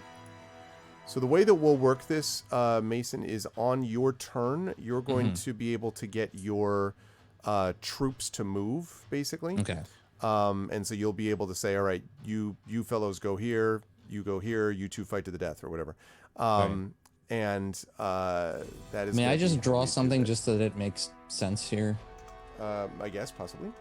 So that's the barbarians. Or however many, those lines are the elves, and then those are the. So wait, sorry, barbarians. They're both B. Shoot, BA.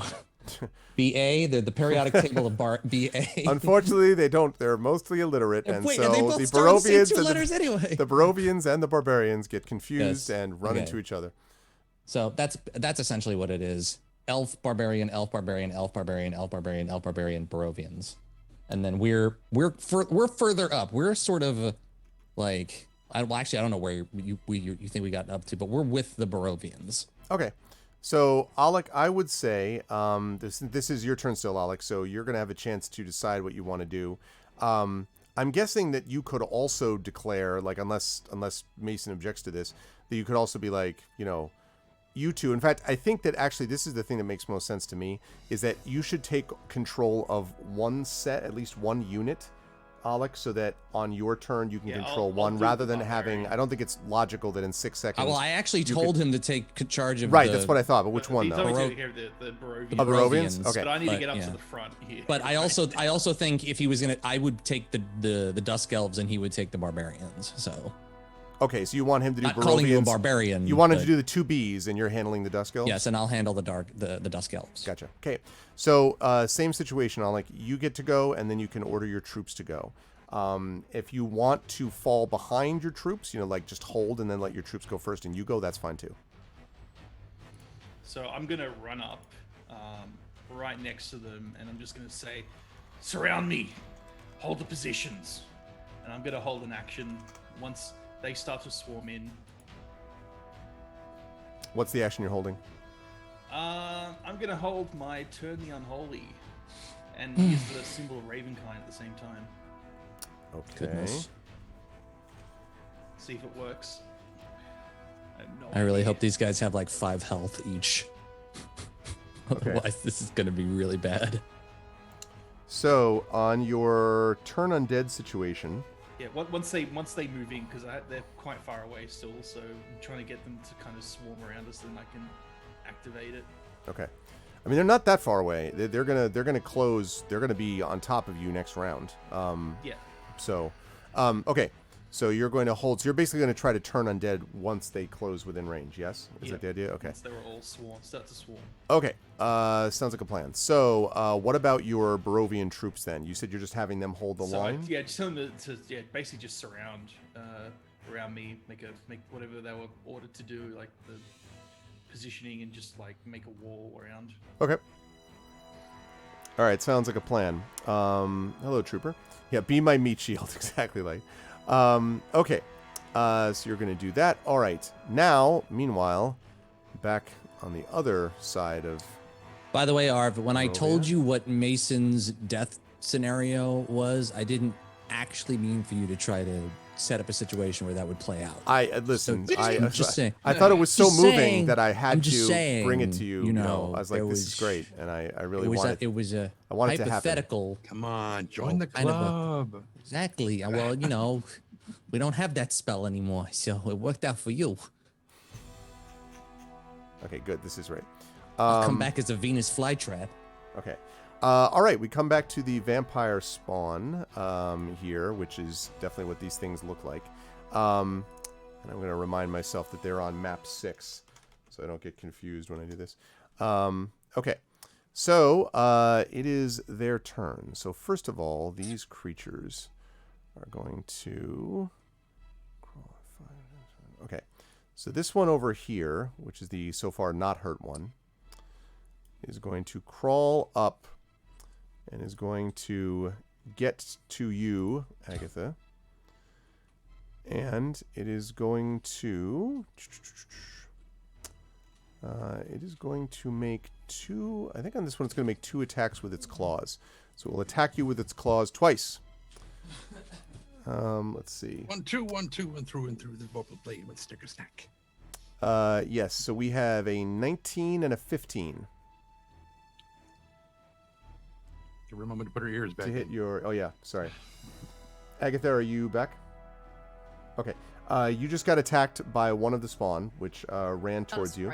Surprise. 19 and a 15 are the 2 attacks.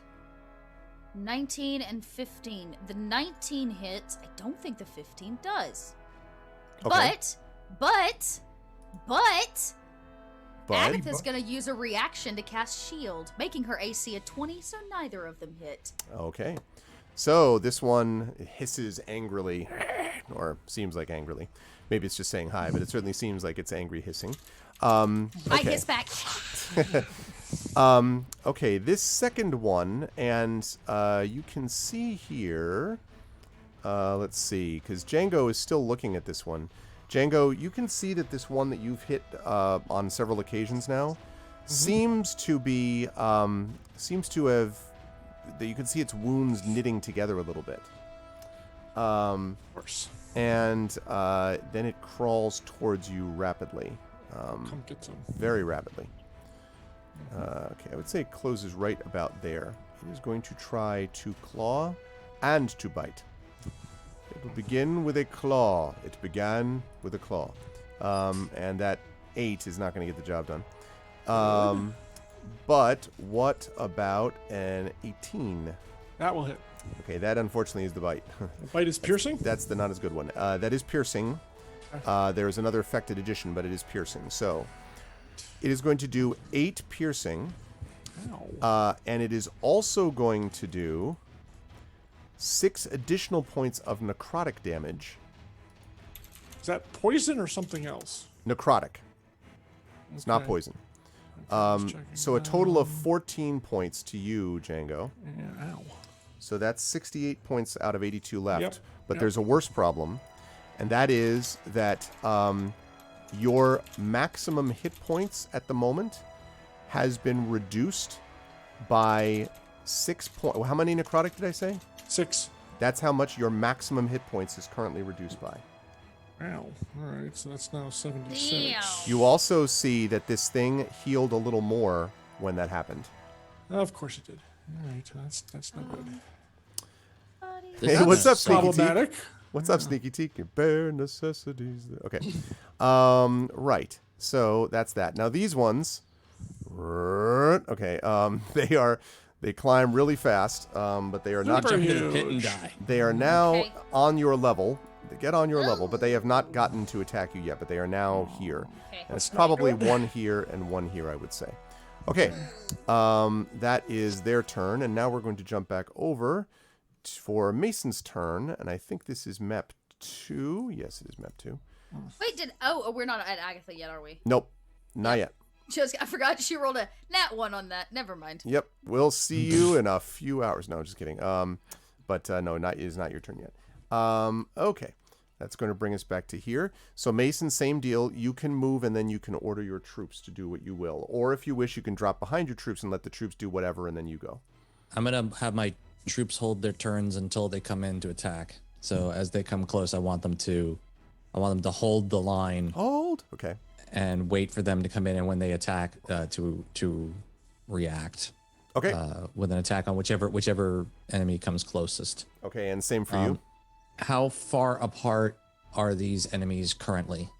They are about, you would say, 6 to 7 feet apart, roughly speaking. Maybe 8 feet apart. And they definitely look like they are in, like what I put them out here is not, it is actual formation. If I zoom out, actually, I don't need to zoom out there, but if Chad is watching here, you'll see as I zoom out that they're sort of like surrounding them, and it looks like that was clearly set up, ahead of time. Okay. So.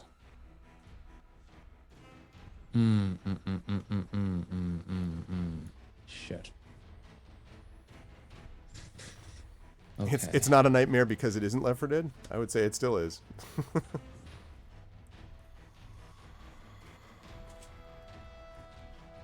Trying to think of what the hell I can do here. Okay. I am going to activate Rite of the Storm on the Sun Sword. So that's going to take my health down Okay. to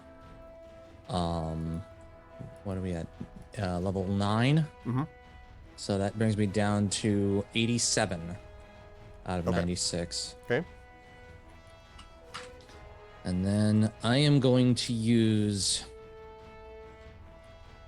Okay, real quick question. 10-foot radius. 10-foot radius from a point. Would that be a sorry, that was a terrible. Let me redo that. That's not.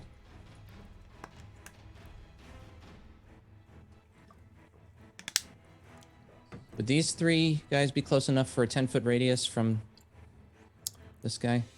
If you're with the guy in the center as the kind of target Yes. point, yes, I think so.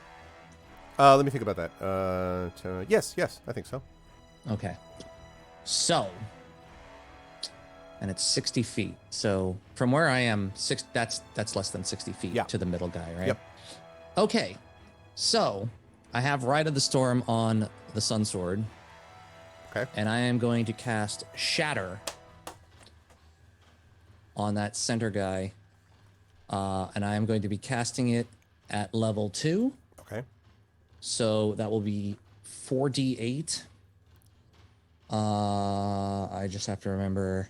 I was going to say saving throw or I attack. don't remember. I don't think I have it Okay. Let me listed here. Let me double check. Sorry. I thought I put that in just there. reach into the darkness, chat.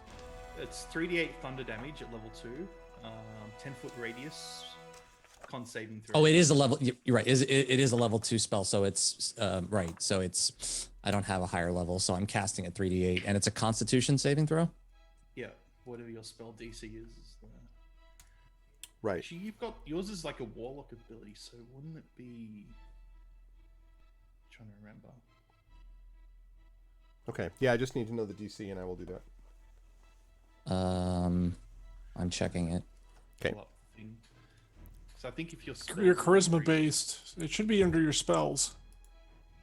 Should be up at the top. On the roll 20. Yeah, under your spell list. It's spellcasting ability, spell save DC, and spell attack bonus.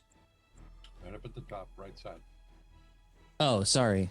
Wait, why is it like I've never looked at this before? I don't know. I see armor class, initiative, and speed. I don't see. No, like go on to your this- go to your spells. Yeah, your dude, spells, your spell list. your spell list. Oh my! on, I'm sorry. Yeah. No, I still don't see it. It's at the top of your spell sheet. It'll say like spellcast ability, spell save DC. Right across from your name at the very top.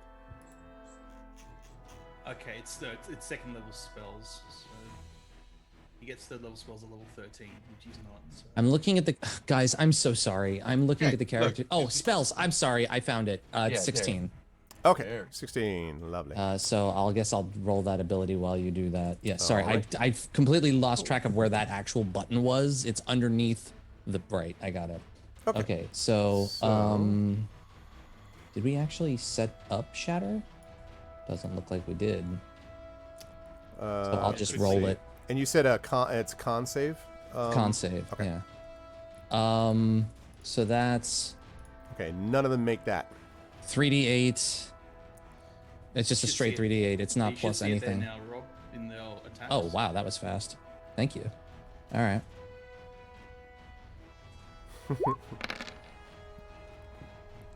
Okay. Woof. That could have been better. Okay, so each of them are going to take 9 damage. All right. Blam, blam, blam. 9, 9, 9. Okay. Does it put a condition And- on them? Like, does it stagger them or anything? Don't No. believe so. It does something Some- else, though. I remember looking at it. I was about to say thunder. Sometimes thunder damage does weird things. It's Um, inorganic. Go ahead. No, you can say it. You can say it. It says inorganic creature at disadvantage, but that's all I see. Or unless there's something else. Okay. Yeah, if you're wearing metal, I think, or if you're in organic like golem or something, you get Uh-huh. disadvantage. Okay. That's what I was hoping for with the heart, but I knew that none of us had it. So And I think So, I'm sorry, so 9 each? Okay. yeah. Lovely. And that's Alright. my turn. They take that, and they don't like it. As that hits them. Okay. And actually, that's that was my attack, so that's my turn. Okay. So now the bad guys go. So these ones are going to come, and I know this is going to trigger any number of held actions, but they are all indeed going to come swarming in towards you. So as these all arrive, I'm going to let them arrive, and then you can tell me what held actions you're doing, as they are all quite literally closing in. Remember, they're hitting a first line of Around you. troops. Right. They're not getting right all the way up to me. Right, the troops. I know. So okay, so now tell me what the troops are doing as they all arrive. I know They're you had attacking held actions. whichever, like if it's the elves, because the elves are the only ones that I'm controlling. Right. The elves are attacking whichever enemy is closest with whichever unleash hell thing they want to unleash. All right. So let's have them do that. So there's 10. Okay. So 1. All right. Okay. They strike. It looks like they are hit. The second one there is hit a couple of times. Okay. And the third one is hit once by the elves. Okay. Then the let's see, and then on the other side, Alec, you've got the barbarians and the Barovians set up. So you had them held to attack whatever. You're just basically well, throwing, yeah, subdividing them basically, all? Or? Yeah. So if now that everything's come in close, I'm going to activate unless you want them to swing first, and then I activate. Oh, that's up to you. It depends on, you can do it whatever order. If you're activating turn undead first. They attack. If they attack, that means the ghast get to attack them as well. I don't really want the ghast to attack. Okay, so you're going to have the turn undead thing. Yeah. Okay. So, when you turn undead on this, now, I need to ask mechanically about whether or not you are going to use some of the contained energy of I the symbol of... I'm sorry? I'm definitely going to be using the symbol of Ravenkind to help Right. amplify it if it does it. Right, it does, don't but know, it so- does if you're going to be using some of the latent energy it possesses. It has a set of charges. The question is whether you're using some of those charges or not. I'm definitely going to be using them 100%. Okay, Now, so... when I do turn the unholy, because I'm undead, I take damage. Do I still take that damage? Because I currently take 18 damage every time I do this. Right, Currently. right. So it's up to you if with the necklace that negates it or. It doesn't negate it. It could arguably have enhanced it, but it's not going to enhance it. But it is going to create that situation where you are going to be harmed. Yes. I'll just put it in And chat, then you have to just- run 30 feet away from yourself. Yeah, exactly. No, you'll just be taking the damage of that. So, let's see. And actually, are you just, let's see, wisdom saving throw, turn for 1 minute? No, right. Let's see. So,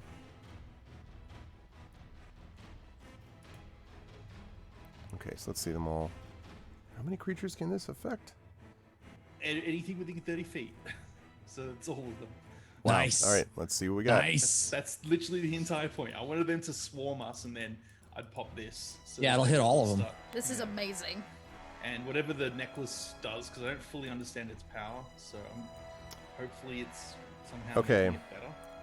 Yeah, what it does mechanically is when you expend it as it did, it means that these creatures get disadvantage to their saving throws. Yes. And so what that means is that literally every single one of these literally turns and just books it. Now, when they do this, your men who are heartened by this, all, like aim like shots at their back and like try to strike them.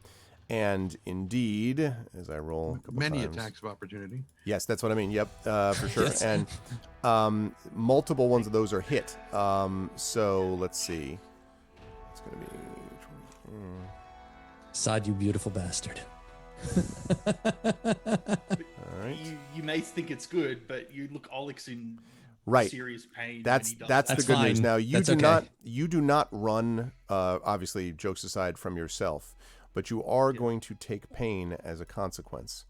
You have elected the way of I was pain. waiting for that. That's really, it was right there. Alec, you take 13 points of damage as this energy pulses through you, and it feels as if it's coming from the necklace through the hand. Now, there is a weird experience that you have where, even though you're doing this and this is happening, you also simultaneously kind of feel uplifted at the same time that you're in pain. It's a very hard explanation, but it's this sort To of the pain. this divided consciousness within you is there. So, Very Catholic. Maybe like a visual. Would they see visually like? they would. I mean, I unless you're making a I would heroic effort to definitely- avoid no, I showing definitely anything, grunt in pain. Like, Yeah. From doing it. then I mean, you would absolutely do it. And a couple of your troops actually look over at you, but they're obviously busy, trying to deal with these creatures. So, Better but yes, okay. So that's going And to. then they'll say, try to focus on them. Don't attack individual ones. Take out as many as we can before they come back to attack. Okay. This would be one of the more successful mass undead turns I've ever seen. Actually. Yeah, that was pretty amazing. Well, the cleric one would have killed them outright, which I'm not a cleric. Yeah, but listen, the symbol of holy symbol Ravenkind. How long does that last? for 1 minute or until it takes damage. Oh, Yeah. And it doesn't get to keep redoing instantly. So we're talking 10 turns in combat, 6 seconds a turn. That's a lot. And that means 10 turns, and if you don't damage them, now once you do damage them, they turn around, but so it's pretty OP there. Okay, that leads us to Valley next. Is Valley doing anything particular, Django?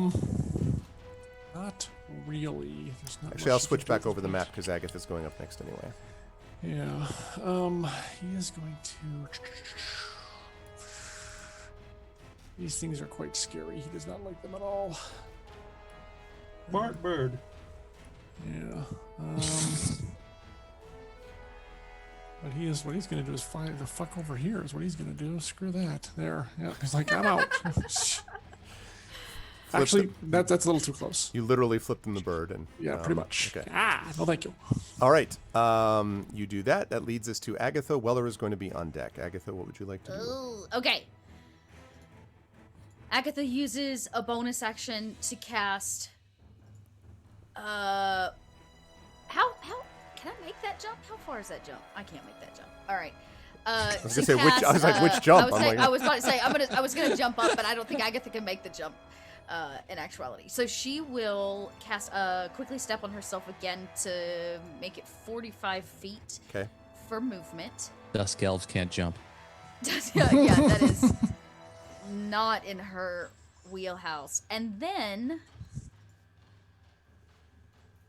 I can't decide. Ooh. That you should live or die. No, we're good. Okay. I'm gonna cast Resilient Sphere on myself. Resilient sphere on myself. This like resilient energy bubble appears around Agatha, and she is just gonna keep running. Okay. Here, I'll give all the info for that in the chat. Boom. Nothing can pass through the barrier, in or out. Immune to all damage. Can't damage anything outside of it. Can use the action to push against the sphere's walls. This is what I'm going to say, though. I don't believe that you can spider climb and resilient sphere. In fact, if you look at it, the action says an enclosed creature can use this action to push against the sphere's walls and thus roll the sphere at up to half the creature's speed. But it essentially, spell effects can't pass through the barrier, Dot. So if you're gonna, but if I drop spider climb, I could still land on my feet. You could do that, and I then want you to know that one of the awesomest things about this is that you get to roll a hamster ball up a spiral staircase. All the way down. That's my goal. All the way down the staircase. Are you gonna bowl them off the stairs? Because that's goal. great. That's what I'm trying to tell you. So I'm that. dropping one to do the other. So yeah, I think she'll give up on spider climb, and she's just gonna barrel through them. She needs to get to the top. Well, okay. This has been the wildest game of D&D. Absolutely. So you're rolling. You're rolling up by rolling to the bottom. I'm running. Are you running up or down? That's really important. Oh, that's a I saw really this good tactic in a question. Family Guy episode once. I'm sure of it. I'm a 12-year-old boy at heart. Don't judge me. Okay, so I think I'm gonna go up because if I go down, there's a whole lot of them. Is it there? I mean, I don't know. You've only seen 4 so far, but they did come from below. I'm going up. Okay. So, and that's fine. You can definitely do that. So Yeah, I'm going up. You're going to, so you land in the sphere and you begin to crawl upwards. I'm trying to think about the speed that you can do with that sphere. I guess. Quickly step. I had step quickly with it, step, yeah. so it's 45 feet is how far I can go this turn. Okay, so I would say that you're probably here. Now, if you get to here, so this creature is like clinging to the wall. You could theoretically try to bash into it, I guess. You could try to do that. There is possible potential that you could be thrown off the stairs somehow. Right. So you could just ignore it and just keep climbing up. And just large enough to contain the creature or object inside. I mean, let's go big or go home, right? So yeah, I'm gonna bash it. Okay. I'm gonna use it. I mean, Bash what's the it worst that can happen? unabashedly. Unabashedly. Unabashed. Okay. All right, we're gonna bring you up there. Okay. I'm sorry, I did not mean to click that. Ignore That's that. okay. Sorry, I think I accidentally put you underneath the vampire thing. I really do not want you to snap to grid board. Please don't do that. Just hold Alt Y position. Yeah, no, I know, but I'd rather not have to keep doing it because then it immediately forgets that, and then every time I don't do it. Every program I've ever used has a snap to grid, and it drives me nuts. It's So a I feel your pain. Like there's like I can get rid of it if I unenable, but I don't want to not enable the grid. I just don't want it to snap to grid. Anyway, okay. Exactly, it's just a jump to the Break, left. break free of the grid, Arv. Break I know, free of the break grid. free of the grid. Okay, so I am going to ask you. I got in. I'm going to ask you to make a dexterity attack for me. Basically, I think that's what this is. You're rolling up and you're trying to bash into the thing. So okay, do I get anything? Let me see what I don't think you're really proficient in rolling sphere attack. I have to say. Darn, should have taken that feat. Hamster ball No. challenge is not. It would be the same regardless. Okay. If you were my son, who does nothing but watch like Look, if there's an Overwatch character in a obstacle hamster course ball, shows on Netflix now, then that's one thing. 22. Wow. All right. Nice. So yeah, so that's a hit. I'm going to let me see. I'm gonna want to just barrel. I would over hope them. so that a 22 is a hit. I'm going to for ask you Bella. to roll. I'm going to ask you to roll 1d8 for your damage, and then I'm going to make a dexterity saving throw by this thing to see if it falls off the wall. Okay. It is pretty good 7 defenses points against of this, but damage. 7 points of damage. Okay. So let's see. That's over there. Okay. This is So obviously ridiculous. bludgeoning damage. Okay. Now it needs to make the save. It is pretty good about this stuff, though. It is not. It's about that time in this process where I start losing. But spells. every so often, you have a crit fail, and that's what happens. So this thing goes, Yes! "Mrrr," and way down below, you hear this horrific thud. And that was a long fall. Yep. May not have killed it, but it sure took a lot of damage. He did it. Broke right a lot of it. Broke it in several places. side. Okay. So, and also, I suppose, to be clear, no, wait, I have to do lower than that. Yeah. Okay, there we go. Oh, Oh, man. hilarious. You hear a hiss from down below. Weak. A week like, Paul Rubens' death sequence down there. Yes. okay. All right, so there you go. So you bash into it. And yeah, okay. That is your turn, and what an eventful turn it was. That's going to lead us to Weller next, and then Django is going to be on deck at the top of the round. Weller, you were... I had this image at one point, Trent, that you were there in the middle of it and couldn't see anything, so all of a sudden I'm like, what if you were to do a Death Blossom? I just had this image of just like, ah! Anyone who's ever watched The Last Starfighter will know what I'm referring to. Anyway. Yes, we have some people who might not know what that is. Death Blossom? No one does that. Wait till they're in Death Blossom range. One of the most That's disappointing exactly bosses of all time, by the way. Like, a great movie, but that boss sucked. Like, Everybody hope that Gary Whitta can actually pull off the impossible of making an actual Last Starfighter sequel. He's writing it as we speak. really, so that's pretty cool. He's been trying to get it done for like 4 or 5 years now. The late, so- great Robert Preston was in that one. Oh, Yes. Okay. It had better be Lewis's story also.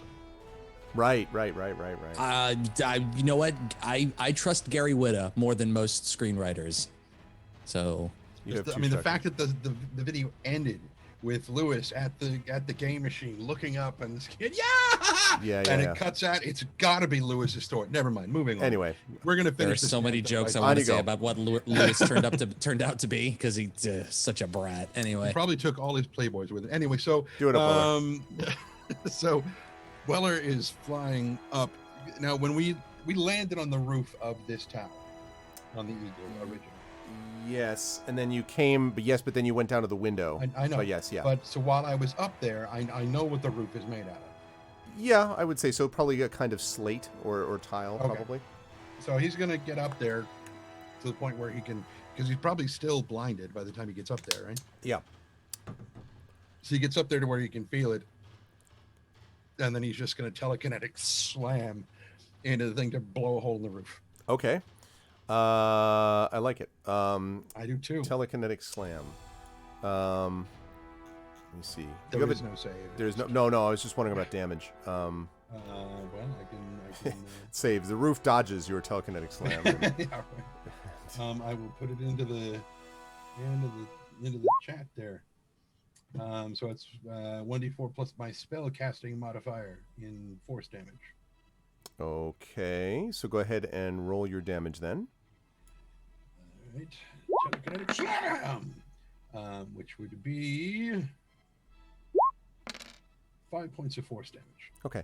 Yeah, I think that's, so you do punch now it's not a very big hole, but you punch a small hole basically out of the top of the roof. So you can see a little bit of the light from above, the Argynvos light, kind of shining down a bit into here. But only on your face, basically. Like below you, you're still. It doesn't seem to pierce this magical darkness or whatever. But yeah. Okay. Okay. I assume you're going to stay there, floating near the roof. That brings us to Django. Yes, sir. Okay, so I've got this damn. What the hell was that? Oh, talking to slam. Got this thing in my face. So yeah, so same thing again. And then, so first one is 14 and 12. Probably not going to get it done. Of course.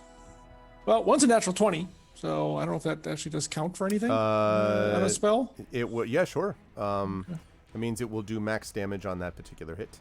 All right. So the 12 and 14 is. I don't know if you're rolling that at advantage or were you. That was my advantage, my first roll advantage kind of thing. Okay, yeah, so yeah, neither one of those is going to hit, unfortunately. Fine, but the second figures. Yeah, so it's going to take 15 points of damage. Damage. Okay, and you were aiming at the same one you'd hit before. Yeah, the one this on one top that's of in you? my face. Right, yeah. Okay. But then on my movement, I'm just going to push off as far from the hardest from the wall as I can out into the middle of the room. Okay. Bye. And it looks Bye. like it was hit fairly hard there. Okay. That is going to lead us down to Alec as we slide back over to map number 2, I believe I said for you. So I'm going to bring the players back over to map 2. And then over to where everybody is. Right like that, yep. Okay. All right, map number 2. Alec, you are up first. All right. So I'm going to order the barbarians to attack the ones in front. Okay. So they They do so. group around and make sure they all attack like as groups, one target at a time. These are the ones also that were shattered already. Yep. So, okay. Do I know if these creatures have blood?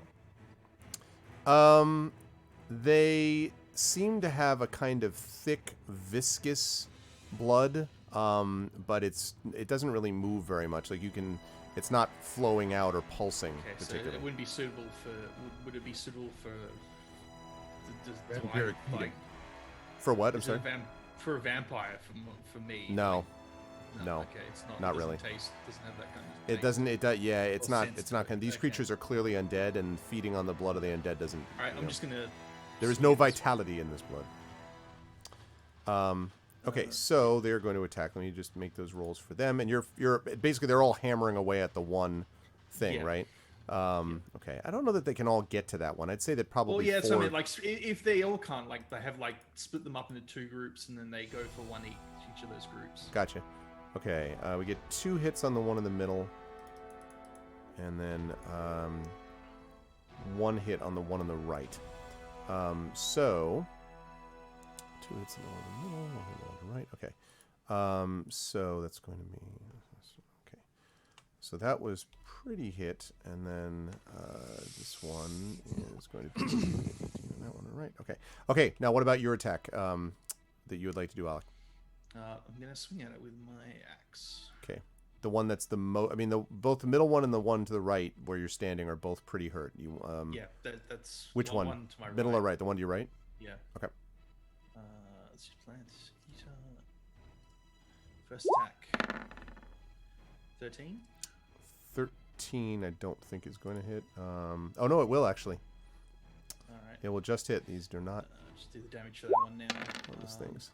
7. And then the second attack of 17, which does 9. Okay. Okay, so total of how much? 16.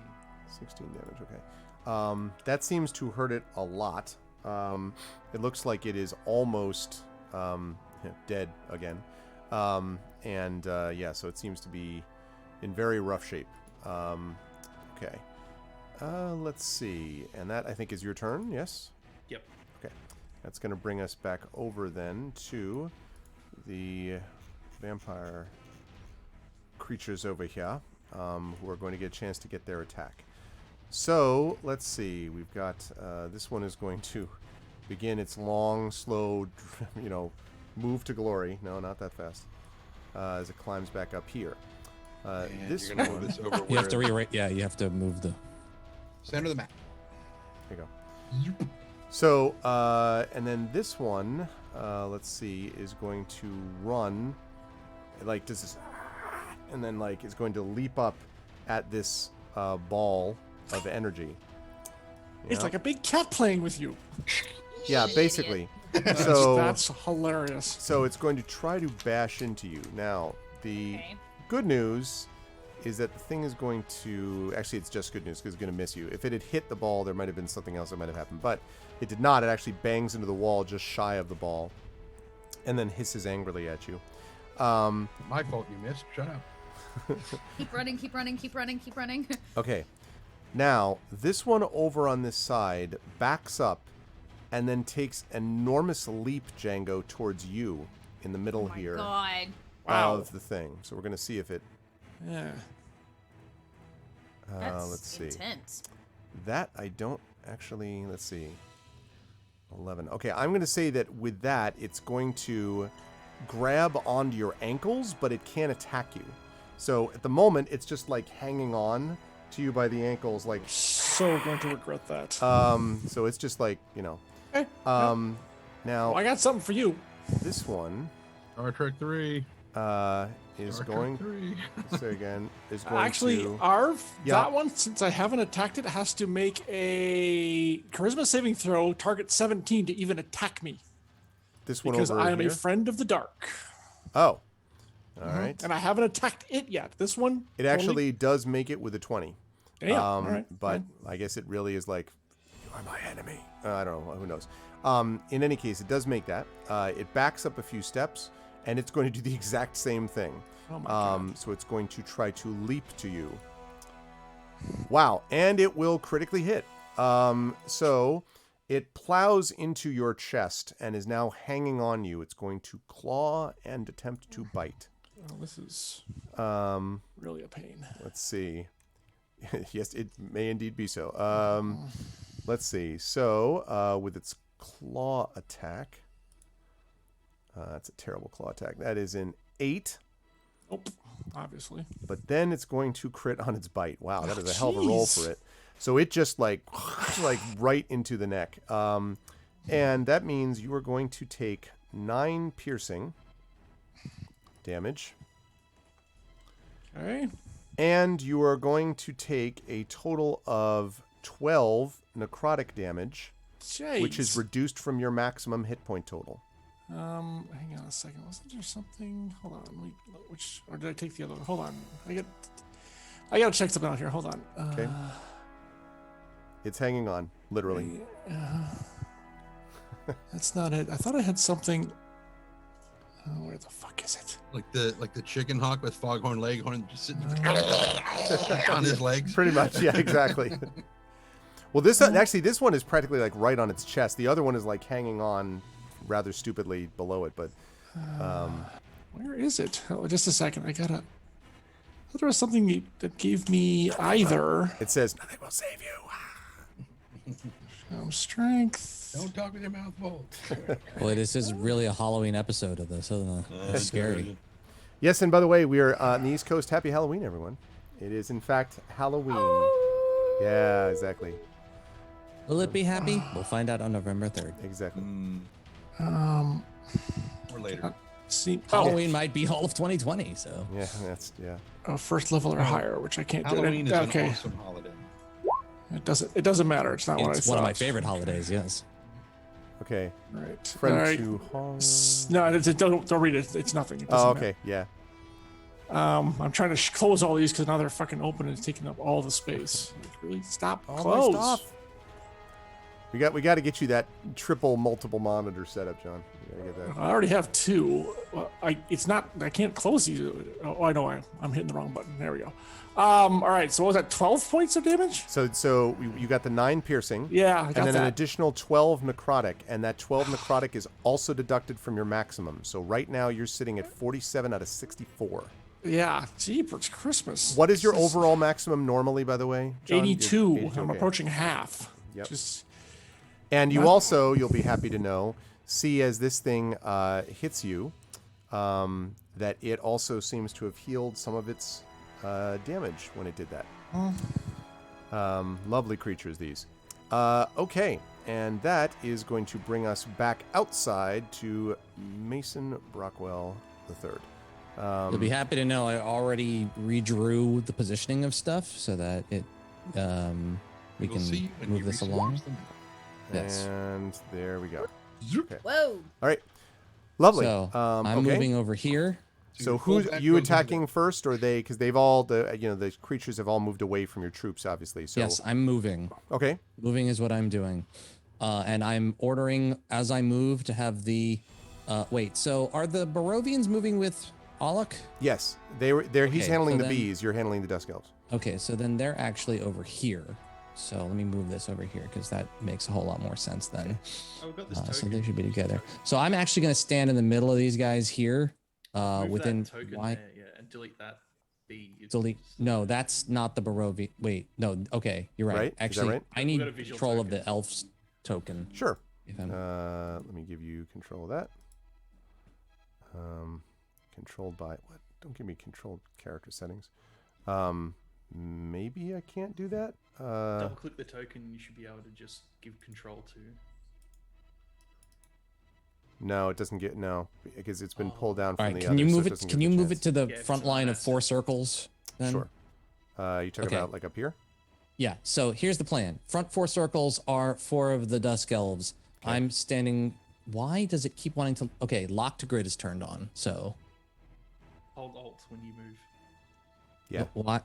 What? Okay. If you hold Alt, you can go anywhere. I had the same problem. Problem is, if I turn it off, I have to turn off the grid, and then we can't see what we're doing. Okay, fine. So I'm moving there, and the other 3 elves are falling in behind me, Okay. so that there is actually some protection from the 4 that are moving up here. These guys are going. The guys in front of me are gonna attack.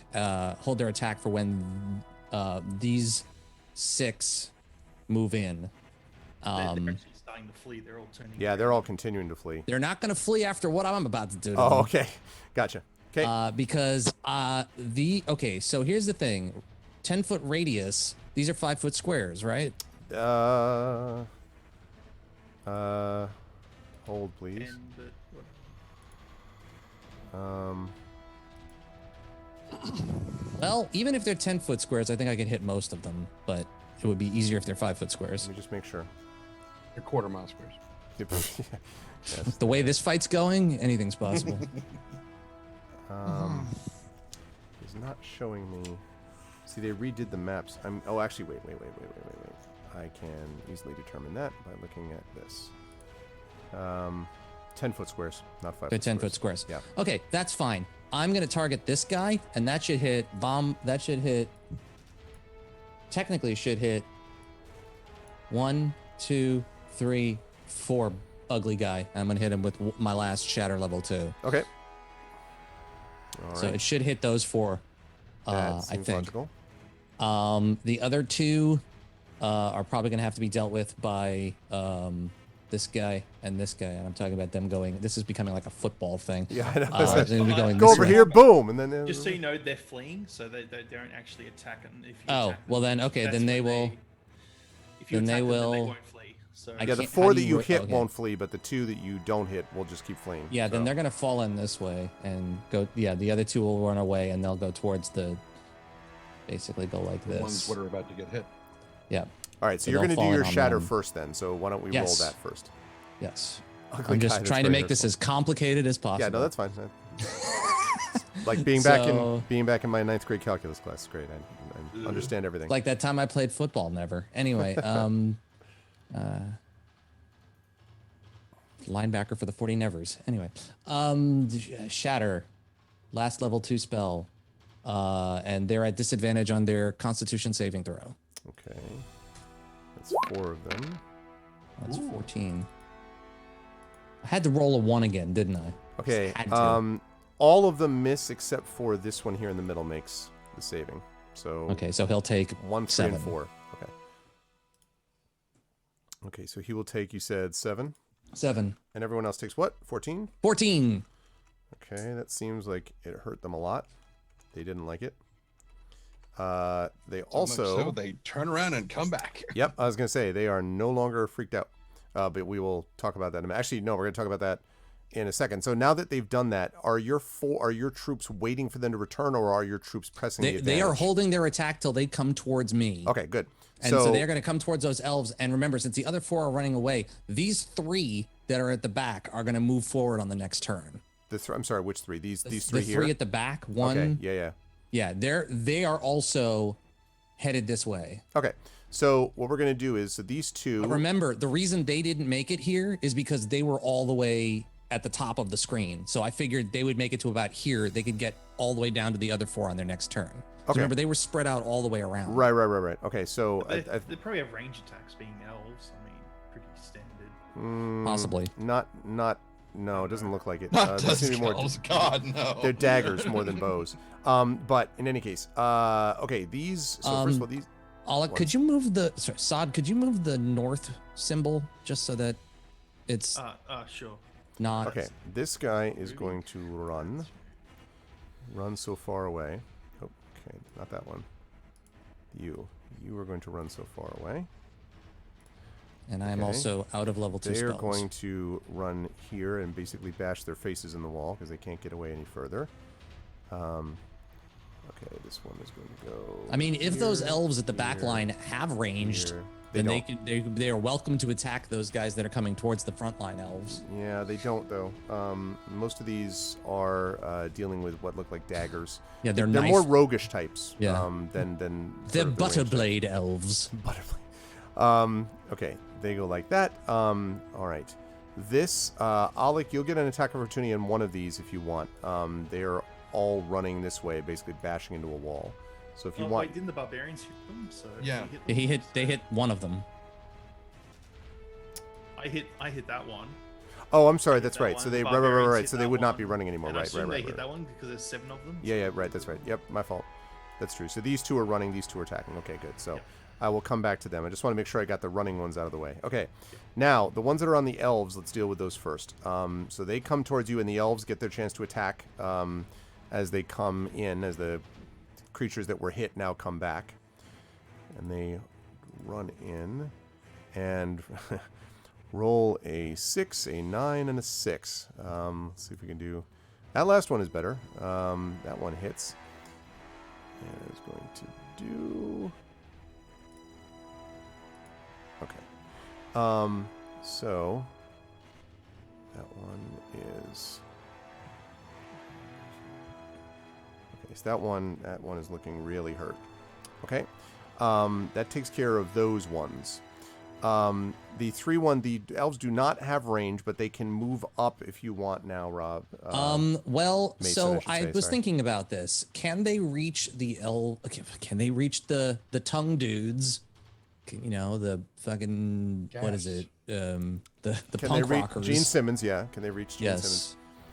Can they get here and attack in one move, or can they get here and attack in one move? I would say 10, 23. I think there's enough room for the one on the left here. I think this one can get here, I would say.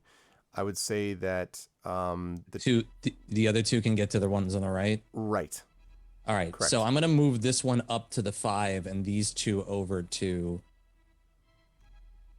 Whoops! I grabbed something I didn't mean to. Wait. I was looking at it going, what? Let's rephrase that sentence. I'm gonna move these guys. Oh, it won't let me. Okay, so I'll do them one at a time. Delete the So big then I'm gonna line. have these guys support the other dudes. So we got 5. We got 5 on the 4 and 2 on the 3. I think I understood that. So the attacking this one is what you're talking about, right? Okay. Yeah. All right. Can they both get to this one that Alec's on? Because then they can both attack him. Yes, because this other one is running away, so it's not going to be a All yes. right. So I would say so. So then, which one So should 2 this, attacks like, on this one you're talking about? Yeah, and Okay. then I guess this one will attack whichever one's the most hurt of the 4. Okay. So Again, let's see. not confusing at all. Okay, so there. We got this, Alec. We got this. Fingers. Nothing bad happens. Okay. All right, let's have you. Only, only thing that could be worse than this is if more people show up. As you say this, 35 creature. No, You have to watch out for Rahadin. Was it Rahadin? Rahadin. Rahadin. And I just want to get on the upper end of numbers of this group and have more than they have. That's like, if we can knock their numbers in half, we'll be in a much better place than we are right now. Okay. Unless you continuously roll to a 10. Okay, You're let's gonna see. wish for something. Wish for the right thing. Wait, what? I didn't hear the first part you cut out. You said that if we can get more than twice their numbers, that we'll be Yeah. okay. And I said unless you consistently roll 10 or less. So I haven't had to roll anything, thankfully. Okay. well, All right. So this one is pounding away, just swinging away at this one down here, and then the elves get their hits in on those. Okay, so that takes care of those and those.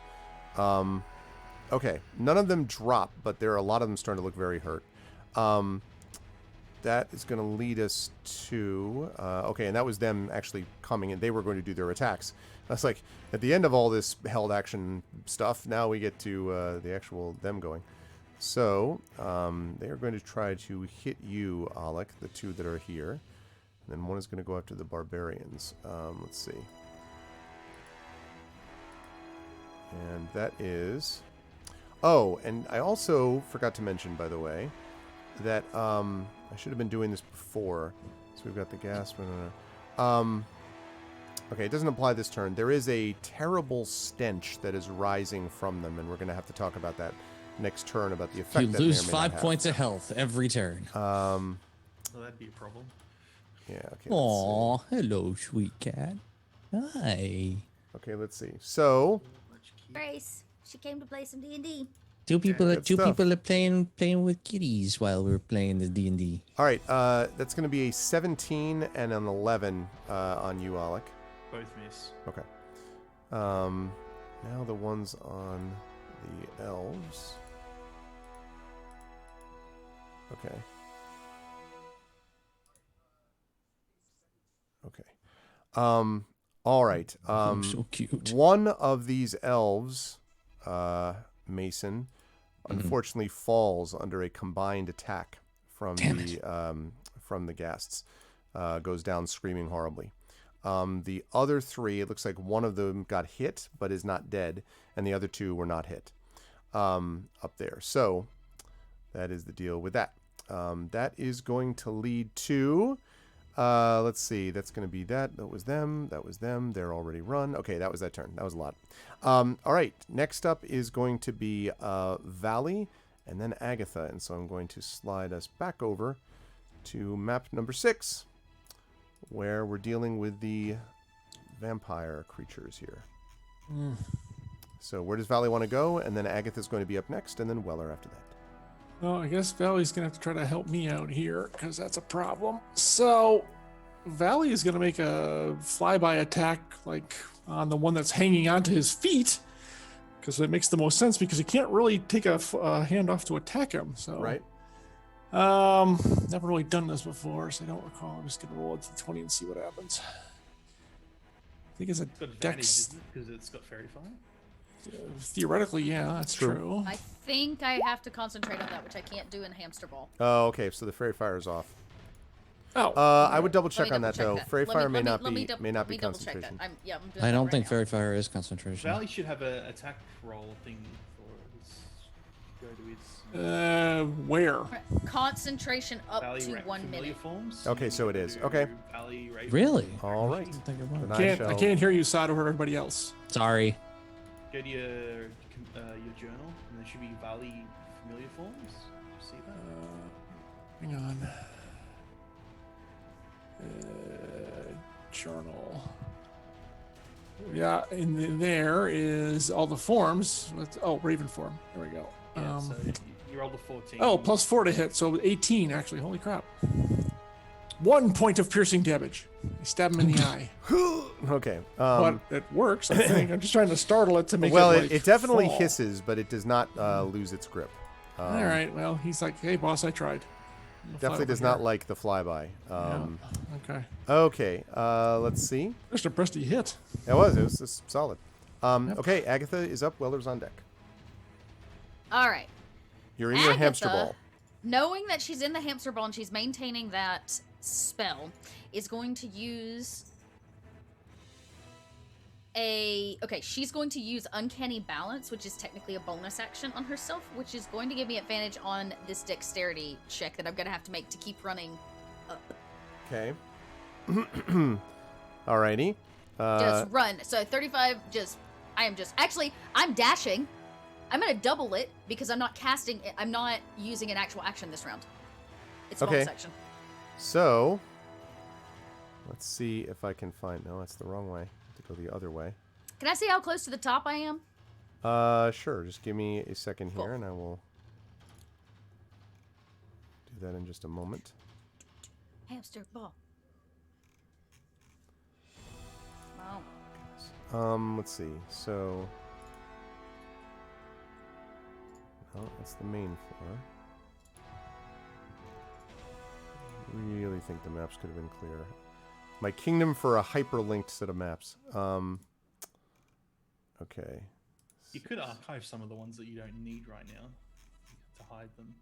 Yeah, but it's not that. It's the, not knowing which, how the levels connect to what.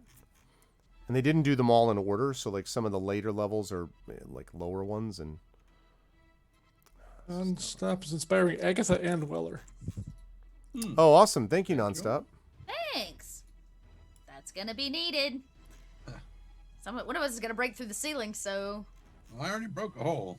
Oh, you did? Mm-hmm. Yeah, okay, it's good. already up Okay. there. Great. Get then his fingers through. Not a huge one, but it's. Well, if Agatha will fit, that's all that matters. Yeah. 6. Is that what we're looking at? Maybe that's what we're looking at. Ah, yes, that is what we're looking at. Okay. All right, Agatha, I would like to welcome you to another map. And I would like to remind all the players of where they told me that it was all going to be just on one map again. I didn't say that. And I didn't say that either. I totally did not say that. Never would. It's black. The map is black. Yeah, I know. Wait a second. I just realized. Oh, okay. Because I hadn't set that one up. I've got quite the this same way. map. Oh, in sorry. Roll20 It looks like and I Nonstop painted does black. not have. Oh, he used them all. Yeah, because he's used them all now. Okay. Thank you, Nonstop. All right, give me 1 second, hit everybody, this since I one. have to.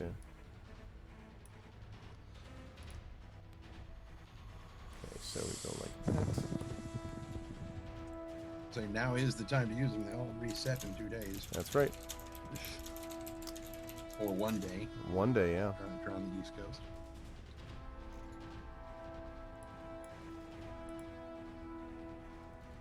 I don't need to do that. Okay. Okay, now I think I can bring you over safely. So. Lone Wolf Weller already has an inspiration. He can't carry more than one. Oh, I have one now. Yeah, but Lone Wolf also wanted to inspire you Why too. is that still And, showing? like, it's Does already it still got show one. as black for you? Yep. Yep. Why? Do you have dynamic shadows on or anything like that? Yeah, it's stupid dynamic lighting, yeah. You're right. Probably. Okay, there we go. There we go. That's what I was looking for. Thank you, Sod. All right. So you are now basically right here, Agatha. Okay. All right. And where is this? These are the spires of Ravenloft. So pretty much it goes up to the top, to the roof here, essentially. Where is the hole? That's like, where's the exit? All the way up at the top. All the way at the top. At the Ah, moment, okay, it is thanks, only Shadow. a small. At the Okay. moment, it's only a small hole. By the way, like it has only been, like I don't know, like that Okay. large. Like Well, it is. that's okay. We can make the hole bigger. I just gotta get there first. So I Okay. continue. I make my full dash action. Let me drag myself on here. Okay, Wait, there's a tiny Agatha. I see. Tiny That's the Agatha. scale. Okay, great. So then, yeah, There we go. she will. I don't know how far. I guess I can go. So I would have come up probably to But- about here-ish. Yeah, I was just gonna say, yep. Okay, that's where you are. So you're headed up to the hole where the top is, right? Yep. Okay. Yeah. It's time to start losing some of this cosplay. Okay. All right. That's the joy. Okay. So that is that. That's going to be your turn, and that's going to bring us to Weller, who, meanwhile, down on map 6. Weller's up at the top of the tower. Oh, right. Okay, so then that's true. So you were also now on 7. So you are actually floating up here then. Okay.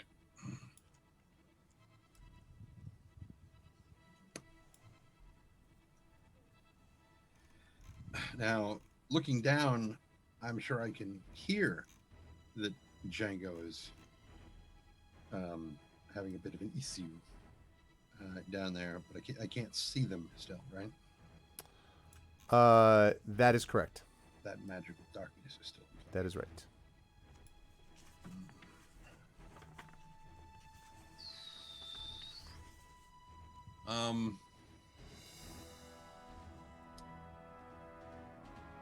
Okay. Going by sound. I'm going to try to. I'm going to head back down and see if I can perceive how close I am, like when I'm within like 10 feet of him or so, judging by the sound of all the gnashing and Okay, yeah. Valley kind of being as he's doing his Okay. flybys and whatnot. Okay, you could probably... I'd say you could probably get there... You could probably get to this turn if you just go straight down. Yeah, that's all. Yeah.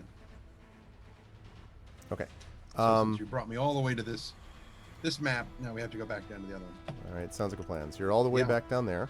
Yeah, right there. And I'm basically 10 feet away from Django and his hangers on. Because, that's the way they are. And he's going to kind of face in the direction of where he can hear them and grab his holy symbol, which seems oddly smaller now because his hands are bigger. And, but still, he's going to muster his sense of devotion to Lathander and do some psychic turning. Okay. So, and I guess you could do that without even seeing them, theoretically? So let's put it into the doohickey and see what it says. Okay. Each creature within 30 feet of you is undead. It doesn't say he has to see Yeah, them. that's right. Yep. Yep. Okay. Okay. There's nowhere to move. The creature can use the dodge. Okay.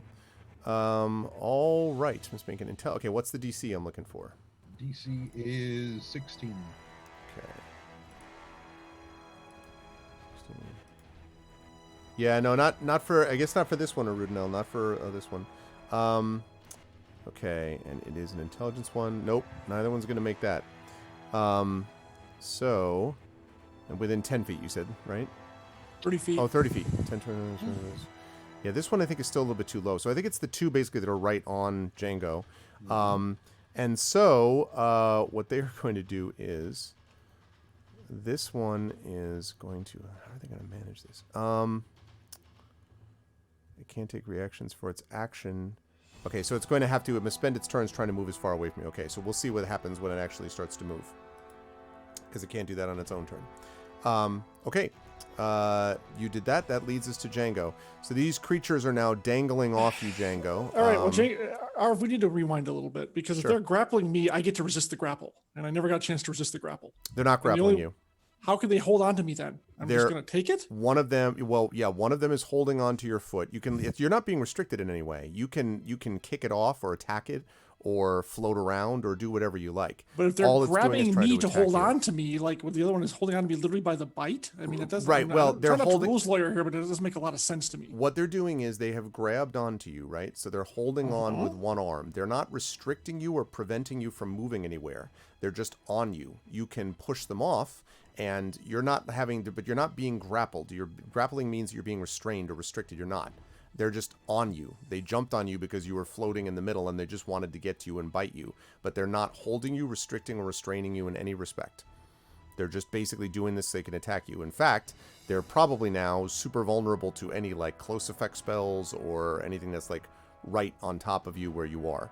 This is this is the act of a savage animal, not a very smart thing for them to do. But they are trying to get to you for whatever reason.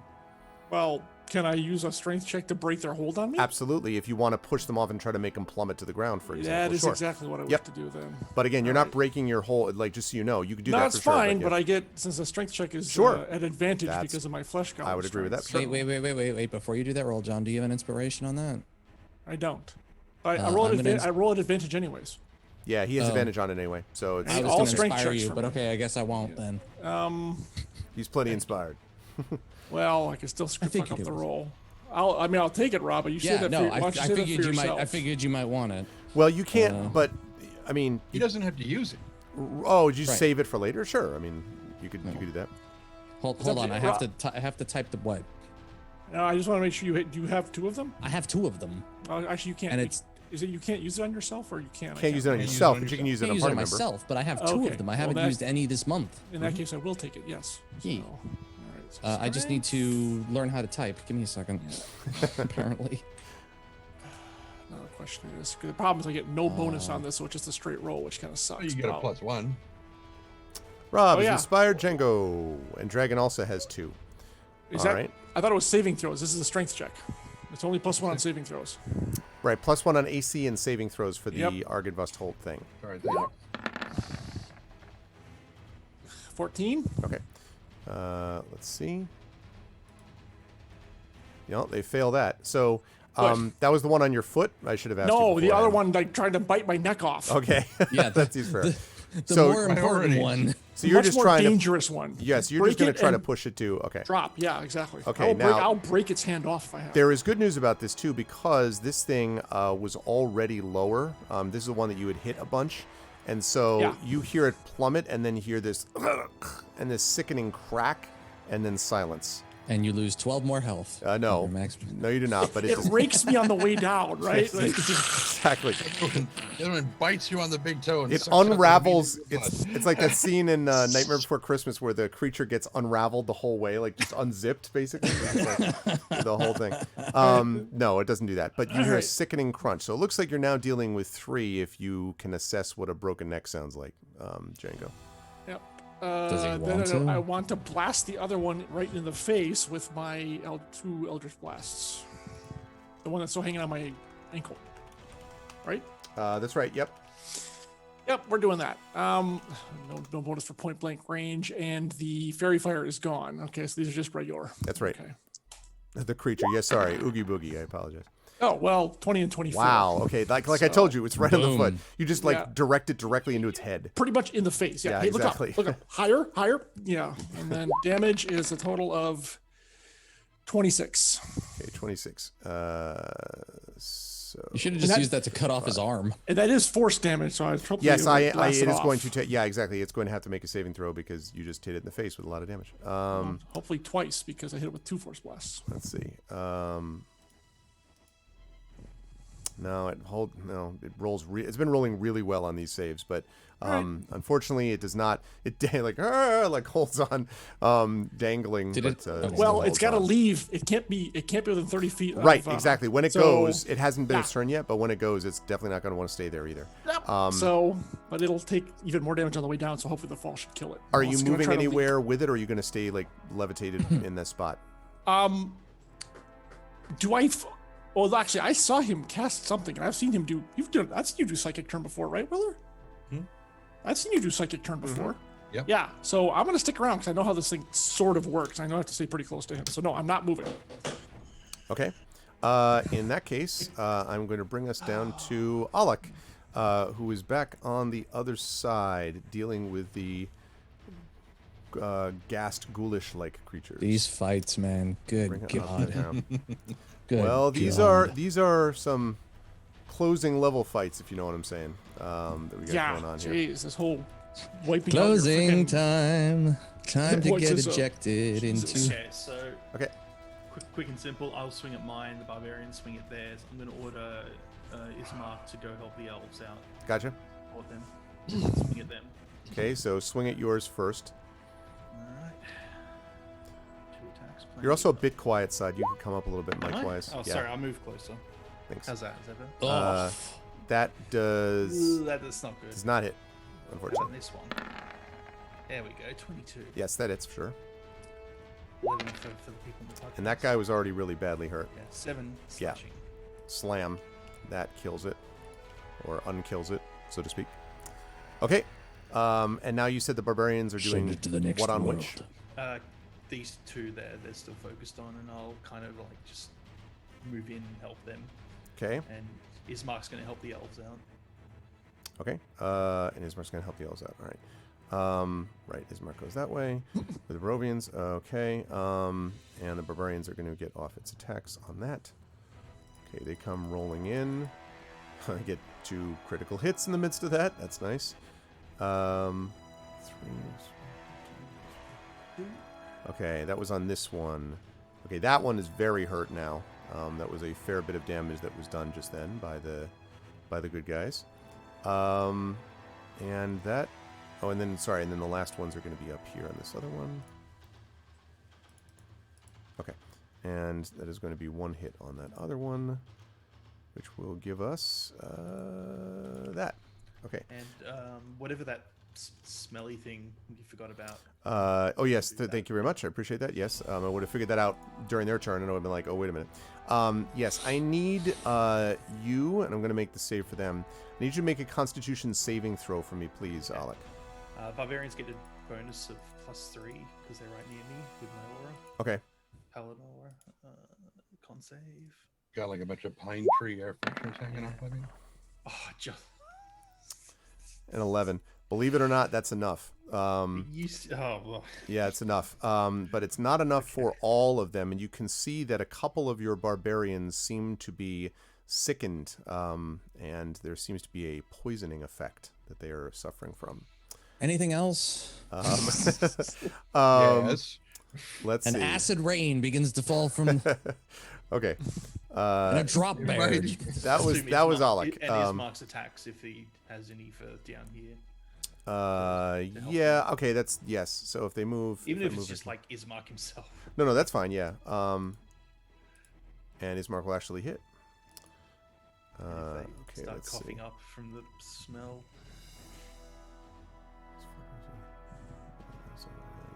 Yeah, actually. Okay, that one's looking pretty hurt that he just hit. Okay. All right. It's getting there. You're having an effect. Okay. Take a while. Now, that's going to be the vampire spawn creatures back up top. And as we have previously mentioned, they are freaked out by Weller. At least some of them are. So, this one is going to, let's see, it's going to attempt to swing off of your foot onto the stairs. Well, that does make some sort of sense, yeah. It's going to try to do that. Okay, it doesn't quite get there. It is now clinging on the Excellent. edge. It's now Oh, clinging on the damn edge of it. the stairs. Yeah, it's clinging on the edge of the stairs. But the good news is that it is, not going to be able to do anything else except trying to scrabble, wildly and get up to you somehow if it can. Let's see. This one has now elevated the rest of the way and is going to... Let's see, what's it going to do? Is it also going to try to leap at you? Gotta make that saving throw first. Right. I think they're both going to do that because they're not scared of you at the moment, and Damn it. and they don't... That is... I think, actually, I take that back because one of them is going to see Weller there, and they're not going to be afraid. So one of them's going to run at Weller, and one of them's going to run at you if they can make your saving throw against what you said. Okay, this one Okay. does not make the saving throw, so they can attack you. That does mean they can still attack Good. somebody, though, right? Just not you? Oh, yeah, just not me. Just Okay, not me. so They have to choose another target. So or they are lose the going to attack. leap Yep. at Weller. Sorry, Weller. We're going to see whether any of them hit. They don't even come close. So they both plummet. Sure. Well, actually, Yeah. I can't complain. I cannot complain about that. They Crunch. both, yep. And then you hear a sickening crunch. Now, they are not, these ones are not dead, but that definitely hurt. Yeah, but Marines, we are leaving, so Yeah, but they that's have not gonna no be a problem. feet, ankles, knees, or hips I mean, anymore. the 2 attacks took me down to like half my friggin' hit points. Now I've Yeah. lost a quarter of them Feet, because ankles, of the knees, and draining toes, knees, thing. and- Yeah. So, Okay, that's going to bring us Jesus. back out to Mason on floor 2. And nice to get a Well, rest one two these of them times. just tried to attack you and went. But bye bye. I guess I'm full of hit dice, but I can't get back up past 64. Okay, so wait, Ismark is the one? Which Yeah, one? Ismark is the one right here who's fighting them, and the Barovians are basically making their way down as well. So he attacked this one. He attacked this guy Wait, right hold up. there, who looks pretty hurt. So does the one behind him, though. Also looks pretty hurt. All right, so I'm gonna have the 4 elves still deal with these other 2 that are. Okay. Nya. So let's delete that. Whoops. Hey, we need our football passage thing here back. Whatever. Okay, so what I'm gonna do.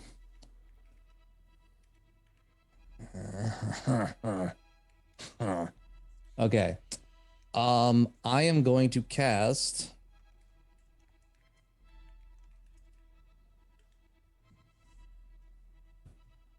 Eldritch Blast Okay. on the front dude that Ismark attacked. Okay. That was not effing fun whatsoever. Okay. That's 1. 17. 17 will hit. 8. Round 2. That is enough to kill that one. All right, then the that one second is one's gonna going to the guy behind him. Okay. Also will hit. 19. Beautiful.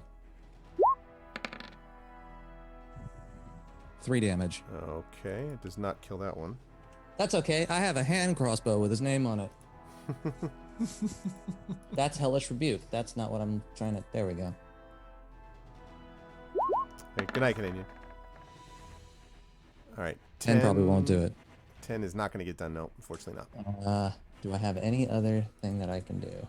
I don't think so. But you can order your Dusk Elves forward. I don't have any more spells. I don't have any more bonus actions. I'm just double checking to make sure that there's nothing else I can do. Nice sticker glue. I don't think there is. Later, Evan.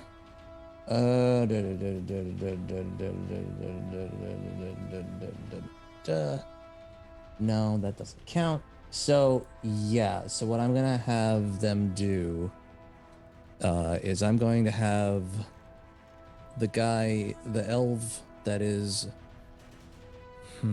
Actually, you know what? Forget to move. I think I'm just going to leave it the way it is and let that guy move forward into Ismark and let the other 2 elves team up 2 on 2 on. Okay. So 2 on 1, 2 on the other. That way we don't lose any more Dusk Elves, because if I let any more Dusk Elves die, / Agatha Massey Gassy is gonna Yeah. Kill you. have Paul body gets what parts you I don't for want that. separated from me. So it's Okay. All right. Sounds like a plan. It is their turn. Those ones are going to run. Okay. This one is going to try to come in. Okay.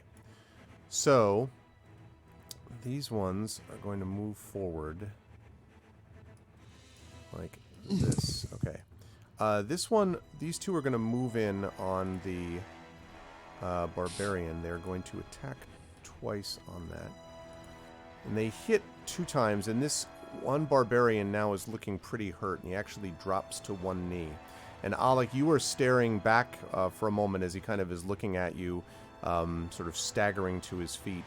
And as the creature is sort of like standing over him, suddenly his is cut off.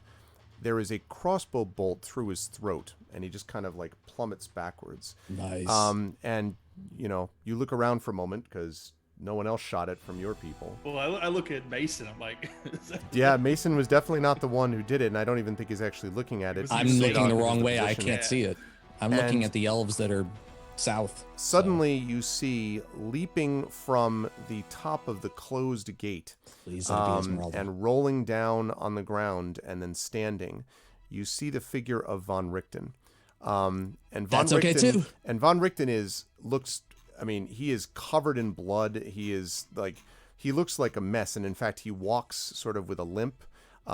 He is not, he's not feeling good, or doesn't seem to be feeling good, but he nonetheless walks forward, and has his sword in one hand and then this crossbow in another, and he points to the left and fires another crossbow and catches that one in the throat. And he says, "Hurry, we don't have much time." And calls that out. And that is going to let the guests here, who will try to attack on this one Dusk elf. Which way is he motioning people? He seems to be, he wasn't motioning at all. It sounds like he's saying, hurry up and get rid of these things. And it's not clear as to why, but... Did he kill that other one that's in the... Yeah, sorry, he killed one of them, not two. I should say... No, what did I say? Two. No, he killed did both kill of them, two. because one Yeah, he went through killed his both of them. Yep, neck. that's right. So he killed two of them, that's right. So he's got these, so he does that, and he walks forward. He's going to go at that round. Okay, so he does that as Van Richten where's Esmeralda? walks towards you. Yeah, no sign of Esmeralda yet. Damn Well, it. the Alright. Saber-tooth. Let's see. Oh. And that is going to bring us back over to Valley and then Agatha. Meanwhile, Wait, back don't over the to- elves get to attack? The elves? Why would the elves get to attack? They haven't attacked yet. They've attacked every other turn. No, I had them attack already when they attacked on your turn. I already did that. They already hit like 3 or 4 of these dudes. Yeah, you already rolled them. Oh, I already they rolled for 'em. okay. I didn't. So they didn't do any damage to those two that are of the south. They did a little, but I mean not enough to kill them. Yeah. Yeah, I okay. even registered it. I mentioned it. Okay, I'm sorry, I missed it. My That's bad. okay. I just thought there was like another held thing. I'm like, wait, what? Okay. So meanwhile, back here, we have got Valley. What are you doing with this one with Valley? Back in if the anything, green Jay? room. Valley's getting the hell out of here. Since we moved before that thing, we're booking. Okay. So he's heading for the he's heading for the hole in the ceiling. All right, and that brings us up to Agatha. All right, Agatha. So you are now. How close am I to the ceiling? You are where? Well, Because at this point, I'm gonna just dash. yeah, the whole time. Let's see, 5, 10, 15, 20, 25. Basically, what I'm doing is casting Uncanny Balance and running. Uncanny Balance and running. Yeah, I'd say, I hate to say this, I wish I could get you all the way up there. I don't think you can. I think you can get That's okay. here. To another. That's okay. But you'll get there next turn for sure. You're already there. To the here top in where this the turn. hole is? Okay, Yes. good. 'Cause What I'm are you going planning to use do when this- you get to the top of the hole, by Use the way? this hamster ball as a battering ram to make that hole bigger. Okay, so it's, oh, interesting. So you're going to try to basically leap off of the stairs and ram into the roof? Okay, It's at the very top. yeah. It's like at the Oh. roof. I'll figure that out, but that is the goal. I may have other ways of making that hole bigger, like Thunderwave or something, but just know the goal is Okay. to make the hole larger. Okay, sorry, I know it's not very exciting to be sitting there in the ball, but that's I that's mean, it's kind of cool. I mean, Hey, look, Yeah. it's a very nice I hamster had a ball. lollipop. Happy Halloween, y'all. Happy Halloween. Okay, that leads us back to Weller, who is on floor 6 right now, map 6. And We're now in 3-map territory. Yep. We're in tri-map. what, Weller, what do you want to do? So with with Django levitating, his weight is basically nullified, right? Right, Okay. correct. So since his weight is not a factor, Weller's going to grab him by the collar and fly straight up as fast as he can. Oh, that'll Okay. work. Yeah. All right, so you do that. You grab him. I would say that when... Oh, no, because they plummeted. Never mind. I was going to say, like... They, Yeah, they're not there. No, they they're are not there. I made them far too large. They should be like that. And Yeah, ooh, like... tiny and broken. that. Very broken. And maybe half of them. Okay, sorry. Yes, all right. So you're going to fly straight up. In that case, I'm going to That's- move you all, finally, thankfully, to the higher map. Don't forget Valley. Forget about Valley too. And where did Very Valley go? important. Okay, yes. Valley's gonna crap on the head of that last one hanging on the stairs too. But since he's That got should a at fly least do speed- 1 damage, maybe 2. You'd think. Yes. You know. Since he's Yes. got a fly speed of 60 and he's basically dashing, it's 120 feet, so he can almost certainly get, All right, get Weller. them up to the top. So, Yeah. Weller, you're there. We just need Django there. Valley is already there. Up here. Excuse me. Valley's like, God, you're slow. Yeah, you fly up to see the hamster ball still rapidly moving towards the yeah, top. make me a little bigger, Arv, but there I am. Okay, there we go. Thank you. Okay, so you're let's actually put right me next there. to Yep, yep. Yeah, so- Okay, so, and you're flying up towards the hole, Oh basically? hell yeah, we are all getting the hell out of here. Okay. Getting the hole out of here too. Thank you, Weller. He says. Okay. Good stuff.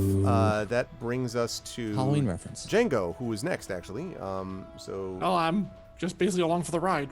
So, Okay. But I'd be watching in case any of those if that one tried to scramble up onto the stairs, I'd be blasting that sucker. I'll tell you that much right now. Yeah, it looks like we'll see what it does in its turn, but it's mostly been flying away from them. Okay, Django is going to just hold on for dear life, I guess, while they're zipping up. Even if he drops me, I can't fall, so thank goodness. Weller, I'm maintaining the levitation spell, by the way. Okay, and Weller, it looks like you'll be there next turn. You could try to just Willy Wonka Chocolate Factory, ram right, elevator ram right through the roof if you want to try. I don't know how you're going to try to do it, if you want to widen the hole or if you just want to wait there, but you'll be there by the next turn. Actually, hold on, Arv, how big is the hole right now? Not very big. Yeah. Well, two Eldritch Blasts toward it and see if we can make it larger. Okay, I'll buy that. Just kind of look up and fire. So yeah. Sure. I will need you to have him make 2 attacks, only to. What is that? 12 and 16. Yep, those are both hits. Because the roof does not dodge. Yeah, exactly. There you go. Not very good at dodging. It takes a total of 15 points of damage. Okay, that's still though widens Okay. it, so it's kind of now it's Okay. probably big enough for at least one person to get through. You can see a tile and stuff is dropping down from the roof into the tower below. Yeah. Okay, that was Django. Alec is going to be up next. Django, not Django. I'm sorry. Alec is next. You can now see Alec. You see obviously that you're facing Von Richten is here, right here. Wait, we're facing Von Richten? He's not on our side. He turns against you. You will Shocking pay for betrayal. your lack of vision, Told you someone would betray you. It's like what is it? Batman Returns, where there's 5 villains and it's all trying to figure out: is it the Penguin? Yeah. Is it Walken? Who's the bad guy? Okay. Anyway, Just keep coming. yes. So anyway, Alec, you see that? What do you want to do, Alec? So I'm just gonna point at this one, and I'll get all the barbarians just to surround it, and we're just gonna do an alpha strike on it. Okay. So they do that. All right. While you attack it, and I'm gonna have them attack too. Yeah. Okay. One of them is gonna critically hit it too. Plant Eater, 2 attacks. 22 and a 12. Okay. 12 will miss. 22 will hit. 11 damage. Yeah. Between that and the damage that the barbarians did, that one is dead too. Okay. All right. They've done that. That's going to lead us to let's see. Okay, I think I haven't done yet. Mark will just continue helping the elves down the bottom. Oh, okay. So let me have him do his one attack then. Okay, that is unfortunately a miss. Okay, let's see. 3. All right, give me 1 second. And I'm gonna so I moved 10, 20, 30. I'm gonna dash again, vampiric dash, 30 feet just to get closer. And that's it. See you coming up behind it Okay. Exactly. He's coming after Okay. us! Okay, so that's going to be that. Now we're going to head back over to those creatures. I'm going to say probably are too far back. So we're going to skip the spawn in the order because I think they're too far back at this point. Because we already know what you folks are going to be trying to do. That poison effect, do the barbarians get to save against it constantly? They do. Yeah, they're going to take a little bit of... The one barbarian did not come over and sort of is slumped over now, actually. Yeah. But you still have 6 of them left. Okay. Okay, that's going to lead us to finally, it is happening. Okay, Mason, you were up next. You have a few of these left. There are these ones that are here that all look fairly hurt, the 3 in front of you. The 2 other elves are moving out to this guy over here to take over that one. Okay. All the other 4, they're just sliding, essentially. Hold up. Both of those elves hit that one, by the way. And it is starting to look pretty hurt. And they're still going to go 2-on-2 on these 2 down here. So the 4 that are still there are still going to keep attacking that one. And I'm going to step back towards Von Richten and say, it's good to see you, friend. And he says, and you, Mason. But time is of the essence. Well, then let's finish this. And he does. And you owe me an Blast. answer. Yes, exactly. And you owe me an answer. Don't forget this. But we'll come back to that. But I'm gonna Eldritch Blast that dude. Okay. All right. You don't miss. Fire away with that. Oh. 12. 12 is not going to hit. Just misses. That's okay. I got more. It was sitting on a crit miss for a minute. Wow, that's a hit for sure. Okay. For those of you at home, that was damn near a natural one. Yeah, It flopped exactly. over to the 13. Okay. All right. So it's slow, just that little bit. So where is he at with that 4? That guy, he is now dead. He Okay, was so pretty then I'm close. gonna use my crossbow on the one far away that the other 2 elves to the east are attacking. Okay. The one against the wall here. That's correct. Yeah, okay. It just got hit by both of them, actually. Yeah, 17. That'll hit, yep. That is 9 damage. Okay, all right. All right, and that will hit. That's my turn. All right, and that is going to bring us to those guys. So this one starts coming towards you, and again... He just passed through 2 elves. Oh, sorry. Yeah, I beg your pardon. He's going to attack the elves. I forgot that the elves were there. My bad. Yeah, that's what the all circles right, are so there. he's going to attack both. He's going to attack. He'll attack the one elf, and he will miss them terribly. So he'll just stay there and feel bad about his choices, and he will Yes. instead attack this other one up here. Okay. However, that one is going to hit this. Yeah, this elf here, unfortunately, is also going to drop. These 2 get missed completely by this guy. And these guys are sure not appearing in this picture because they're just going to keep running. Okay. That's going to bring us up to Valley, Agatha, Weller, and Django, basically, in a row. I'm You assuming were- Valley's outside by now. So. And Okay. Von Richten, when does Von He did Richten already. turn? Oh, he did already. Sorry, I did not. He's powerful, Rob. He's You're not that moving powerful. too damn fast, Arv. Okay. I'm It's trying to 2 zip o'clock in the through. damn I'm trying to morning. speed it up if I can. I know. Okay. So, we are up here. Okay, no, I went to the wrong map. You are all up higher than this now. You are actually up here. The line must be drawn here. Okay. All right.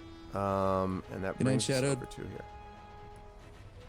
All right, there we go. Right. Shadow Oh, Rage. I thought you were. No, he's not off. leaving. Sorry. Yeah. No, my bad. Shadow's like, what? You told me to leave? I read the first half of that sentence and then I stopped. Okay. reading, 'cause I that's would what like do. to finish moving to the top, please. Yeah, and you can do that. You are now there. So the question is that with that dash or whatever that you're doing with this. I mean, are you going to try to jump the ball? Like, what are you doing at this How point? high up Agatha? is the hole? From the roof, it's very, very close to that. It's probably. And does it look like it's like crumbling around the edges Yes, and a little unstable? because it's been hit a Perfect. bunch of times. Yes. When I get up there, when I get to the high as I can get, I will look at the hole and I'm gonna do a thunderclap Okay. and try to let it like naturally crumble. Okay. So, all right, with that thunderclap, let's see. I believe it does a certain amount of damage. The on ceiling whole. falls on Weller and Jen. I was like, No, I thought- killing everyone. Doesn't you have to give up to the sphere? I thought you couldn't cast out of the sphere. I can't. I said I dropped the spear. Yeah, she dropped. Oh, Spirit. sorry, I didn't catch that. My Yeah, mistake. once I get to the top, I have no more use for a spear. I don't think I can Okay. jump and hit the hole. It's Is too high. everybody not listening tonight? Jesus. What? Well, it is. I second what Trent said. Where is it, y'all? A likely story. I did want to see you try to hamster ball that, and then you get stuck in the middle, and then you I have to pop wanted you to, but out, which would be it's too hilarious. high. I don't have a way Yeah. to get up there. I'm sorry. No, and if you fell, that'd be a I'm long gonna way down. cast it at level. No, I'm gonna cast it a first level spell. I'm just gonna let it be what it is. There you go. 13. Good night, JLC. 13. All right. Maximum There, JLC. damage on Thunder Wave. Okay, Nice. so 13 and the 15 Kablamo. over there. Yeah, I would say that now has opened a nice, I don't know, 9x9 hole or something. I mean, that's, there's Perfect. a lot of room now, you would Get say. the hell out of here! Agatha's like, go! Okay. We're already practically there. Yep. Yeah, exactly. Now she's got to figure out a way out because it's. Wait, who's all right? Weller's going up next and then Django. Can I say something to Weller? Yeah, if you want. Except he's blind. He still can't see, can he? God damn I it. can see outside. Yes, you can see the Oh light no, outside. I got it. I'll go gaseous form next round. Okay. All right. I'll gassy my way out. Okay. She'll shoot her way out. All right. Well Very then, on brand. Likely story. Weller, are you flying straight up then and out? Might as well. Okay. So you are now straight out. And where are you headed once you're out of the tower? Well, you get far enough out and kind of try to listen and see, or, not just listen, but, look around and try to get a sense of situational awareness, sort of thing. Figure out, okay, what's going on where. Okay. So what you hear is the sound of fighting towards the front courtyard. And sort of looking down, now that you're outside and your eyes like blinking, adjusting from actually being able to see for change. Blinking, step into the sun. Yeah, My exactly. eagles are still flying. But looking down at the courtyard in the front, you can actually see what looks like a few gaunt figures are still left. There are definitely some bodies lying down there that you can see that are not all of the gaunt figures. You can also see a man dressed in a brown coat firing a crossbow and holding some kind of sword or rapier. Might be actually von Richten down there. And then you also can see your compatriots and the troops. So Alec and Mason are there. The front gate is closed. But the other thing you see over the gate, Weller, is what looks like a dark cloud or storm. And then as you look more closely, you see that that's not actually what it is. It looks like an enormous swarm of bats that are flying directly for the castle. Road.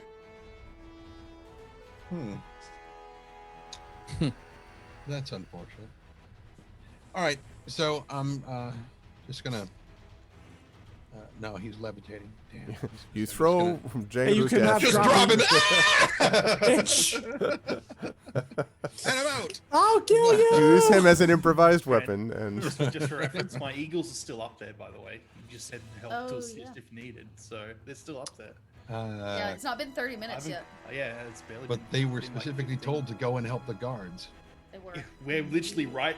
They're right above us. that's actually But they true. Right above us. That's they were actually true. So the Eagles were probably need circling. to roll 6 rounds Yeah, worth of yeah, attacks yeah. for the No, no, Eagles. I mean, listen. I'm It's gonna not keep my them- responsibility to remember the Eagles. Yeah, I'm just gonna keep them circling up above if needed. If they're Never nearby, forget the maybe they could Eagles. give, Agatha a ride. That'd be cool. Yell at them. Oh yeah, we were supposed to have eagles. What the Yeah. fuck? Well, they couldn't fly all the way to Mordor, so it was a problem. Anyway, so none of us know what that's. What? I would how hope this far gentleman away? know what Mordor is. How far away are the battle down in the courtyard? Probably like 100 feet down, maybe 80 feet down, something like that. Okay. You hear that? I tell you to set me on the roof above them. I'll blast them to smithereens. Is that what you're gonna do? Just tell him, wait, put me down right here. Well, I've got to be able to aim and fire, so I got to be the edge of the roof would be helpful, and you could move me there. Or yeah, you can set me down. I guess so I can run over there. Yeah, That's true. basically. So yeah, Weller's going to spend his movement getting Django to optimum firing position, Mhm. and then wherever the hell that happens to be, he will reassess if he can take an action that's.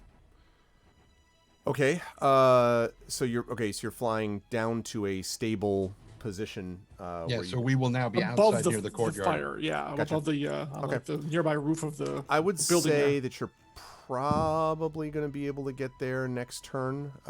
Would be my guess. So I believe that's what we're looking at. So. Okay. You're going to head down there. We already know what Django is doing then. Now, he will be able to attack before we get there. So. Yeah, that's true. So, Django, you probably can take a long-range shot, I would say, since we're up to your round here. Okay. So you can do that. Yep. All right. Not this one, Arv. Come on. Yeah, you can definitely do that with Eldritch Blast. Yeah, sorry about Yeah. that. Let me bring you back to 2. That's what I meant. I was thinking about taking Eldritch Spear, but I Wow. never got around to it. There we go. Oh yeah, this is like a target-rich environment, baby. Okay, you got Right.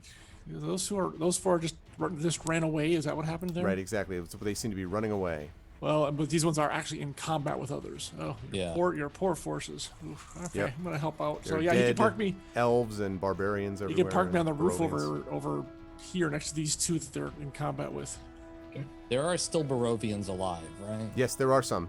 right. You've lost probably about 3 or 4 of them, you would guess. And they're so, up by Alec?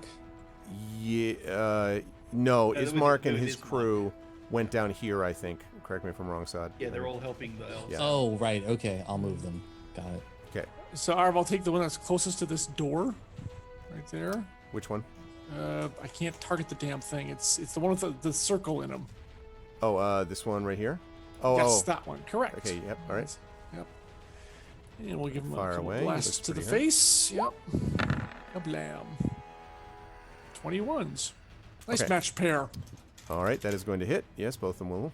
And let's see if we can do the same amount of damage. 22. I Okay. won't complain. Yep, that will kill this one. This guy was already hurt. Bam. Yep. Okay. The cavalry has arrived. Okay, Now, Alec, wait a minute. Alec, you're Now, up wait next. a minute. We were doing okay. We were Not getting great, there. but we were making. Yeah, you were holding your own. Look, if I could have got the hamster ball out of the roof, I was gonna roll it down and land it on them. I would still love to see you do that. That was Oh that god, was that the would have been plan. awesome. But I couldn't get it out of the hole. It was too high in the ceiling. I'm gonna move into there and get Secure. above It hurts when I reach my destination, but I can fly exactly. kind of Okay. like surround this one on the right while I keep an eye on these ones here. Okay. You're And taking your I'm gonna swing barbarians too, right? Yep, I can't move it, so. All right, that's down fine. to 4, Who are you so got a attacking? bit of time. They're only I'm attacking focusing on this one, one. right? Yeah, the Yeah. one in the middle. Okay, yep. Yeah, they've all been. So I'm gonna focus on that one. Yep. Okay. All right. 3 hits on that Swing one. 1, swing 2. 21 and a 17. There Okay. you go. Both of those are hits, and you got 3 hits in the burn also. 8 and a 6. Okay, so 14. Okay, yeah, that actually kills it outright because you got 3 hits out of the barbarians on that one. Ooh, So that Nicely done. was is what that's all down. Okay. You. All right. Let's get rid of that Oh, one. we got these two down. These two schmucks down there. Okay, well. Yeah, you got 3 I up I will top. reach out and touch them later.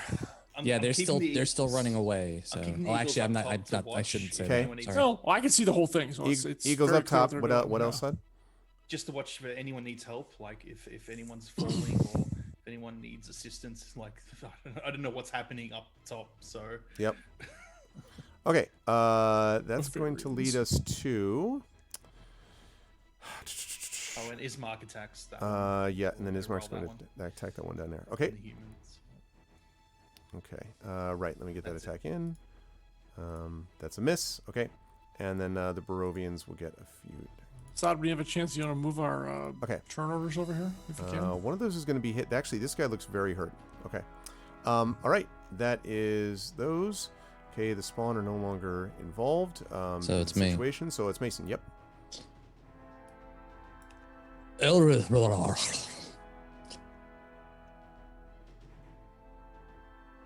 On Schmucko number 1. Okay. He was almost dead. Schmucko. Hit. Max Nice. damage. Yep. Dead. It was. All right. He was close to dead already. This one over there. Yo, you know it, brother. Go for it, Rob. All right, Sod. Let's fuck him up.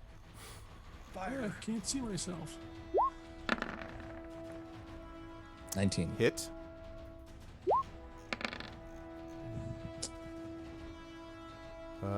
Okay. For 3. 3. Okay, that will not unfortunately kill it. That will hit. And 6. That will, however, kill it. Yo! All There right. we go. Sorry, I need to remember it's almost Okay. 2 o'clock in the morning and not shout. No, I Okay, sorry. totally get it. I totally get it. Okay. So that takes care of those. Mason, you're going to stay where you are, or where are you moving? I'm going to start things? heading up towards this direction and inform everybody else to start heading that way too. Okay. Because There are more north than south. Well, actually, Yeah, there's 2 to the south. Arv, can you take the fog of war off the rooftop so I can put myself there, please, when you have a chance? Sure, absolutely. Give me 1 second. No problem. I thought you were there, Rob. How's that? That's perfect. Thank you, sir. This is, yes, delightful. Delightful. yeah, I want the elves to reconnect with me. So Okay. I want them to head my way. Okay. I'm going to move them. Then I'm not going to move all the little circles. I'm going to move this guy this way. Okay. All right. Now, Von Richten, which direction is he going to go? He's going to go. 11. Oh my god, he'd just be within range. He's going to go down this way. And he is going to fire twice. I want to point out that he has not missed yet. So. Von Richten, I mean, like, he's famous. He's not Yeah. supposed to miss. He's not supposed to he's miss. got Well, he's what not. accuracy? He's definitely He's not. living up to his name. Let's see. This one drops. This one was already hurt though, but still. Okay. 1, 2, 3. So we have 4 left. It looks like. Yep. So that guy goes down. All right. That takes care of those. This guy is still running because he hasn't been hit since he was turned. And That'll change shortly. these ones up here are going to aim for your barbarians. Going to hit once and miss once. These 2 are going to aim for you. All right. Wait, so the other 3 haven't been hit yet. Aren't they still running? this one, oh, that's true. Actually, you just one-shot them. Yeah, you're right. None of the ones So that you're are right. left have been hit Yeah, yet. you're right, because they haven't been. That's right, because this one not here. So this one is going to continue to run. They are not in the range other of one, anything. This one is did- going to take an attack of opportunity when he tries to run.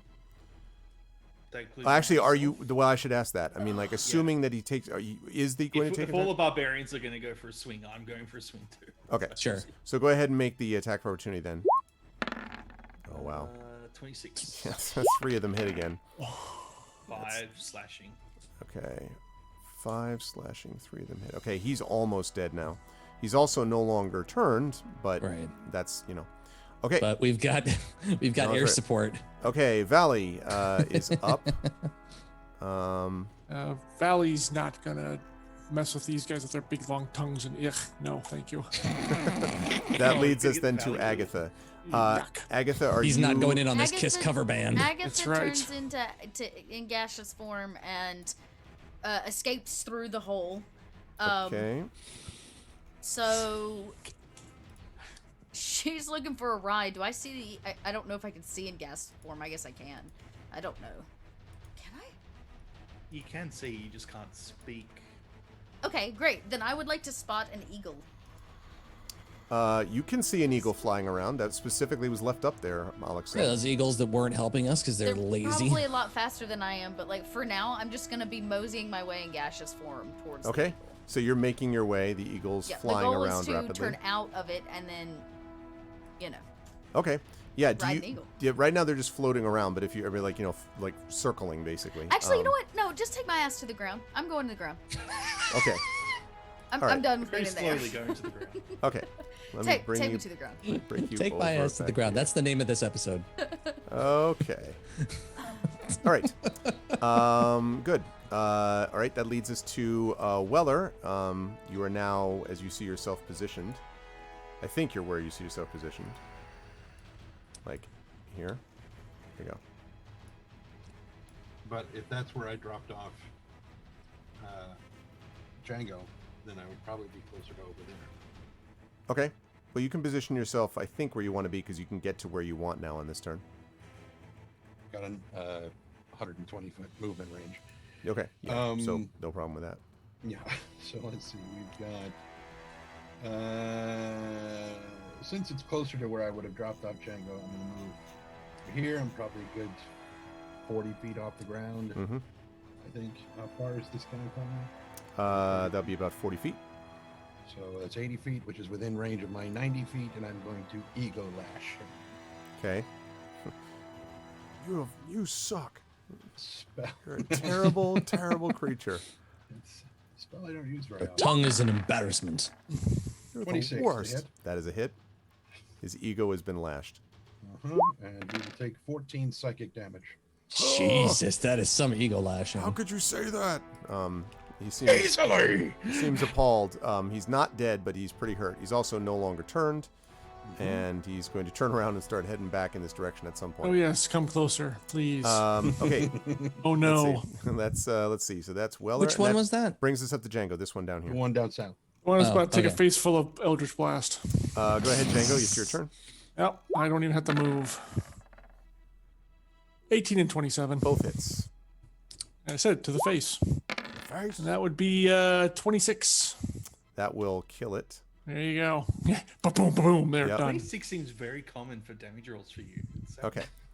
Well, All he's right. been hitting with both of his Eldritch Blasts. Yeah, he has been a hitting lot. all the time. Okay, Django, anything? Are you moving from where you are? You have these three that are left up here.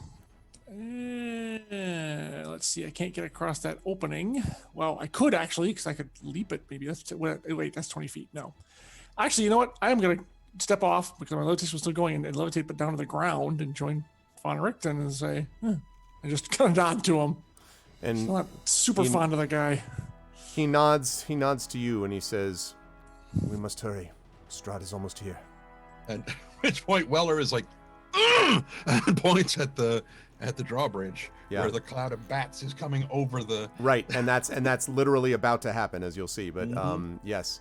So let's see. That leads us to Alec, and this is So the bats come flying over. Now, at this point, I want to note, so you can see all the bats flying over, and all of you hear this sound of, like, I'm not going to try to make the sound of a bunch of bats flying, but you get the idea. There's I would remind you all of again, I've used this example before, the Batman Begins, where they're in the warehouse fighting off the Scarecrow, and he's at the top, and they're like, and Gordon is like, "What is that sound?" And Batman's like, "Back up!" And then like the bats come flying up the column. That's what this is like. There's bats just flying over the door, but so there's these bats work something for us. there's something worse than that. They fly over the drawbridge, and everyone sort of turns to look, and then Von Richten says, "Damn it!" And flying, almost being sort of buffeted along in the midst of the bats, is Esmeralda. She looks bloodied and beaten and is being carried by these bats along the way. And you see the bats sort of swirl over your heads and then fly off to the northern side, basically to the north side of the castle. And Von Richten curses and says, "Come on!" and basically bolts on the ground, obviously, in this direction. Now, you may remember that you were all here before and that these doors, these portcullises, I think it was Alec who saw this, Alec and Weller, that Yeah, you I were able to explained it lift to them, these. yeah. The portcullises are currently open. And so you see Von Richten is basically bolting towards one of these portcullises down here. I'll follow him because Okay, we are not quite out of initiative, but we're pretty close. I think we have Alec is up next, and then Mason.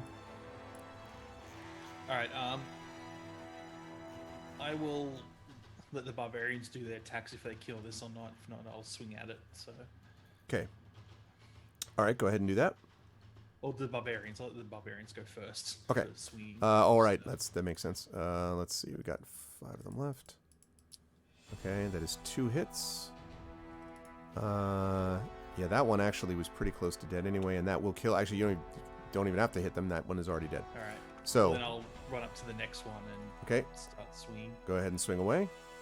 2 left. This is the last turn before the turn wears off anyway, so 24, 21. Both hit. Yeah, the hits. 11. So 16. Okay. Looks very hurt, but not dead. Okay, that's Mason up. You've got 2 left, Mason, but you just heard what Von Richten said too. Yeah, I'm gonna hit with Eldritch Blast, and then I'm gonna Like fire, use my turn, and bonus. run type of thing? yeah, fire turn. Yes, exactly. I'm gonna use my bonus to move, so Okay. I will only be doing the 2 Eldritch Blasts. Sounds like a plan. So go ahead and do that. You're doing that on which one? You The can. hurt one, Okay. the really hurt one. Okay. Go ahead and make that attack. What's your range on that? It is like 120. 120. Yeah, that's fine. He's That's fine. 120. That's fine. well It's within the only attack I can do from here. That's fine. I love it. Although I think I can also do my hand crossbow from here.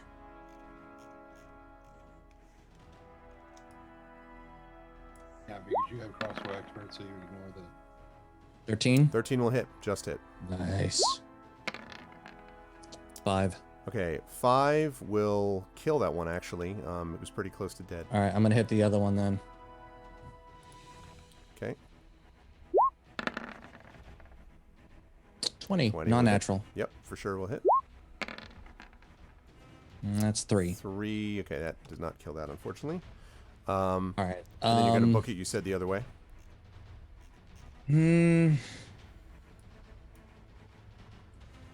No. Well... You got Alec plus about 5 barbarians up here. Yeah, but I don't want to ditch them. That's not very nice for a leader to do. Okay, ditch Esmeralda. That's fine. Desmeralda just flew on through. Yeah. No, I'm gonna fire at him with the crossbow. Okay. Wasn't worth it. Too bad. Fortunately, is a miss. Necro. Okay, so That you was my just did- turn. Okay, that's going to bring us down to this one guy who is going to try to attack you, Alec. Will, 10 and an 8, terrible rolls. Von Richten is no longer paying attention, so he's just booking it continually on his turn. Yeah, I'm gonna dash on my next turn, so okay. I'll be able to move. Yeah, actually, a good point. He wants to move too farther. Valley. Valley is doing what?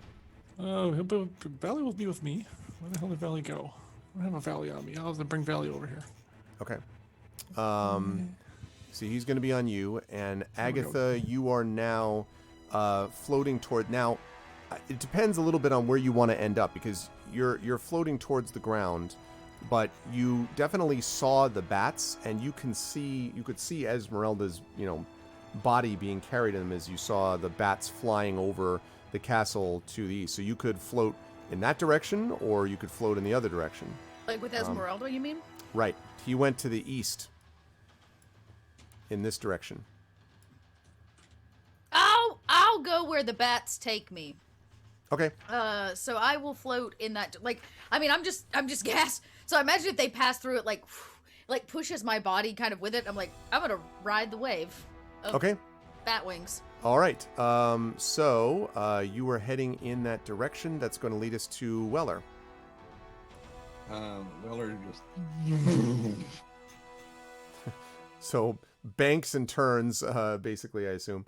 Okay. So at 120 feet. All right. I would say that actually would probably get you to about here-ish, I would say, Weller. That's a rough calculation. Sorry, where was that? I beg your pardon. Here. Okay. Really? These are 10-foot squares. Because you 120 feet, right? Yeah, 10-foot squares. I just moved 10 squares.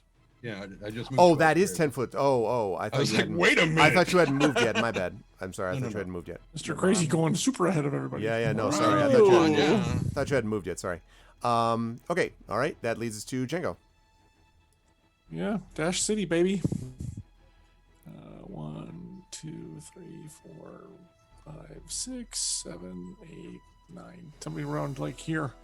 Yep. Okay. That brings us to Alec, who is dealing with the last one. Way. 18. Boom. Yep. 12, which misses. 12 that misses, but the 18 will hit. 7 slashing. Okay. Starting to look hurt. Not dead yet, unfortunately. Barbarians.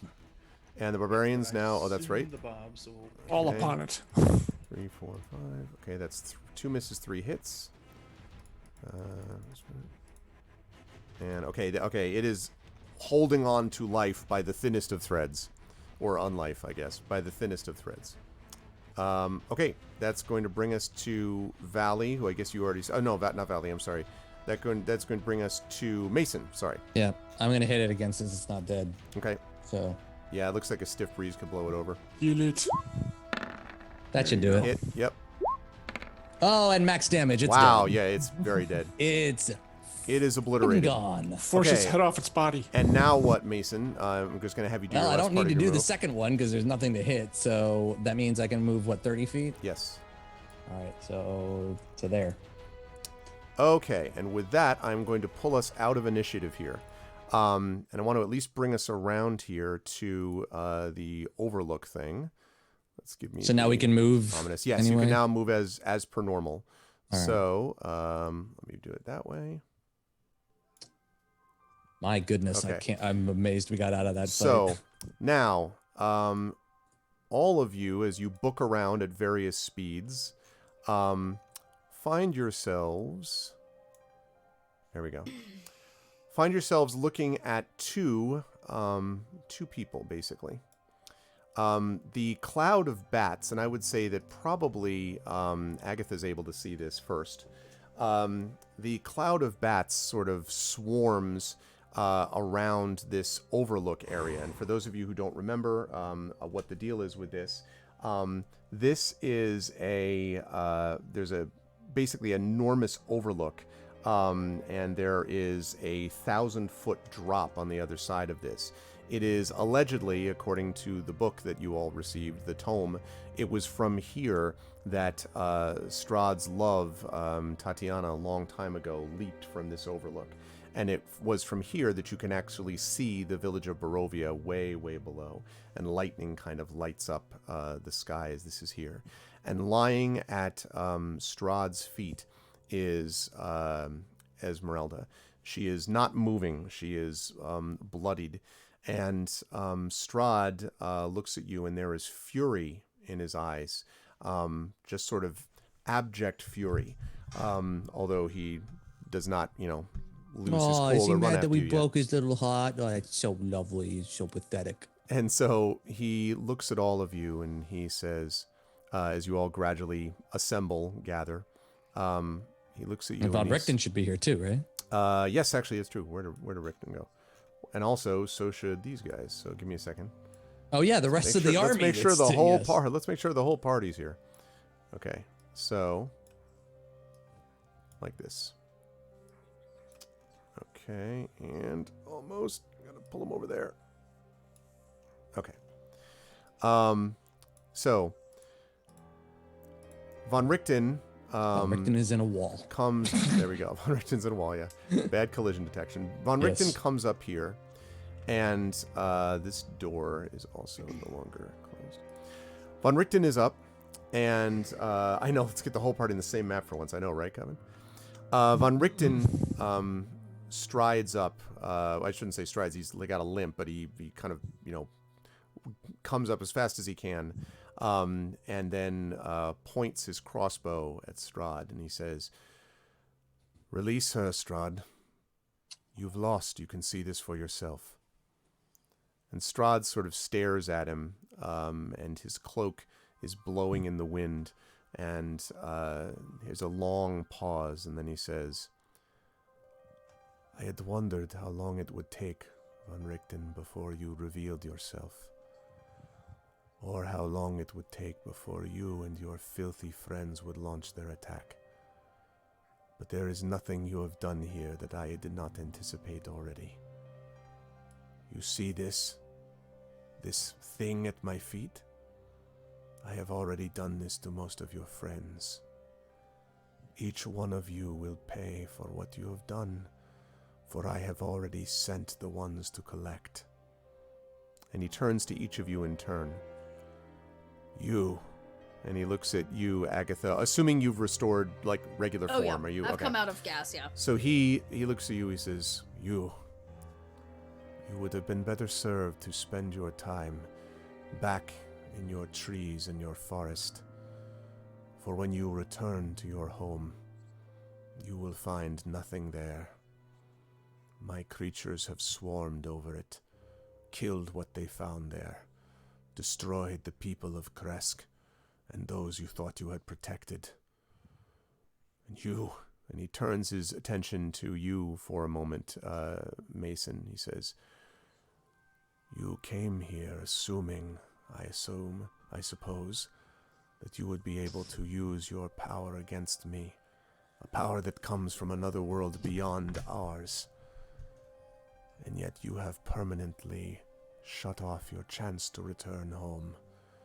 All that is left for you now is to sit and wait as the universe closes in around you. I will look forward to watching you squirm as your life ekes away. And he turns to you, Django. I suppose you had hoped to see your family. You turned your back on them. I saw it myself. You had a chance, the best of chances, yet you turned away. And you can no more attack me than you could do what you should have done and helped them when you had the chance. He turns to you, Alec. I'll deal with you in a moment, my spawn. And finally turns to Weller and says, and your body is not even the same. He says, That's what I'm thinking. That's exactly what Weller's doing. Blah, blah, blah, blah, blah, blah, blah. your senseless jokes and inane prattle does not change the fact that you have committed the worst possible of sins. Did you tell them, Weller, whose body you are occupying? Whose you walk around with now? Did he tell you who it was? His friend that he killed? I learned all about it from his teacher, you see, for Weller was a most brave student.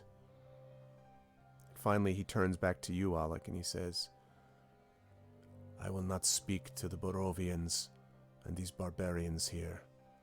They are ants, and I will crush them. But I thought back at Death House that you understood, Alec. I had given you a gift.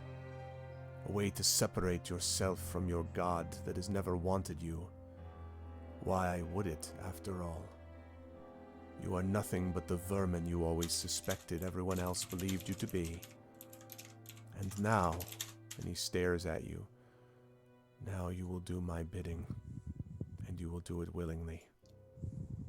None of you can destroy me.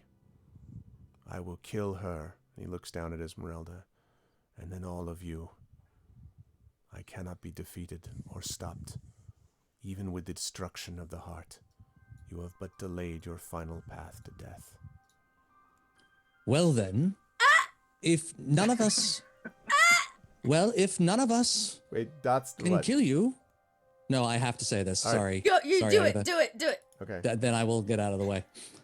Well, if none of us are able to kill you, then you should at least let it be a fair fight. And let all of us, and I do mean all of us, attack you.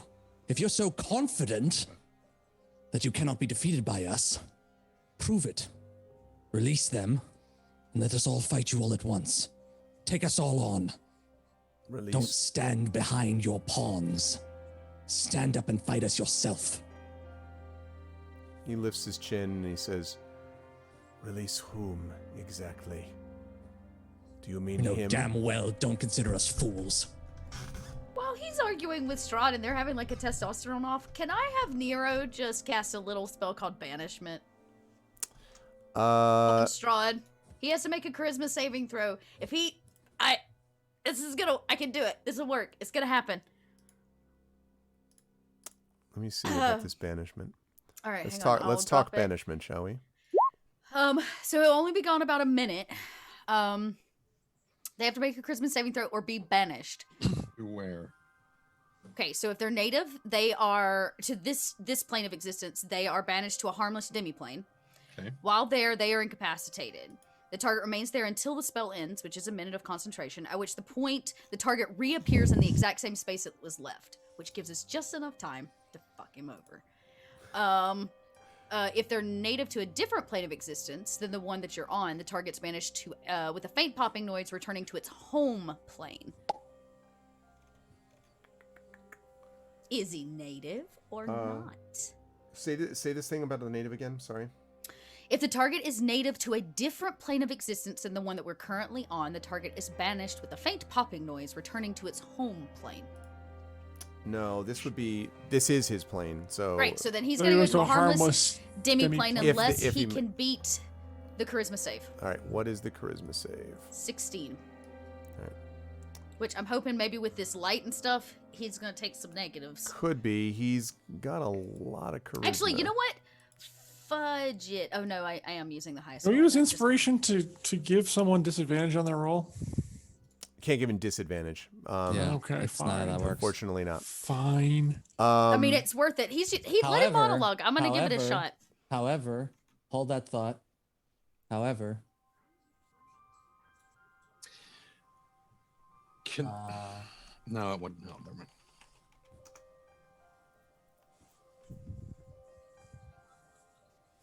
oh, it's not okay. It's only on me. Sorry, never mind. Okay. Okay. So, so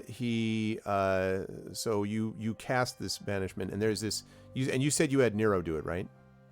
Yeah, so Nero's just going to like prick his neck or something. He has to make physical contact with Strahd, and then I can cast a spell through him as my familiar.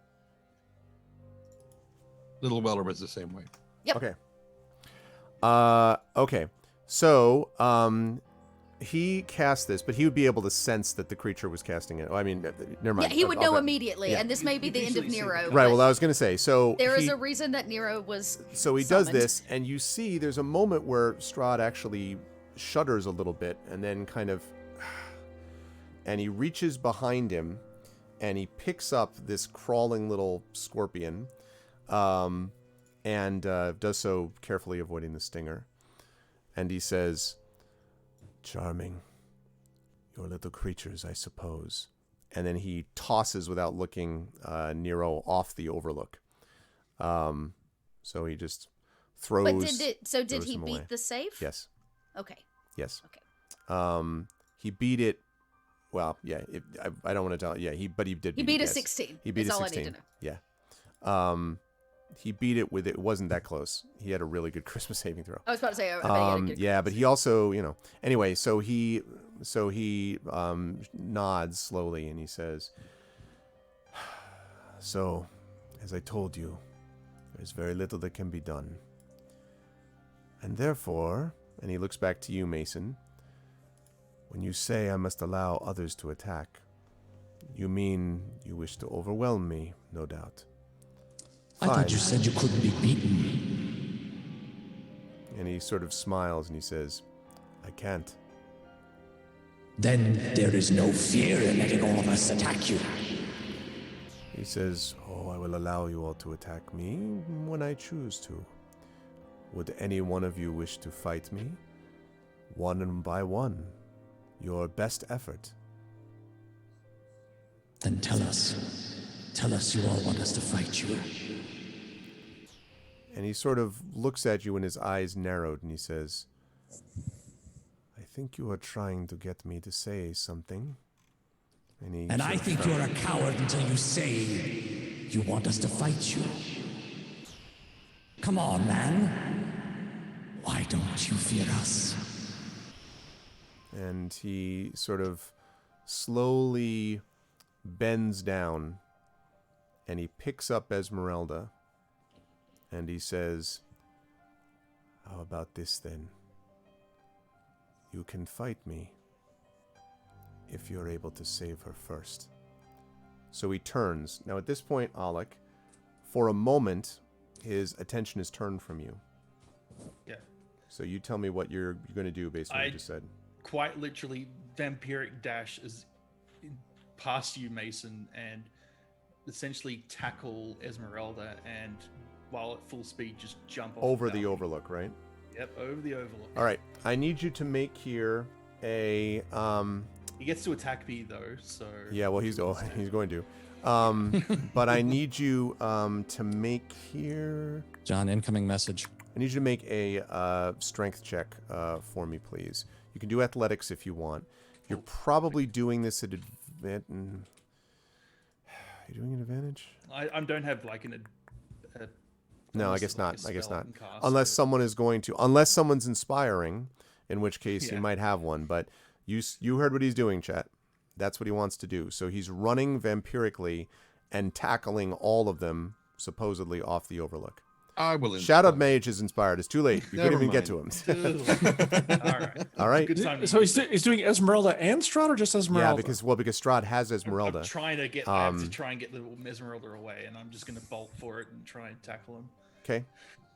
All right, here we go. Using that athletics with advantage. 16. All right, that's Those are going to the be rolls. compensated for by his roll. Wasn't very good. John, did you see what I wrote? Okay. Yeah, I saw it. I So- oops. Oh, Let's see. answered the wrong person. Okay. Yes. So he goes fly. So you ram into him, and he tips over, and all three of Alec and Esmeralda and Strahd vanish over the overlook. Now, all of you can tell me what you're doing, if you wish, in the immediate aftermath of what has just happened. I want to wait for Alec to tell me what he's going to do for just a moment, but I want to hear what the rest of you are doing first. I'll run to the edge because I wasn't expecting that, so. There, yeah. So Move myself over there. are they Yeah, gone? They are plummeting into the darkness, but you can see already that Strahd has turned into a swarm of bats. And Esmeralda and Alec are now plummeting. Now, Alec, what did you want to do on the plummet? I'll whistle, do like a really loud whistle. See if I can call the eagles. Hopefully they'll hear it. If I don't Interesting. hear anything. I mean, the problem is there's also a waterfall here. I guess I would. I guess I'll ask you to make a strength. I thought you check? could mentally summon. I thought you If you could can mentally command summon them, that's dude. fine. But if you're No. These ones I can't. Does your mentally summoned horse have I mean, like- wings that he's been holding back on? For a No. while? I mean, wow. This is. okay, so I can re-summon them. you can whoop. Oh, we lost Sod. Well, that's literally the case. And that's the end of his game. Of course. He just hit That's bottom. going to do it for tonight's episode And, of Strahd Infinity is, and Beyond's that's- continuing yeah, whatever. that's, Alec is. I see you saw there, but you literally just froze. That's really. That was really Strahd has funny. reached Like, out into so Zoom I'm and going to. crushed it. Oh. The problem is in about 30 seconds, Strahd's gonna be back up here super He's in pissed. chat. This campaign is Oh, here we go. getting He's- weird. Yeah, you're back. Back. That was very funny. Hold on, I just got to adjust the windows. Yeah, now Sod's in a Sorry. different position. That's okay. That was Oh, really you funny. can move the You were windows- like, "All right, what I'll have to do is then," and that was pretty much. Oh, it. if you can move the windows around, remember? I know I'm doing it. It's great. I did it. Success. Okay. Okay. So, what were you doing, Alex? So you're going to try to call them, right? If the eagles can't, if I notice they can't reach us in time, I'm gonna try and. I have to do another conjure because it's my. I only got one left after that. Well, how long? What's the speed on conjure? Like it's a cast, so it's a one action. So I don't know how. If this looks like it's really gonna hit us in seconds, then I might just conjure. I mean, I think you have about like, I don't know, 5-6 seconds before you hit the bottom. Okay, well, I'll definitely conjure then, and then do another set of giant eagles. Okay. The question though is whether they're going to be able to catch you and Esmeralda both. By this point, by the way, Van I Richten want has them to reached focus on the side. Esmeralda, if possible, rather than myself. Oh. Okay. If they can't reach me in time, there's two of them, so Yeah, they can try twice. They can try, yeah. Okay. Well, we're going to see how those eagles do. The eagles are formed, and immediately they're going to try to get the... Yep, exactly, Shadow. 2 rounds, so about 12 seconds. All right, so this first eagle is going to try to go for Esmeralda. This is basically a dex check. Do you have stats on the eagles or not? yes. If you need, This is wild. You know what? In fact, I'm not going to roll for them. I'm going to let you roll for the eagles. They're your all eagles. right, Dex 17 plus 3, so So I'm going to need you to roll. I'm not 20 going to plus tell you what the DC is. This is for Esmeralda first. all right, 20 plus. And again, yeah. First eagle, 19. 19. Okay. I think that's enough. So Esmeralda, it catches. I mean, it's one of those like, like I mean, it's like because you conjure them with about a few seconds left, so it grabs Esmeralda just at the last second. And those of you on the Overlook, Van Richten is sort of. Yeah. Let me just finish. Van Richten has lost sort of sight at this point. All of you have, so you're just sort of staring hopelessly through the mist. But you know, like that Esmeralda was just pulled out.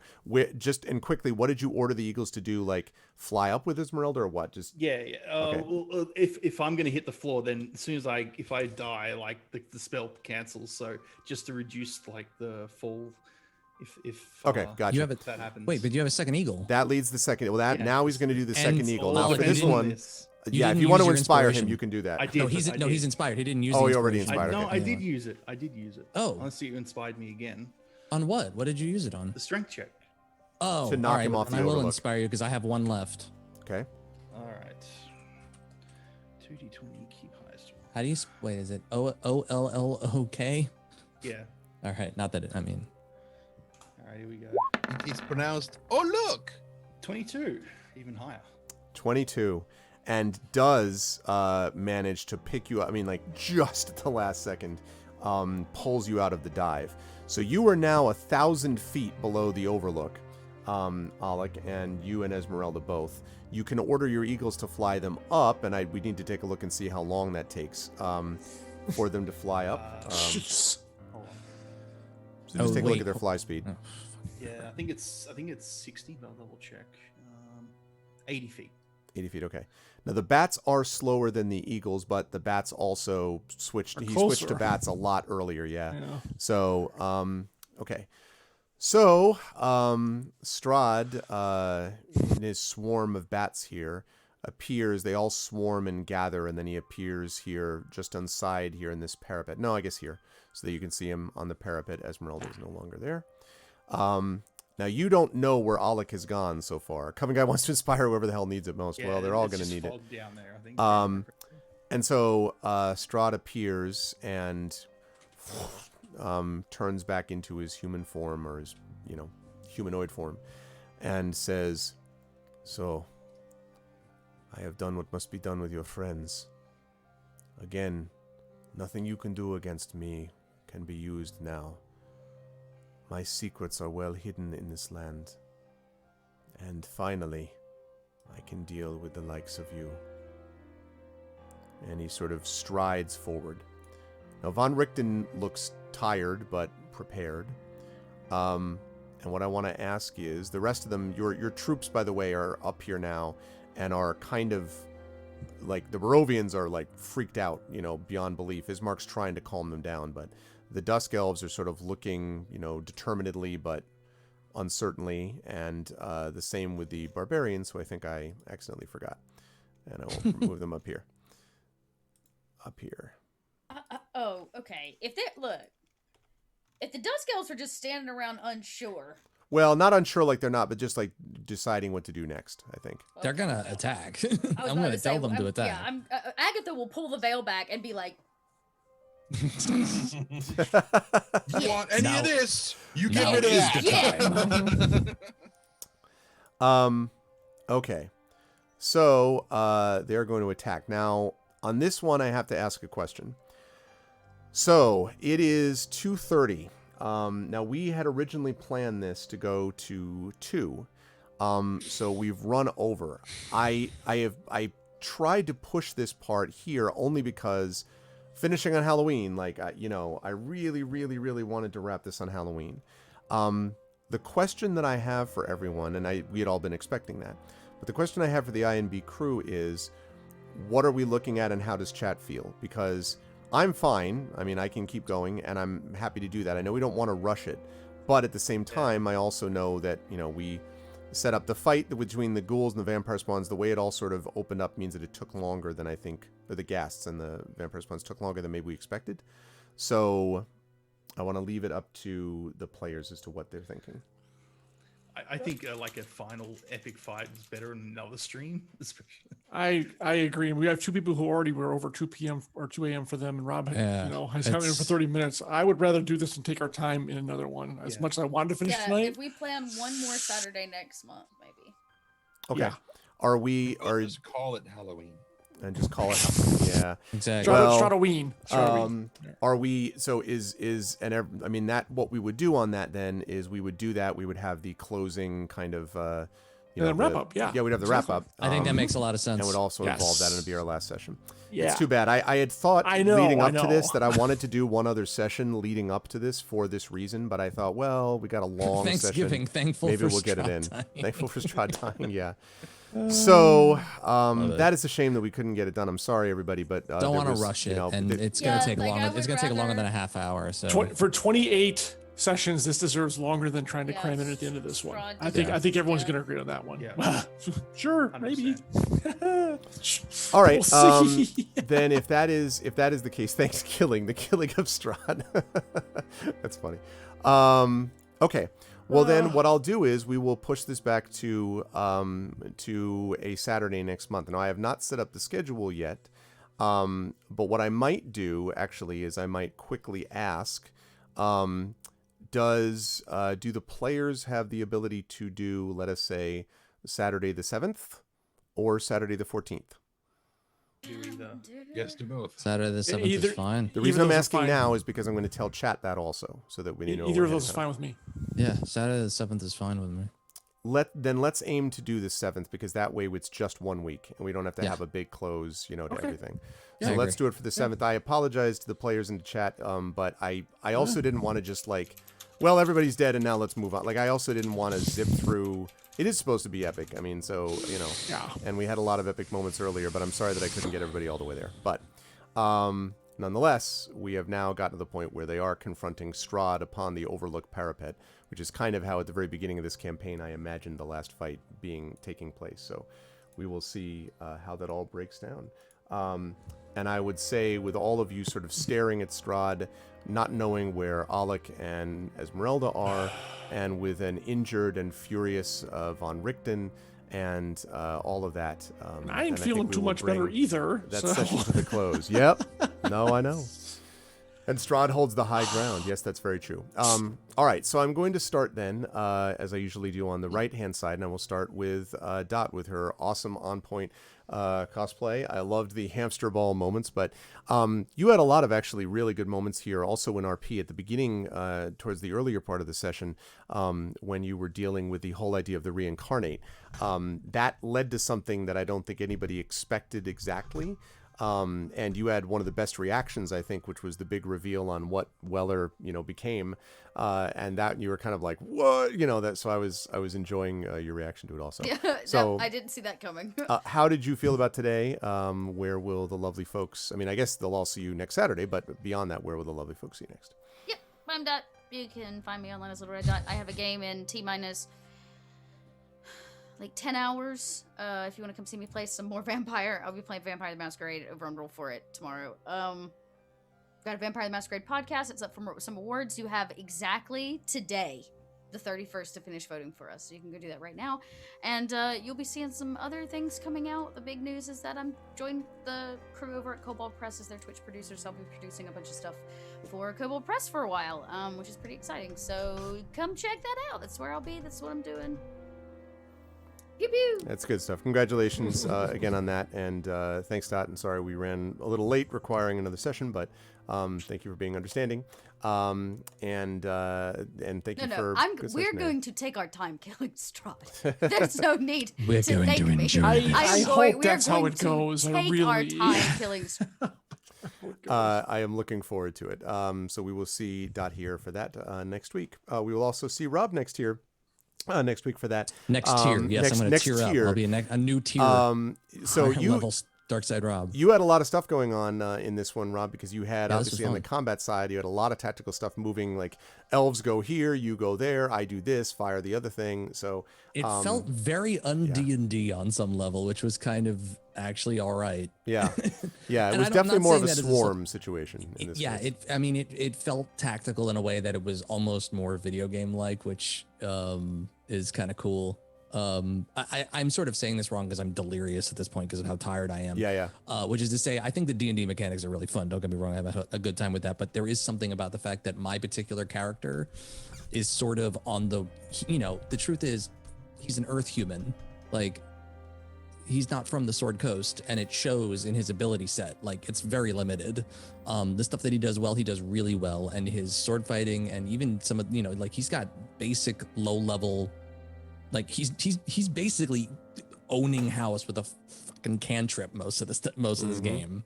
And like, so having some extra forces around him that he's sort of taken this, and I've had a bit of a wrestling moment of RP where it's like he's never really led forces before, so he's sort of figuring it out. I think he understands strategy. I'm sure he's read up on what to do, but he's never, again, he's Lando Calrissian whatever. You know what I'm trying to say. He's Landoing the hell out of this. Yes. Yeah. Much Calrissian. But yeah, and it's very fun to try to do that. It's unfortunate that like the unfortunate thing is you're sending people off to essentially die, and you're hoping that you'll come back with more alive than dead, but that as in war, lives will be lost. Yep. And it's just like there was that terrible moment at the beginning of the cast where it's like, I can't order you to do this. You have to want to come with us because, I'm a stranger here. I am not truly your leader, but I have been tasked with this and I will see it through if you will join me. And it was, it's very heavy stuff. I'm really glad I'm not a military person in real life, and I give a lot of credit to military people because it's a tough job and I am not cut for it, but it's, yeah, it felt good. It felt good that fight went the way that it did, and it went the way that it did because we were actually well prepared for it. Even with the party being split, I was amazed with how well that went. And actually, a lot of that credit to that going as well as it did also rests on Alec and Sod having that amulet, which was a huge help. Yeah, that first turn was a big deal. Yeah, I agree. And I guess one of the big things, which is why you all have to come back and watch this next time, is at the very end of this with Strahd, I had to also remember, not to cut you off, Dot, sorry about that, but I had to set up one other RP moment that's like 3 or 4 sessions in the making because Strahd did exactly what what we all, or at least what I anticipated he was going to do. He was like, now I'm going to turn you all against you. And I'm like, how about this? How about instead, since you're all fearing and all powerful and everything, let us have at you. Let's see how that goes. Yeah. And hopefully it will have paid off. I think it did because we rescued Esmeralda so far. But that was I've been dreading that moment for like 4 sessions. So it was fun. It was a good night. And it went by as fast as I thought it was going to. It's like the 7 hours and I'm gone. Yeah, and that's me. So where can you find me next? Tomorrow and Sunday, I will be on my channel, twitch.tv/UC_DarkSideRob. I will be playing Alien Isolation for Halloween Dark Side Rob of the Damn Month, which concludes tomorrow and Sunday. I doubt I will be able to finish that on Saturday and Sunday, but I'm going to try my best. Yeah, it's like a 20-hour game if you're pushing it. Like non-speed, yeah, it's a long game. Yeah, and then we'll be... If you never get killed by the alien, which... I've watched, yeah, there's a lot of... Anyway, another story for another time. Come watch that on my channel, twitch.tv/UC_DarkSideRob. It should be a lot of fun. And then we're going to start Witcher 3 after that. And whenever we get done with Witcher 3, hopefully, when one game that Arv is currently playing right now, Final Fantasy Remake is also one that the people on the stream on my channel would like to see. I also have YouTube videos coming out this next week. A new one just went up on Thursday. The next one should be going up on Monday. Please, everybody who is in the States, go vote on Tuesday. I don't give a flying who you vote for. Go out and make your voice heard. If you want to vote and see change, go vote. Vote. And don't vote by mail now. Drop them off at a Dropbox era. area because there is no more reliability in the USPS for that right now. Drop them off in a post box. Please go vote. And if you are going to vote Biden, love you. Not going to mention the other person's name. But Amen to all thank you that. guys for watching, and I will see you guys on my channel. And much love to everybody in this party. I whether this was wrapping up tonight or on the 7th, love you all. This has been such a fun campaign. So look forward to one more. Hurrah. One more for Huzzah. the road. Good stuff. Thank you, Rob. And moving right along, John, Django, I think, had one of the, there were a couple of very powerful, I think, RP moments. You had obviously a lot of good combat moments too, but there were 2 powerful RP moments, one of them coming with Weller, and one of them coming for you, with the sort of the vision of the family. And I had been planning that a little bit. I had been planning that for a while, and I was curious, very curious to see how you were going to deal with it, because I actually thought that there was a very real possibility that you could have, RP'd it as, I don't care if it's a trap, whatever, and just gone through with it and seen whatever happened, and I was ready to continue with that whole thing if that's how it went. Or I thought it was possible you do what you ultimately did. And I thought either way, it was interesting to me to kind of get a sense of where Django was at and how things might have changed. Because I imagine if he had just met them at Death House, the party, or if he had been with them for a few adventures here and there, probably he would have just been like, you know what, I'm doing what I'm doing. This is what I'm here for. And the fact that Django doesn't surprise me, but I think it was, for me, something which was very much hanging in the balance to see which direction you were going to go. And I thought you played that well. How did you feel about today's session, and where will the fine folks see you next? Yeah, that was kind of because that was the last thing I expected to find in this crater where these guys were battling. And to be fair, it was 50-50.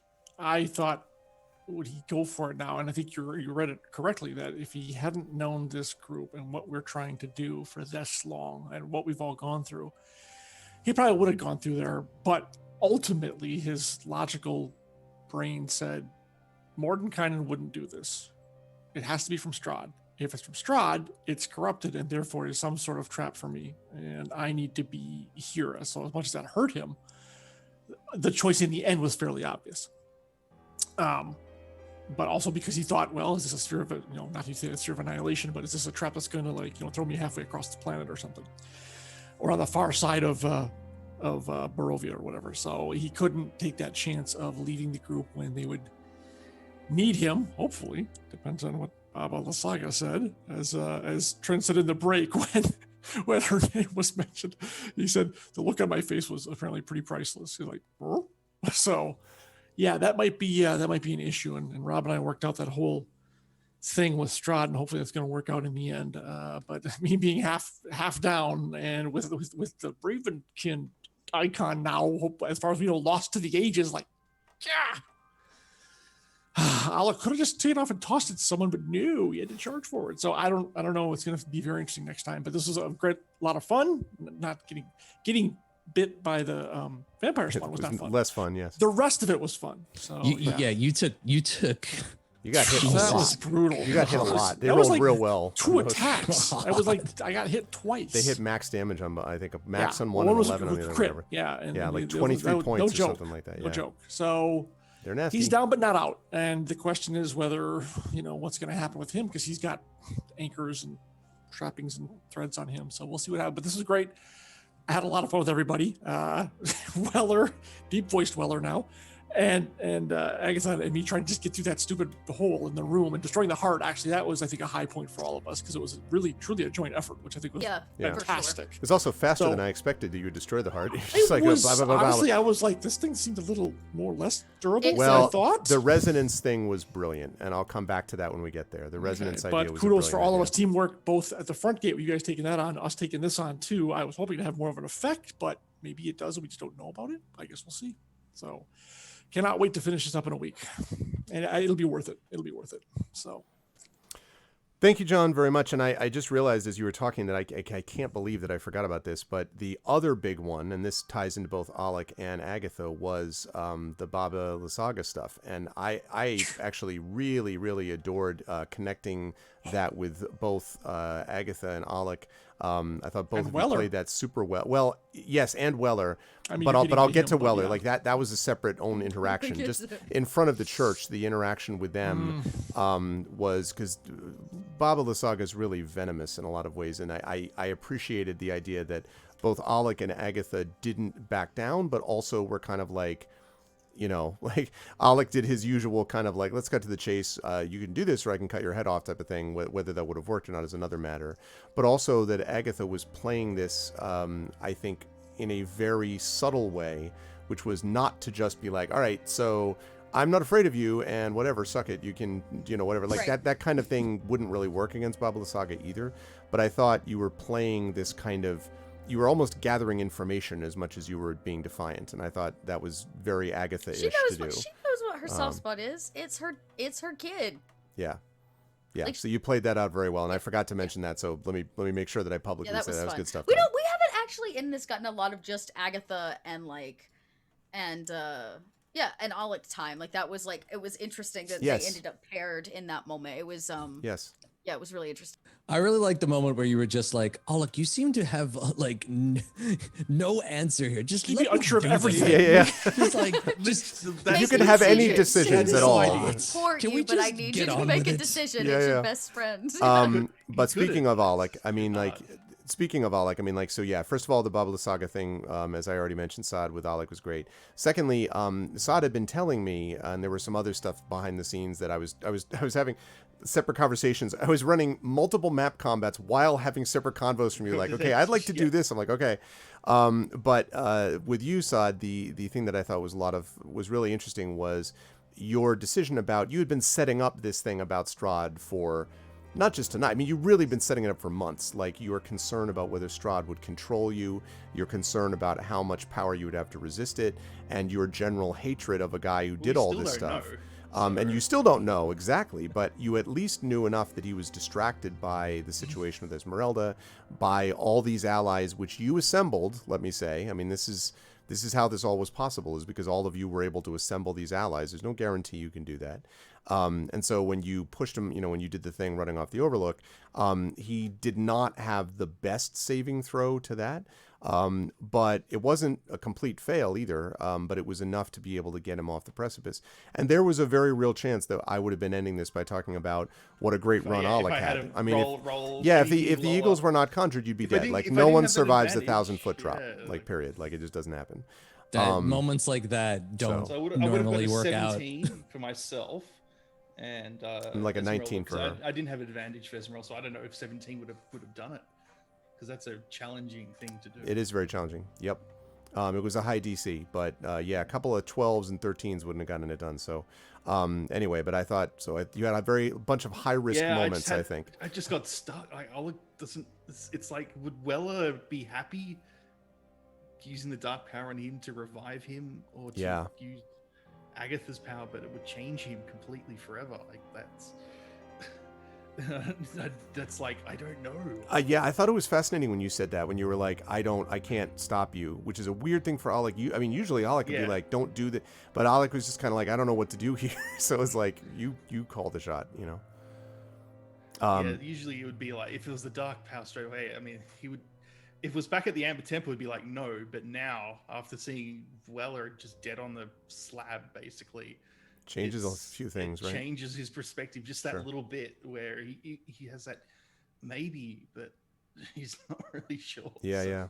How did you feel about today's side? Where will the folks see you I next? loved it. I can't wait for the final battle. Yeah, just- You'll sit out the first 8 rounds, you fly back up to the over. yeah, no, that's I fine. can't wait to spend That's- 8 that's- rounds flying. That's actually good, because Well, I need to check actually, on the it. birds Good might be for able to help you. us. The birds might actually be able to help us this time. Remember, they can fight with us. Yeah, and I've still got plenty of tools. I think I've got lots of stuff. I'm running real low on spells. I have I'm gonna to be nothing real left. I have choosy. Eldritch Blast, and that's it. I have a couple more hooks up my sleeve, but all in all, I'm running I've got real a low, little real bit fast. of arsenal left, so I've been saving it intentionally, because I knew it was going to be a long battle. So I've been holding it off, using a lot of it. So That's It's yeah, gonna be an no. interesting Alec would have fight. ended the campaign as a grease stain. Yes, pretty much. yeah. Yep. Yep. Ask to foremost. But yeah, Twitch.tv/Sudden Score. See me there streaming. What else? Emberwind on Mondays. I'm not sure I'll be able to do this next week for I have to confirm because I've got to do like extra babysitting Okay. on Monday, so I'll let you know tomorrow. Okay. That's cool. So, but for reference for people in chat, I do the Grumbler's Guide to Temple of Elemental Evil, which is has a loyal following. Let me just say. Yeah, it does have a fun little loyal following. If you want to see Grumney Grumblehammer just folly around in video games, that's pretty much the story of it. If you being henpecked to death. Just imagine the Tyranny of Dragons shenanigans, except in video game form in D&D video games, and that's pretty much what it's been the entire time. It's been a blast, and the chat's been great. So check that out, and I think that's it. Yeah, that's it. Good stuff. Thank you, Saad, today. And last but certainly not least, as always, Tren. So very good stuff, Tren. And again, I think everybody, as an ensemble performance, did very well in that combat on multiple levels, as I said. And I also thought, obviously, did very, very well with RP. I mentioned already the moment with Django and the moment with Baba Lysaga and so forth.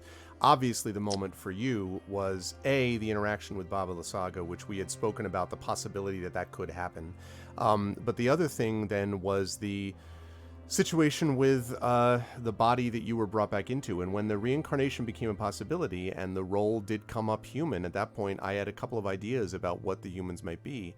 And I thought this is the way that Barovia and the Dark Powers would shape it. Everything is always a test.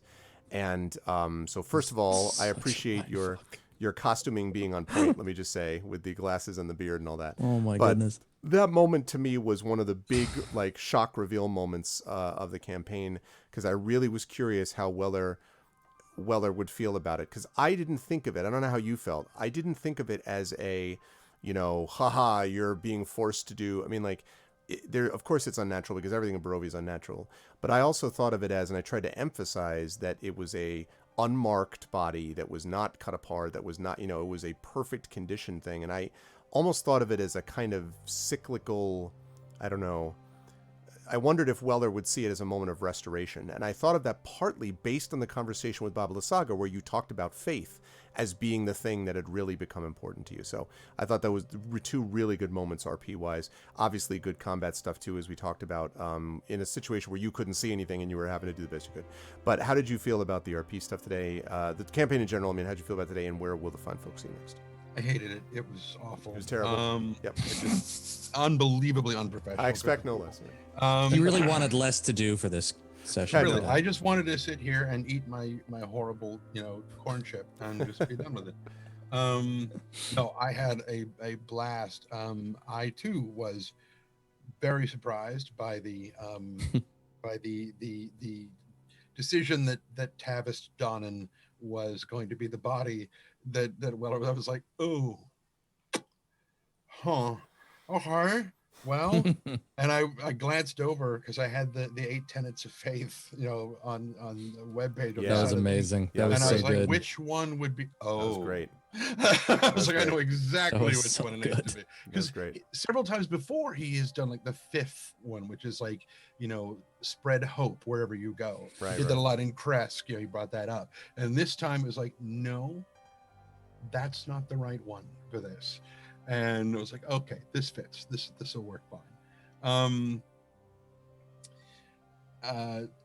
I have been asked by somebody, I will not name names, Saad, to mention that this new body is the same height as Alec. So they're now the same. For reference, 6'9". So we now have 2 really tall people.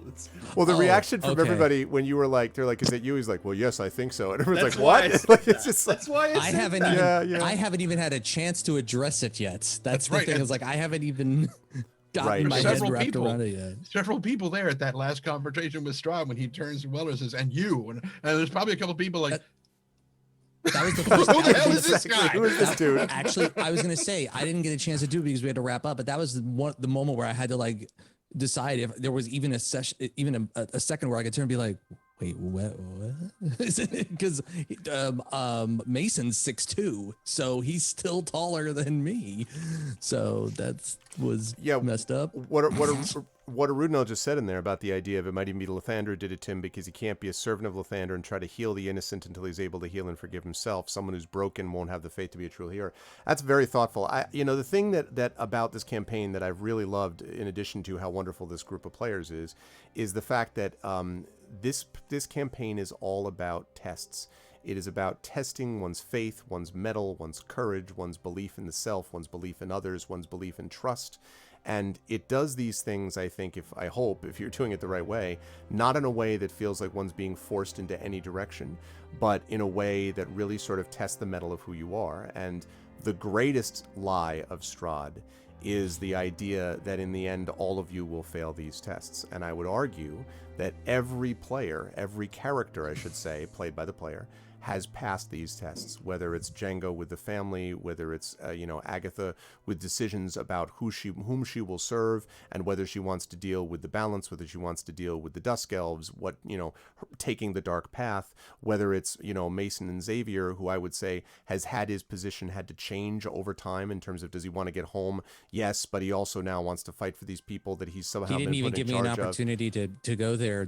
There's nothing he can take from me. Yeah, there is nothing he can take from Mason. Yeah, exactly. There's literally nothing. Whether I go home or not at this point is immaterial because these are my friends. Yeah, exactly. Which I love that, and I thought, and I was gonna say that, but there was no chance to do it. Yeah, so. No, I mean, and you'll and then Alec, obviously, who is sort of fighting against this dual nature of himself repeatedly, even through the way that the vampire thing happened, and then Weller.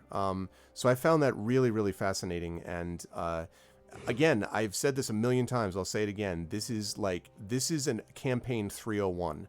I think it's a bad idea to lead off this campaign with beginner players because it's too intense and there's too much close to the bone. And if you do it wrong, you could either really hurt people or you could really set up a situation where it's going to be ham-handed and goofy.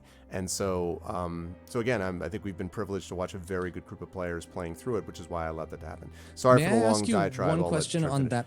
Yeah, really quick though, because I'm sorry. Because no one ever asks you a question on these streams at the end of them about anything. But because you are the DM and you are also streaming this and you are also attempting to entertain, which is something that is very different than the normal way where you play D&D, where you play it within the group and what the group does, they're reacting to it to themselves. Sure. When all of this ends up the way it does at the end of the day, at the end of every stream, do you feel like your DMing is as traditional as it would be with a self-contained group, or do you feel like it evolves because it's also for an entertainment purpose? That you want to see things also be different because it is a stream, because we're role-playing so hard, because we're also playing to you lovely viewers who we love so much for coming out to every stream. So I'll just say quickly, tradition, because actually Dot and I have talked about this on our Masters of the Dungeon. I figured you might have. Traditional, no. But I do not push in a particular direction because the story will be brilliant anyway. I did not anticipate the reincarnate play, and I'm glad that Dot did that. I did not anticipate the resonance play, which made the heart thing a lot easier than it would have been. That was also brilliant. I didn't fully anticipate the idea of summoning the eagles to save you as Alec's dropping off. Like every step along the way, I didn't anticipate some of this stuff, and so certainly I'm aware of the viewers and I'm aware of thinking about stuff, but I go out of my way not to script the way something's going to end, because the minute that happens, then the show becomes a farce. I think it becomes kind of a game. It becomes a novel that I write. I already write novels and stories where my characters do what I want them to. You folks are not that way. This is collaborative storytelling. So I don't do that on purpose, and I think it makes for a much better, more organic experience, because as Trent and I have said many times, it's amazing how much the dice fit the narrative, but it's also because the narrative just builds to the characters you create. So short answer, no, it's not traditional, but I don't ever move it in a particular direction because it's just bad. It would be bad and would be breaking faith with the players too. Tren, anyway, just to finish up, so that was great to see what you had to say. So you were saying you liked it because of that, and sorry, anything else you want to say? most of the rest of it we can leave for a post-mortem if we're going to do this. We are going to do a after- post-mortem after. Okay, the then I'll last one, save the rest of it for a lot of that. But where will folks see me next? Probably back here for whatever for this, on next Saturday, where I'll be alive again at the beginning of the thing. But no, Yay! but if you want to hear my voice or a couple of my voices, my most recent narration for Escape Pod went live yesterday, and I will put the link to that in the chat right now. And so you can go on this was a really fun, really neat story, and it had a lot of interesting emotional tie-ins that I found a lot of fun to narrate. And remember that Halloween is a full moon, and remember daylight savings time. Yeah. Oh goodness, That's no. right. So we get an hour back. It's good. Are you going back? Yeah, we're going back. We get an hour Fall back. back. Yeah. More sleep. Get up earlier then. Oh. More Even sleep. less daylight. Yay. Yeah, but more sleep at least once. Anyway, so that's you. something. You I don't am- know me, and more by sleeping cycle. I'm going to let what these is this folks sleep? go because it's super late for all of them. I'm very Not appreciative me, of the but players. yeah. Oh, well, yes, that's true. I am very appreciative of the players, and I am, again, sorry we couldn't get all the way there, but I think it's better this way rather than just pushing all the way to the end. So this way we have a good actual wrap-up final with Strahd and the And you aftermath. can do the post-mortem afterwards, too. Yeah, exactly, Which I think is a exactly. good thing. It Yeah. depends on who's mortem. We'll find out, right, on Saturday. But thank you to the amazing players and chat. Good work out of chat as well. Really, chat was very engaged today, so thank you for that. And we're throwing out inspirations like they were going out of style. So And they'll chat, be renewed when we come back on Saturday. That's right. So chat, can we get some Cunning love? plan. Can we get some Hey, love for just- all of our wonderful players? Pay to win. Thank you all so much, to Trent, Saad, win. John, Robin, Dot. Thank you all so much for being patient, and I will see you folks next week. Thanks, everybody. Get out the Bye vote. all. Get out the vote. Skeleton. Yes, vote, vote, vote, Easter vote, egg, vote, vote, skeleton vote. Easter egg. Okay. So good stuff, everybody. And again, I am really sorry because I was like, oh, just almost there. I thought if we just had one more session before this, then we could have definitely. But I was like, well, it'll be a long session. Maybe that'll be fine. And then we just didn't quite have enough time to do it. But I think, again, we only ended up running we were supposed to stop at 2. I'm closing up at 3, but we technically stopped at 2:30. So I mean, under the circumstances, I think it's just.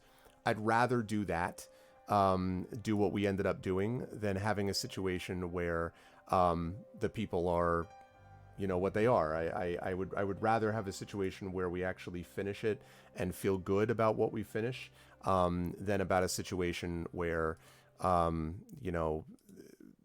where we're just sort of rushing the conclusion, and we could only rush to a certain extent, right? So that means that it would have been crazy late and everyone would have been completely exhausted and whatever. So that's the deal. It would have been rough. So I'm hoping all of you will come next week. I will tell you that I'm not going to be wearing this outfit next week, although I am most grateful to my daughter because I actually think this ended up looking really good. I think I looked appropriately spooky. And I had my cloak, which was actually made for me by my mother many years ago when I was close to this same height. So the cloak actually fits. And so that's an outfit. No, my face is not actually this pasty, Light and Passion. Okay. I just want you to know my face is not this pasty. And I have this. I don't want to do it twice because I already did it for Halloween. That's why I feel good about, this situation, but yeah, I didn't. But but thanks to my daughter for Little Arv for helping it look out too. But we will give you a barn burner, I think, of a concluding session next time. So that's going to be great. And yeah, and I'm really appreciative as well to chat that you folks hung in there. And again, sorry, but I just think it made sense to do it this way. So with that said, I do want to thank all the audio listeners if I haven't already done so. We will see you for the final session next week, the final session. This is going to be like a year later, so they'll also be able to fast forward through things, which might not have been the case otherwise. But thank you. Thank you very much. This is a great cloak. Yeah, this is all handmade. It's actually green. And there's this outer, like this sort of thicker layer, and then there's this inner layer. This is no doubt, like no kidding, this is a legit, like you could wear this outside and be warm. In fact, it's actually warm inside. Like you do this, it is a warm cloak. So I kind of wish that cloaks were in a position where you could actually wear it and not feel silly. So, but anyway, it was, so I was able to use this plus the face paint, and this is what we ended up with. So. But I really had a good time, and I hope you folks did as well. If you liked what you saw and heard, I hope you will follow. Oh, so to finish up, thank you to the audio listeners, and I'll see you folks all soon. And now to the Twitch folks, I will say thank you all for bearing with me, and thank you all for hanging in there with me, and for having what I hope was an enjoyable experience with all of us. And we will have our final close to this whole situation next month. We will have our close, we will have our postmortem, and then we will start up with Palace of the Red Pasha. We'll start probably in December. Again, that is going to be that high-level Tyranny of Dragons campaign, Tyranny of Dragons wrap-up, really, which I'm guessing is going to be the core four, so to speak, in the sense that the 4 people that were also playing in the original, that Tyranny of Dragons campaign. So I have to find out. I don't know yet, but I would believe that we're looking at Tren, John, Rob, and Sod would be the 4 playing through that high-level Palace of the Red Pasha campaign. That's a mini campaign. That's probably like about 4 months or so of sessions, I would guess. And then when that wraps up, then we're going to go all the way back to the beginning of starting at level 1 with an Eberron campaign, which is going to be a lot of fun. So it's going to be great. So yes. Yeah, it was a long session. I had planned it to be a long session. It's just I planned it to be the last one, and it didn't quite work. But whatever. You definitely got a lot of bang for your buck, I hope. So there's that. If you like what you saw and heard, please make sure to follow the channel. Please check out our YouTube with !ArvTube, Discord with !ArvCord, Twitter with !ArvTweets. Website is www.arvaneleron.com. You can find us on the financial side with !ArvShop, where you can get Infinity and Beyond stuff. !ArvTreon is the Patreon, sitting right there. 22 patrons, $2.39 per month. Also the subscribers, any kind of subscriptions. We had actually a fair bit of subscriptions today and resubs, so thank you so much for the gift subs, for the resubs, for people subbing to the channel. That really helps out as well, and gets cool stuff for you and for the channel. And again, some people even jumped in, like JLC at tier 3 and so forth. So thank you to everyone who gifted subs and resubbed and all that. I really do appreciate it. It does make a difference. And last but certainly not least, of course, the publishing stuff. !Icarus for our Icarus graphic novel from Mathis Arts that is coming out on November 10th. I'm very excited about that. Library is Tales and Tomes from the Forbidden Library, my 5e adventure and sourcebook that is coming out in print. It's already being printed and being shipped now, so we should have that soon. And the digital version is what you already saw there with Rudinell. That's already doing very well over at DriveThruRPG, so go over and check that out. And then we have Greyshade KS, which is my Greyshade Kickstarter, which is coming up February 2nd of next year. I'm very, very excited about that. Lastly, BLM, Black Lives Matter. As I said, we are going to continue to push this because it continues to be important, as we've seen even from recent events within our country, within the United States anyway. So please, if you haven't already done so, check out that link and see ways that you can support various organizations that are supporting that cause, and also get educational resources for yourself. And last but certainly not least, Vote Now. You've already heard this spiel. You need to vote, folks. It's really, really important. Hopefully you've already registered to vote. Some states have same-day registration, so don't give up if you haven't registered, but hopefully you have, and hopefully you've actually already voted. But if you haven't, please make sure that you do that. It's too late to mail ballots now. You need to make sure that you drop these off in drop boxes. You should be able to find those on websites for your site, and that Vote Now and BetterKnowABallot.com links will show you where you can do that. Nothing is more important than this. Again, Strahd in this adventure is doing everything he can to convince the players, to convince the characters that they should simply give up, that he's already won. That's exactly what they're trying to let you do. Don't believe it. They would not be trying to suppress your vote if it didn't matter. Get out there and vote. Exercise your voice so that no one can exercise it for you. Please get out there and vote. You will be hearing me sing that song over the next couple of streams, and we're all going to be fingers crossed and hoping for the best on Tuesday when the returns start to come in. That is going to do it for me. Schedule tomorrow. I'm going to be back here on Saturday night, fairly late-ish for me, probably not starting at 7, maybe more like 8 or 9. I'll be back playing some Metroid Fusion. And I will also be reading 2 Edgar Allan Poe works. One of them is going to be the Raven, which I always read. And then the other one is going to be one of the short stories. I know that Coven Guy mentioned the Gold Bug. That's something I could think about doing. There's also Murders in the Rue Morgue. There's Pit and the Pendulum, which I don't think I've done before. I think I have done Cask of Amontillado. I could also do Fall of the House of Usher. So whatever, I'll take a look and see. But it will be 2 Poe readings, and then, as I say, some Metroid Fusion as we move from October into November on Halloween night. I want to thank everyone who made this an awesome stream tonight. We are going to do a raid, and the raids... Actually, let me see. Are we going to do a raid? Yeah, we are going to do a raid, and I'm just going to do this very quickly.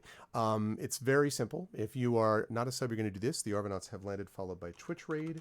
If you are a sub, you're going to do this. The Arvanauts have landed, followed by Twitch raid, Arvany hype, and Arvany roar, or any other things you want to throw in there. Please head over there, do that raid, and then, of course, head off to bed because it's super late for all of you folks.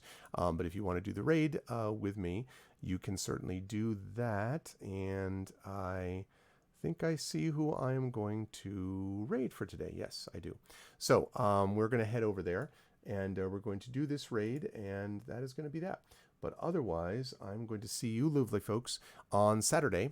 Thank you all for being here so much. I'm going to see you Saturday sometime between 7 and 9 p.m. Eastern, probably. Thank you to my wonderful mods, Rudnell, Dragonspear, Rock God, Shadowed Mage, Sod, and Coven Guy, best in the business, as I've often said. Thank you so much to my subscribers, Rudnell, Dragonspear, Rock God, Shadowed Mage, Sod, Coven Guy, GC Darkside Rob, Divinorium, Little Red Dot, Lone Wolf, Mrs. Dunsel, Radio Johnny Panda, Sneaky Teak, Trendane, and Trisha Mats. That's a lot of subs in there. Thank you all so much, and to those who gifted as well. Thank you to the Patreon supporters also.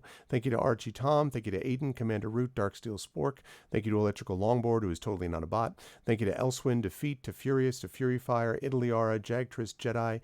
Thank you to Kime. Thank you to Light and Passion, Live Suing, Lurks, Mandabar, PKD Fan, Princess League, Rake, Saddest Kitty. Thank you to Saradak, Tontoms, Trooper SJP, U Christensen, Uncle Elias, V&K, VTAC versus the World, Video Store Cowboy, Virgo Praz, and ZZ Abacero, who I actually think is a bot, but anyway.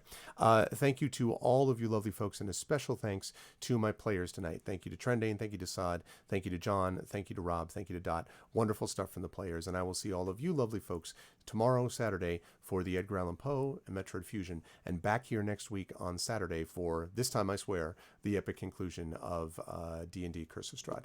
Until then, thanks everybody, much love, and happy Halloween all. I'll see you folks later on Saturday. Have a good night.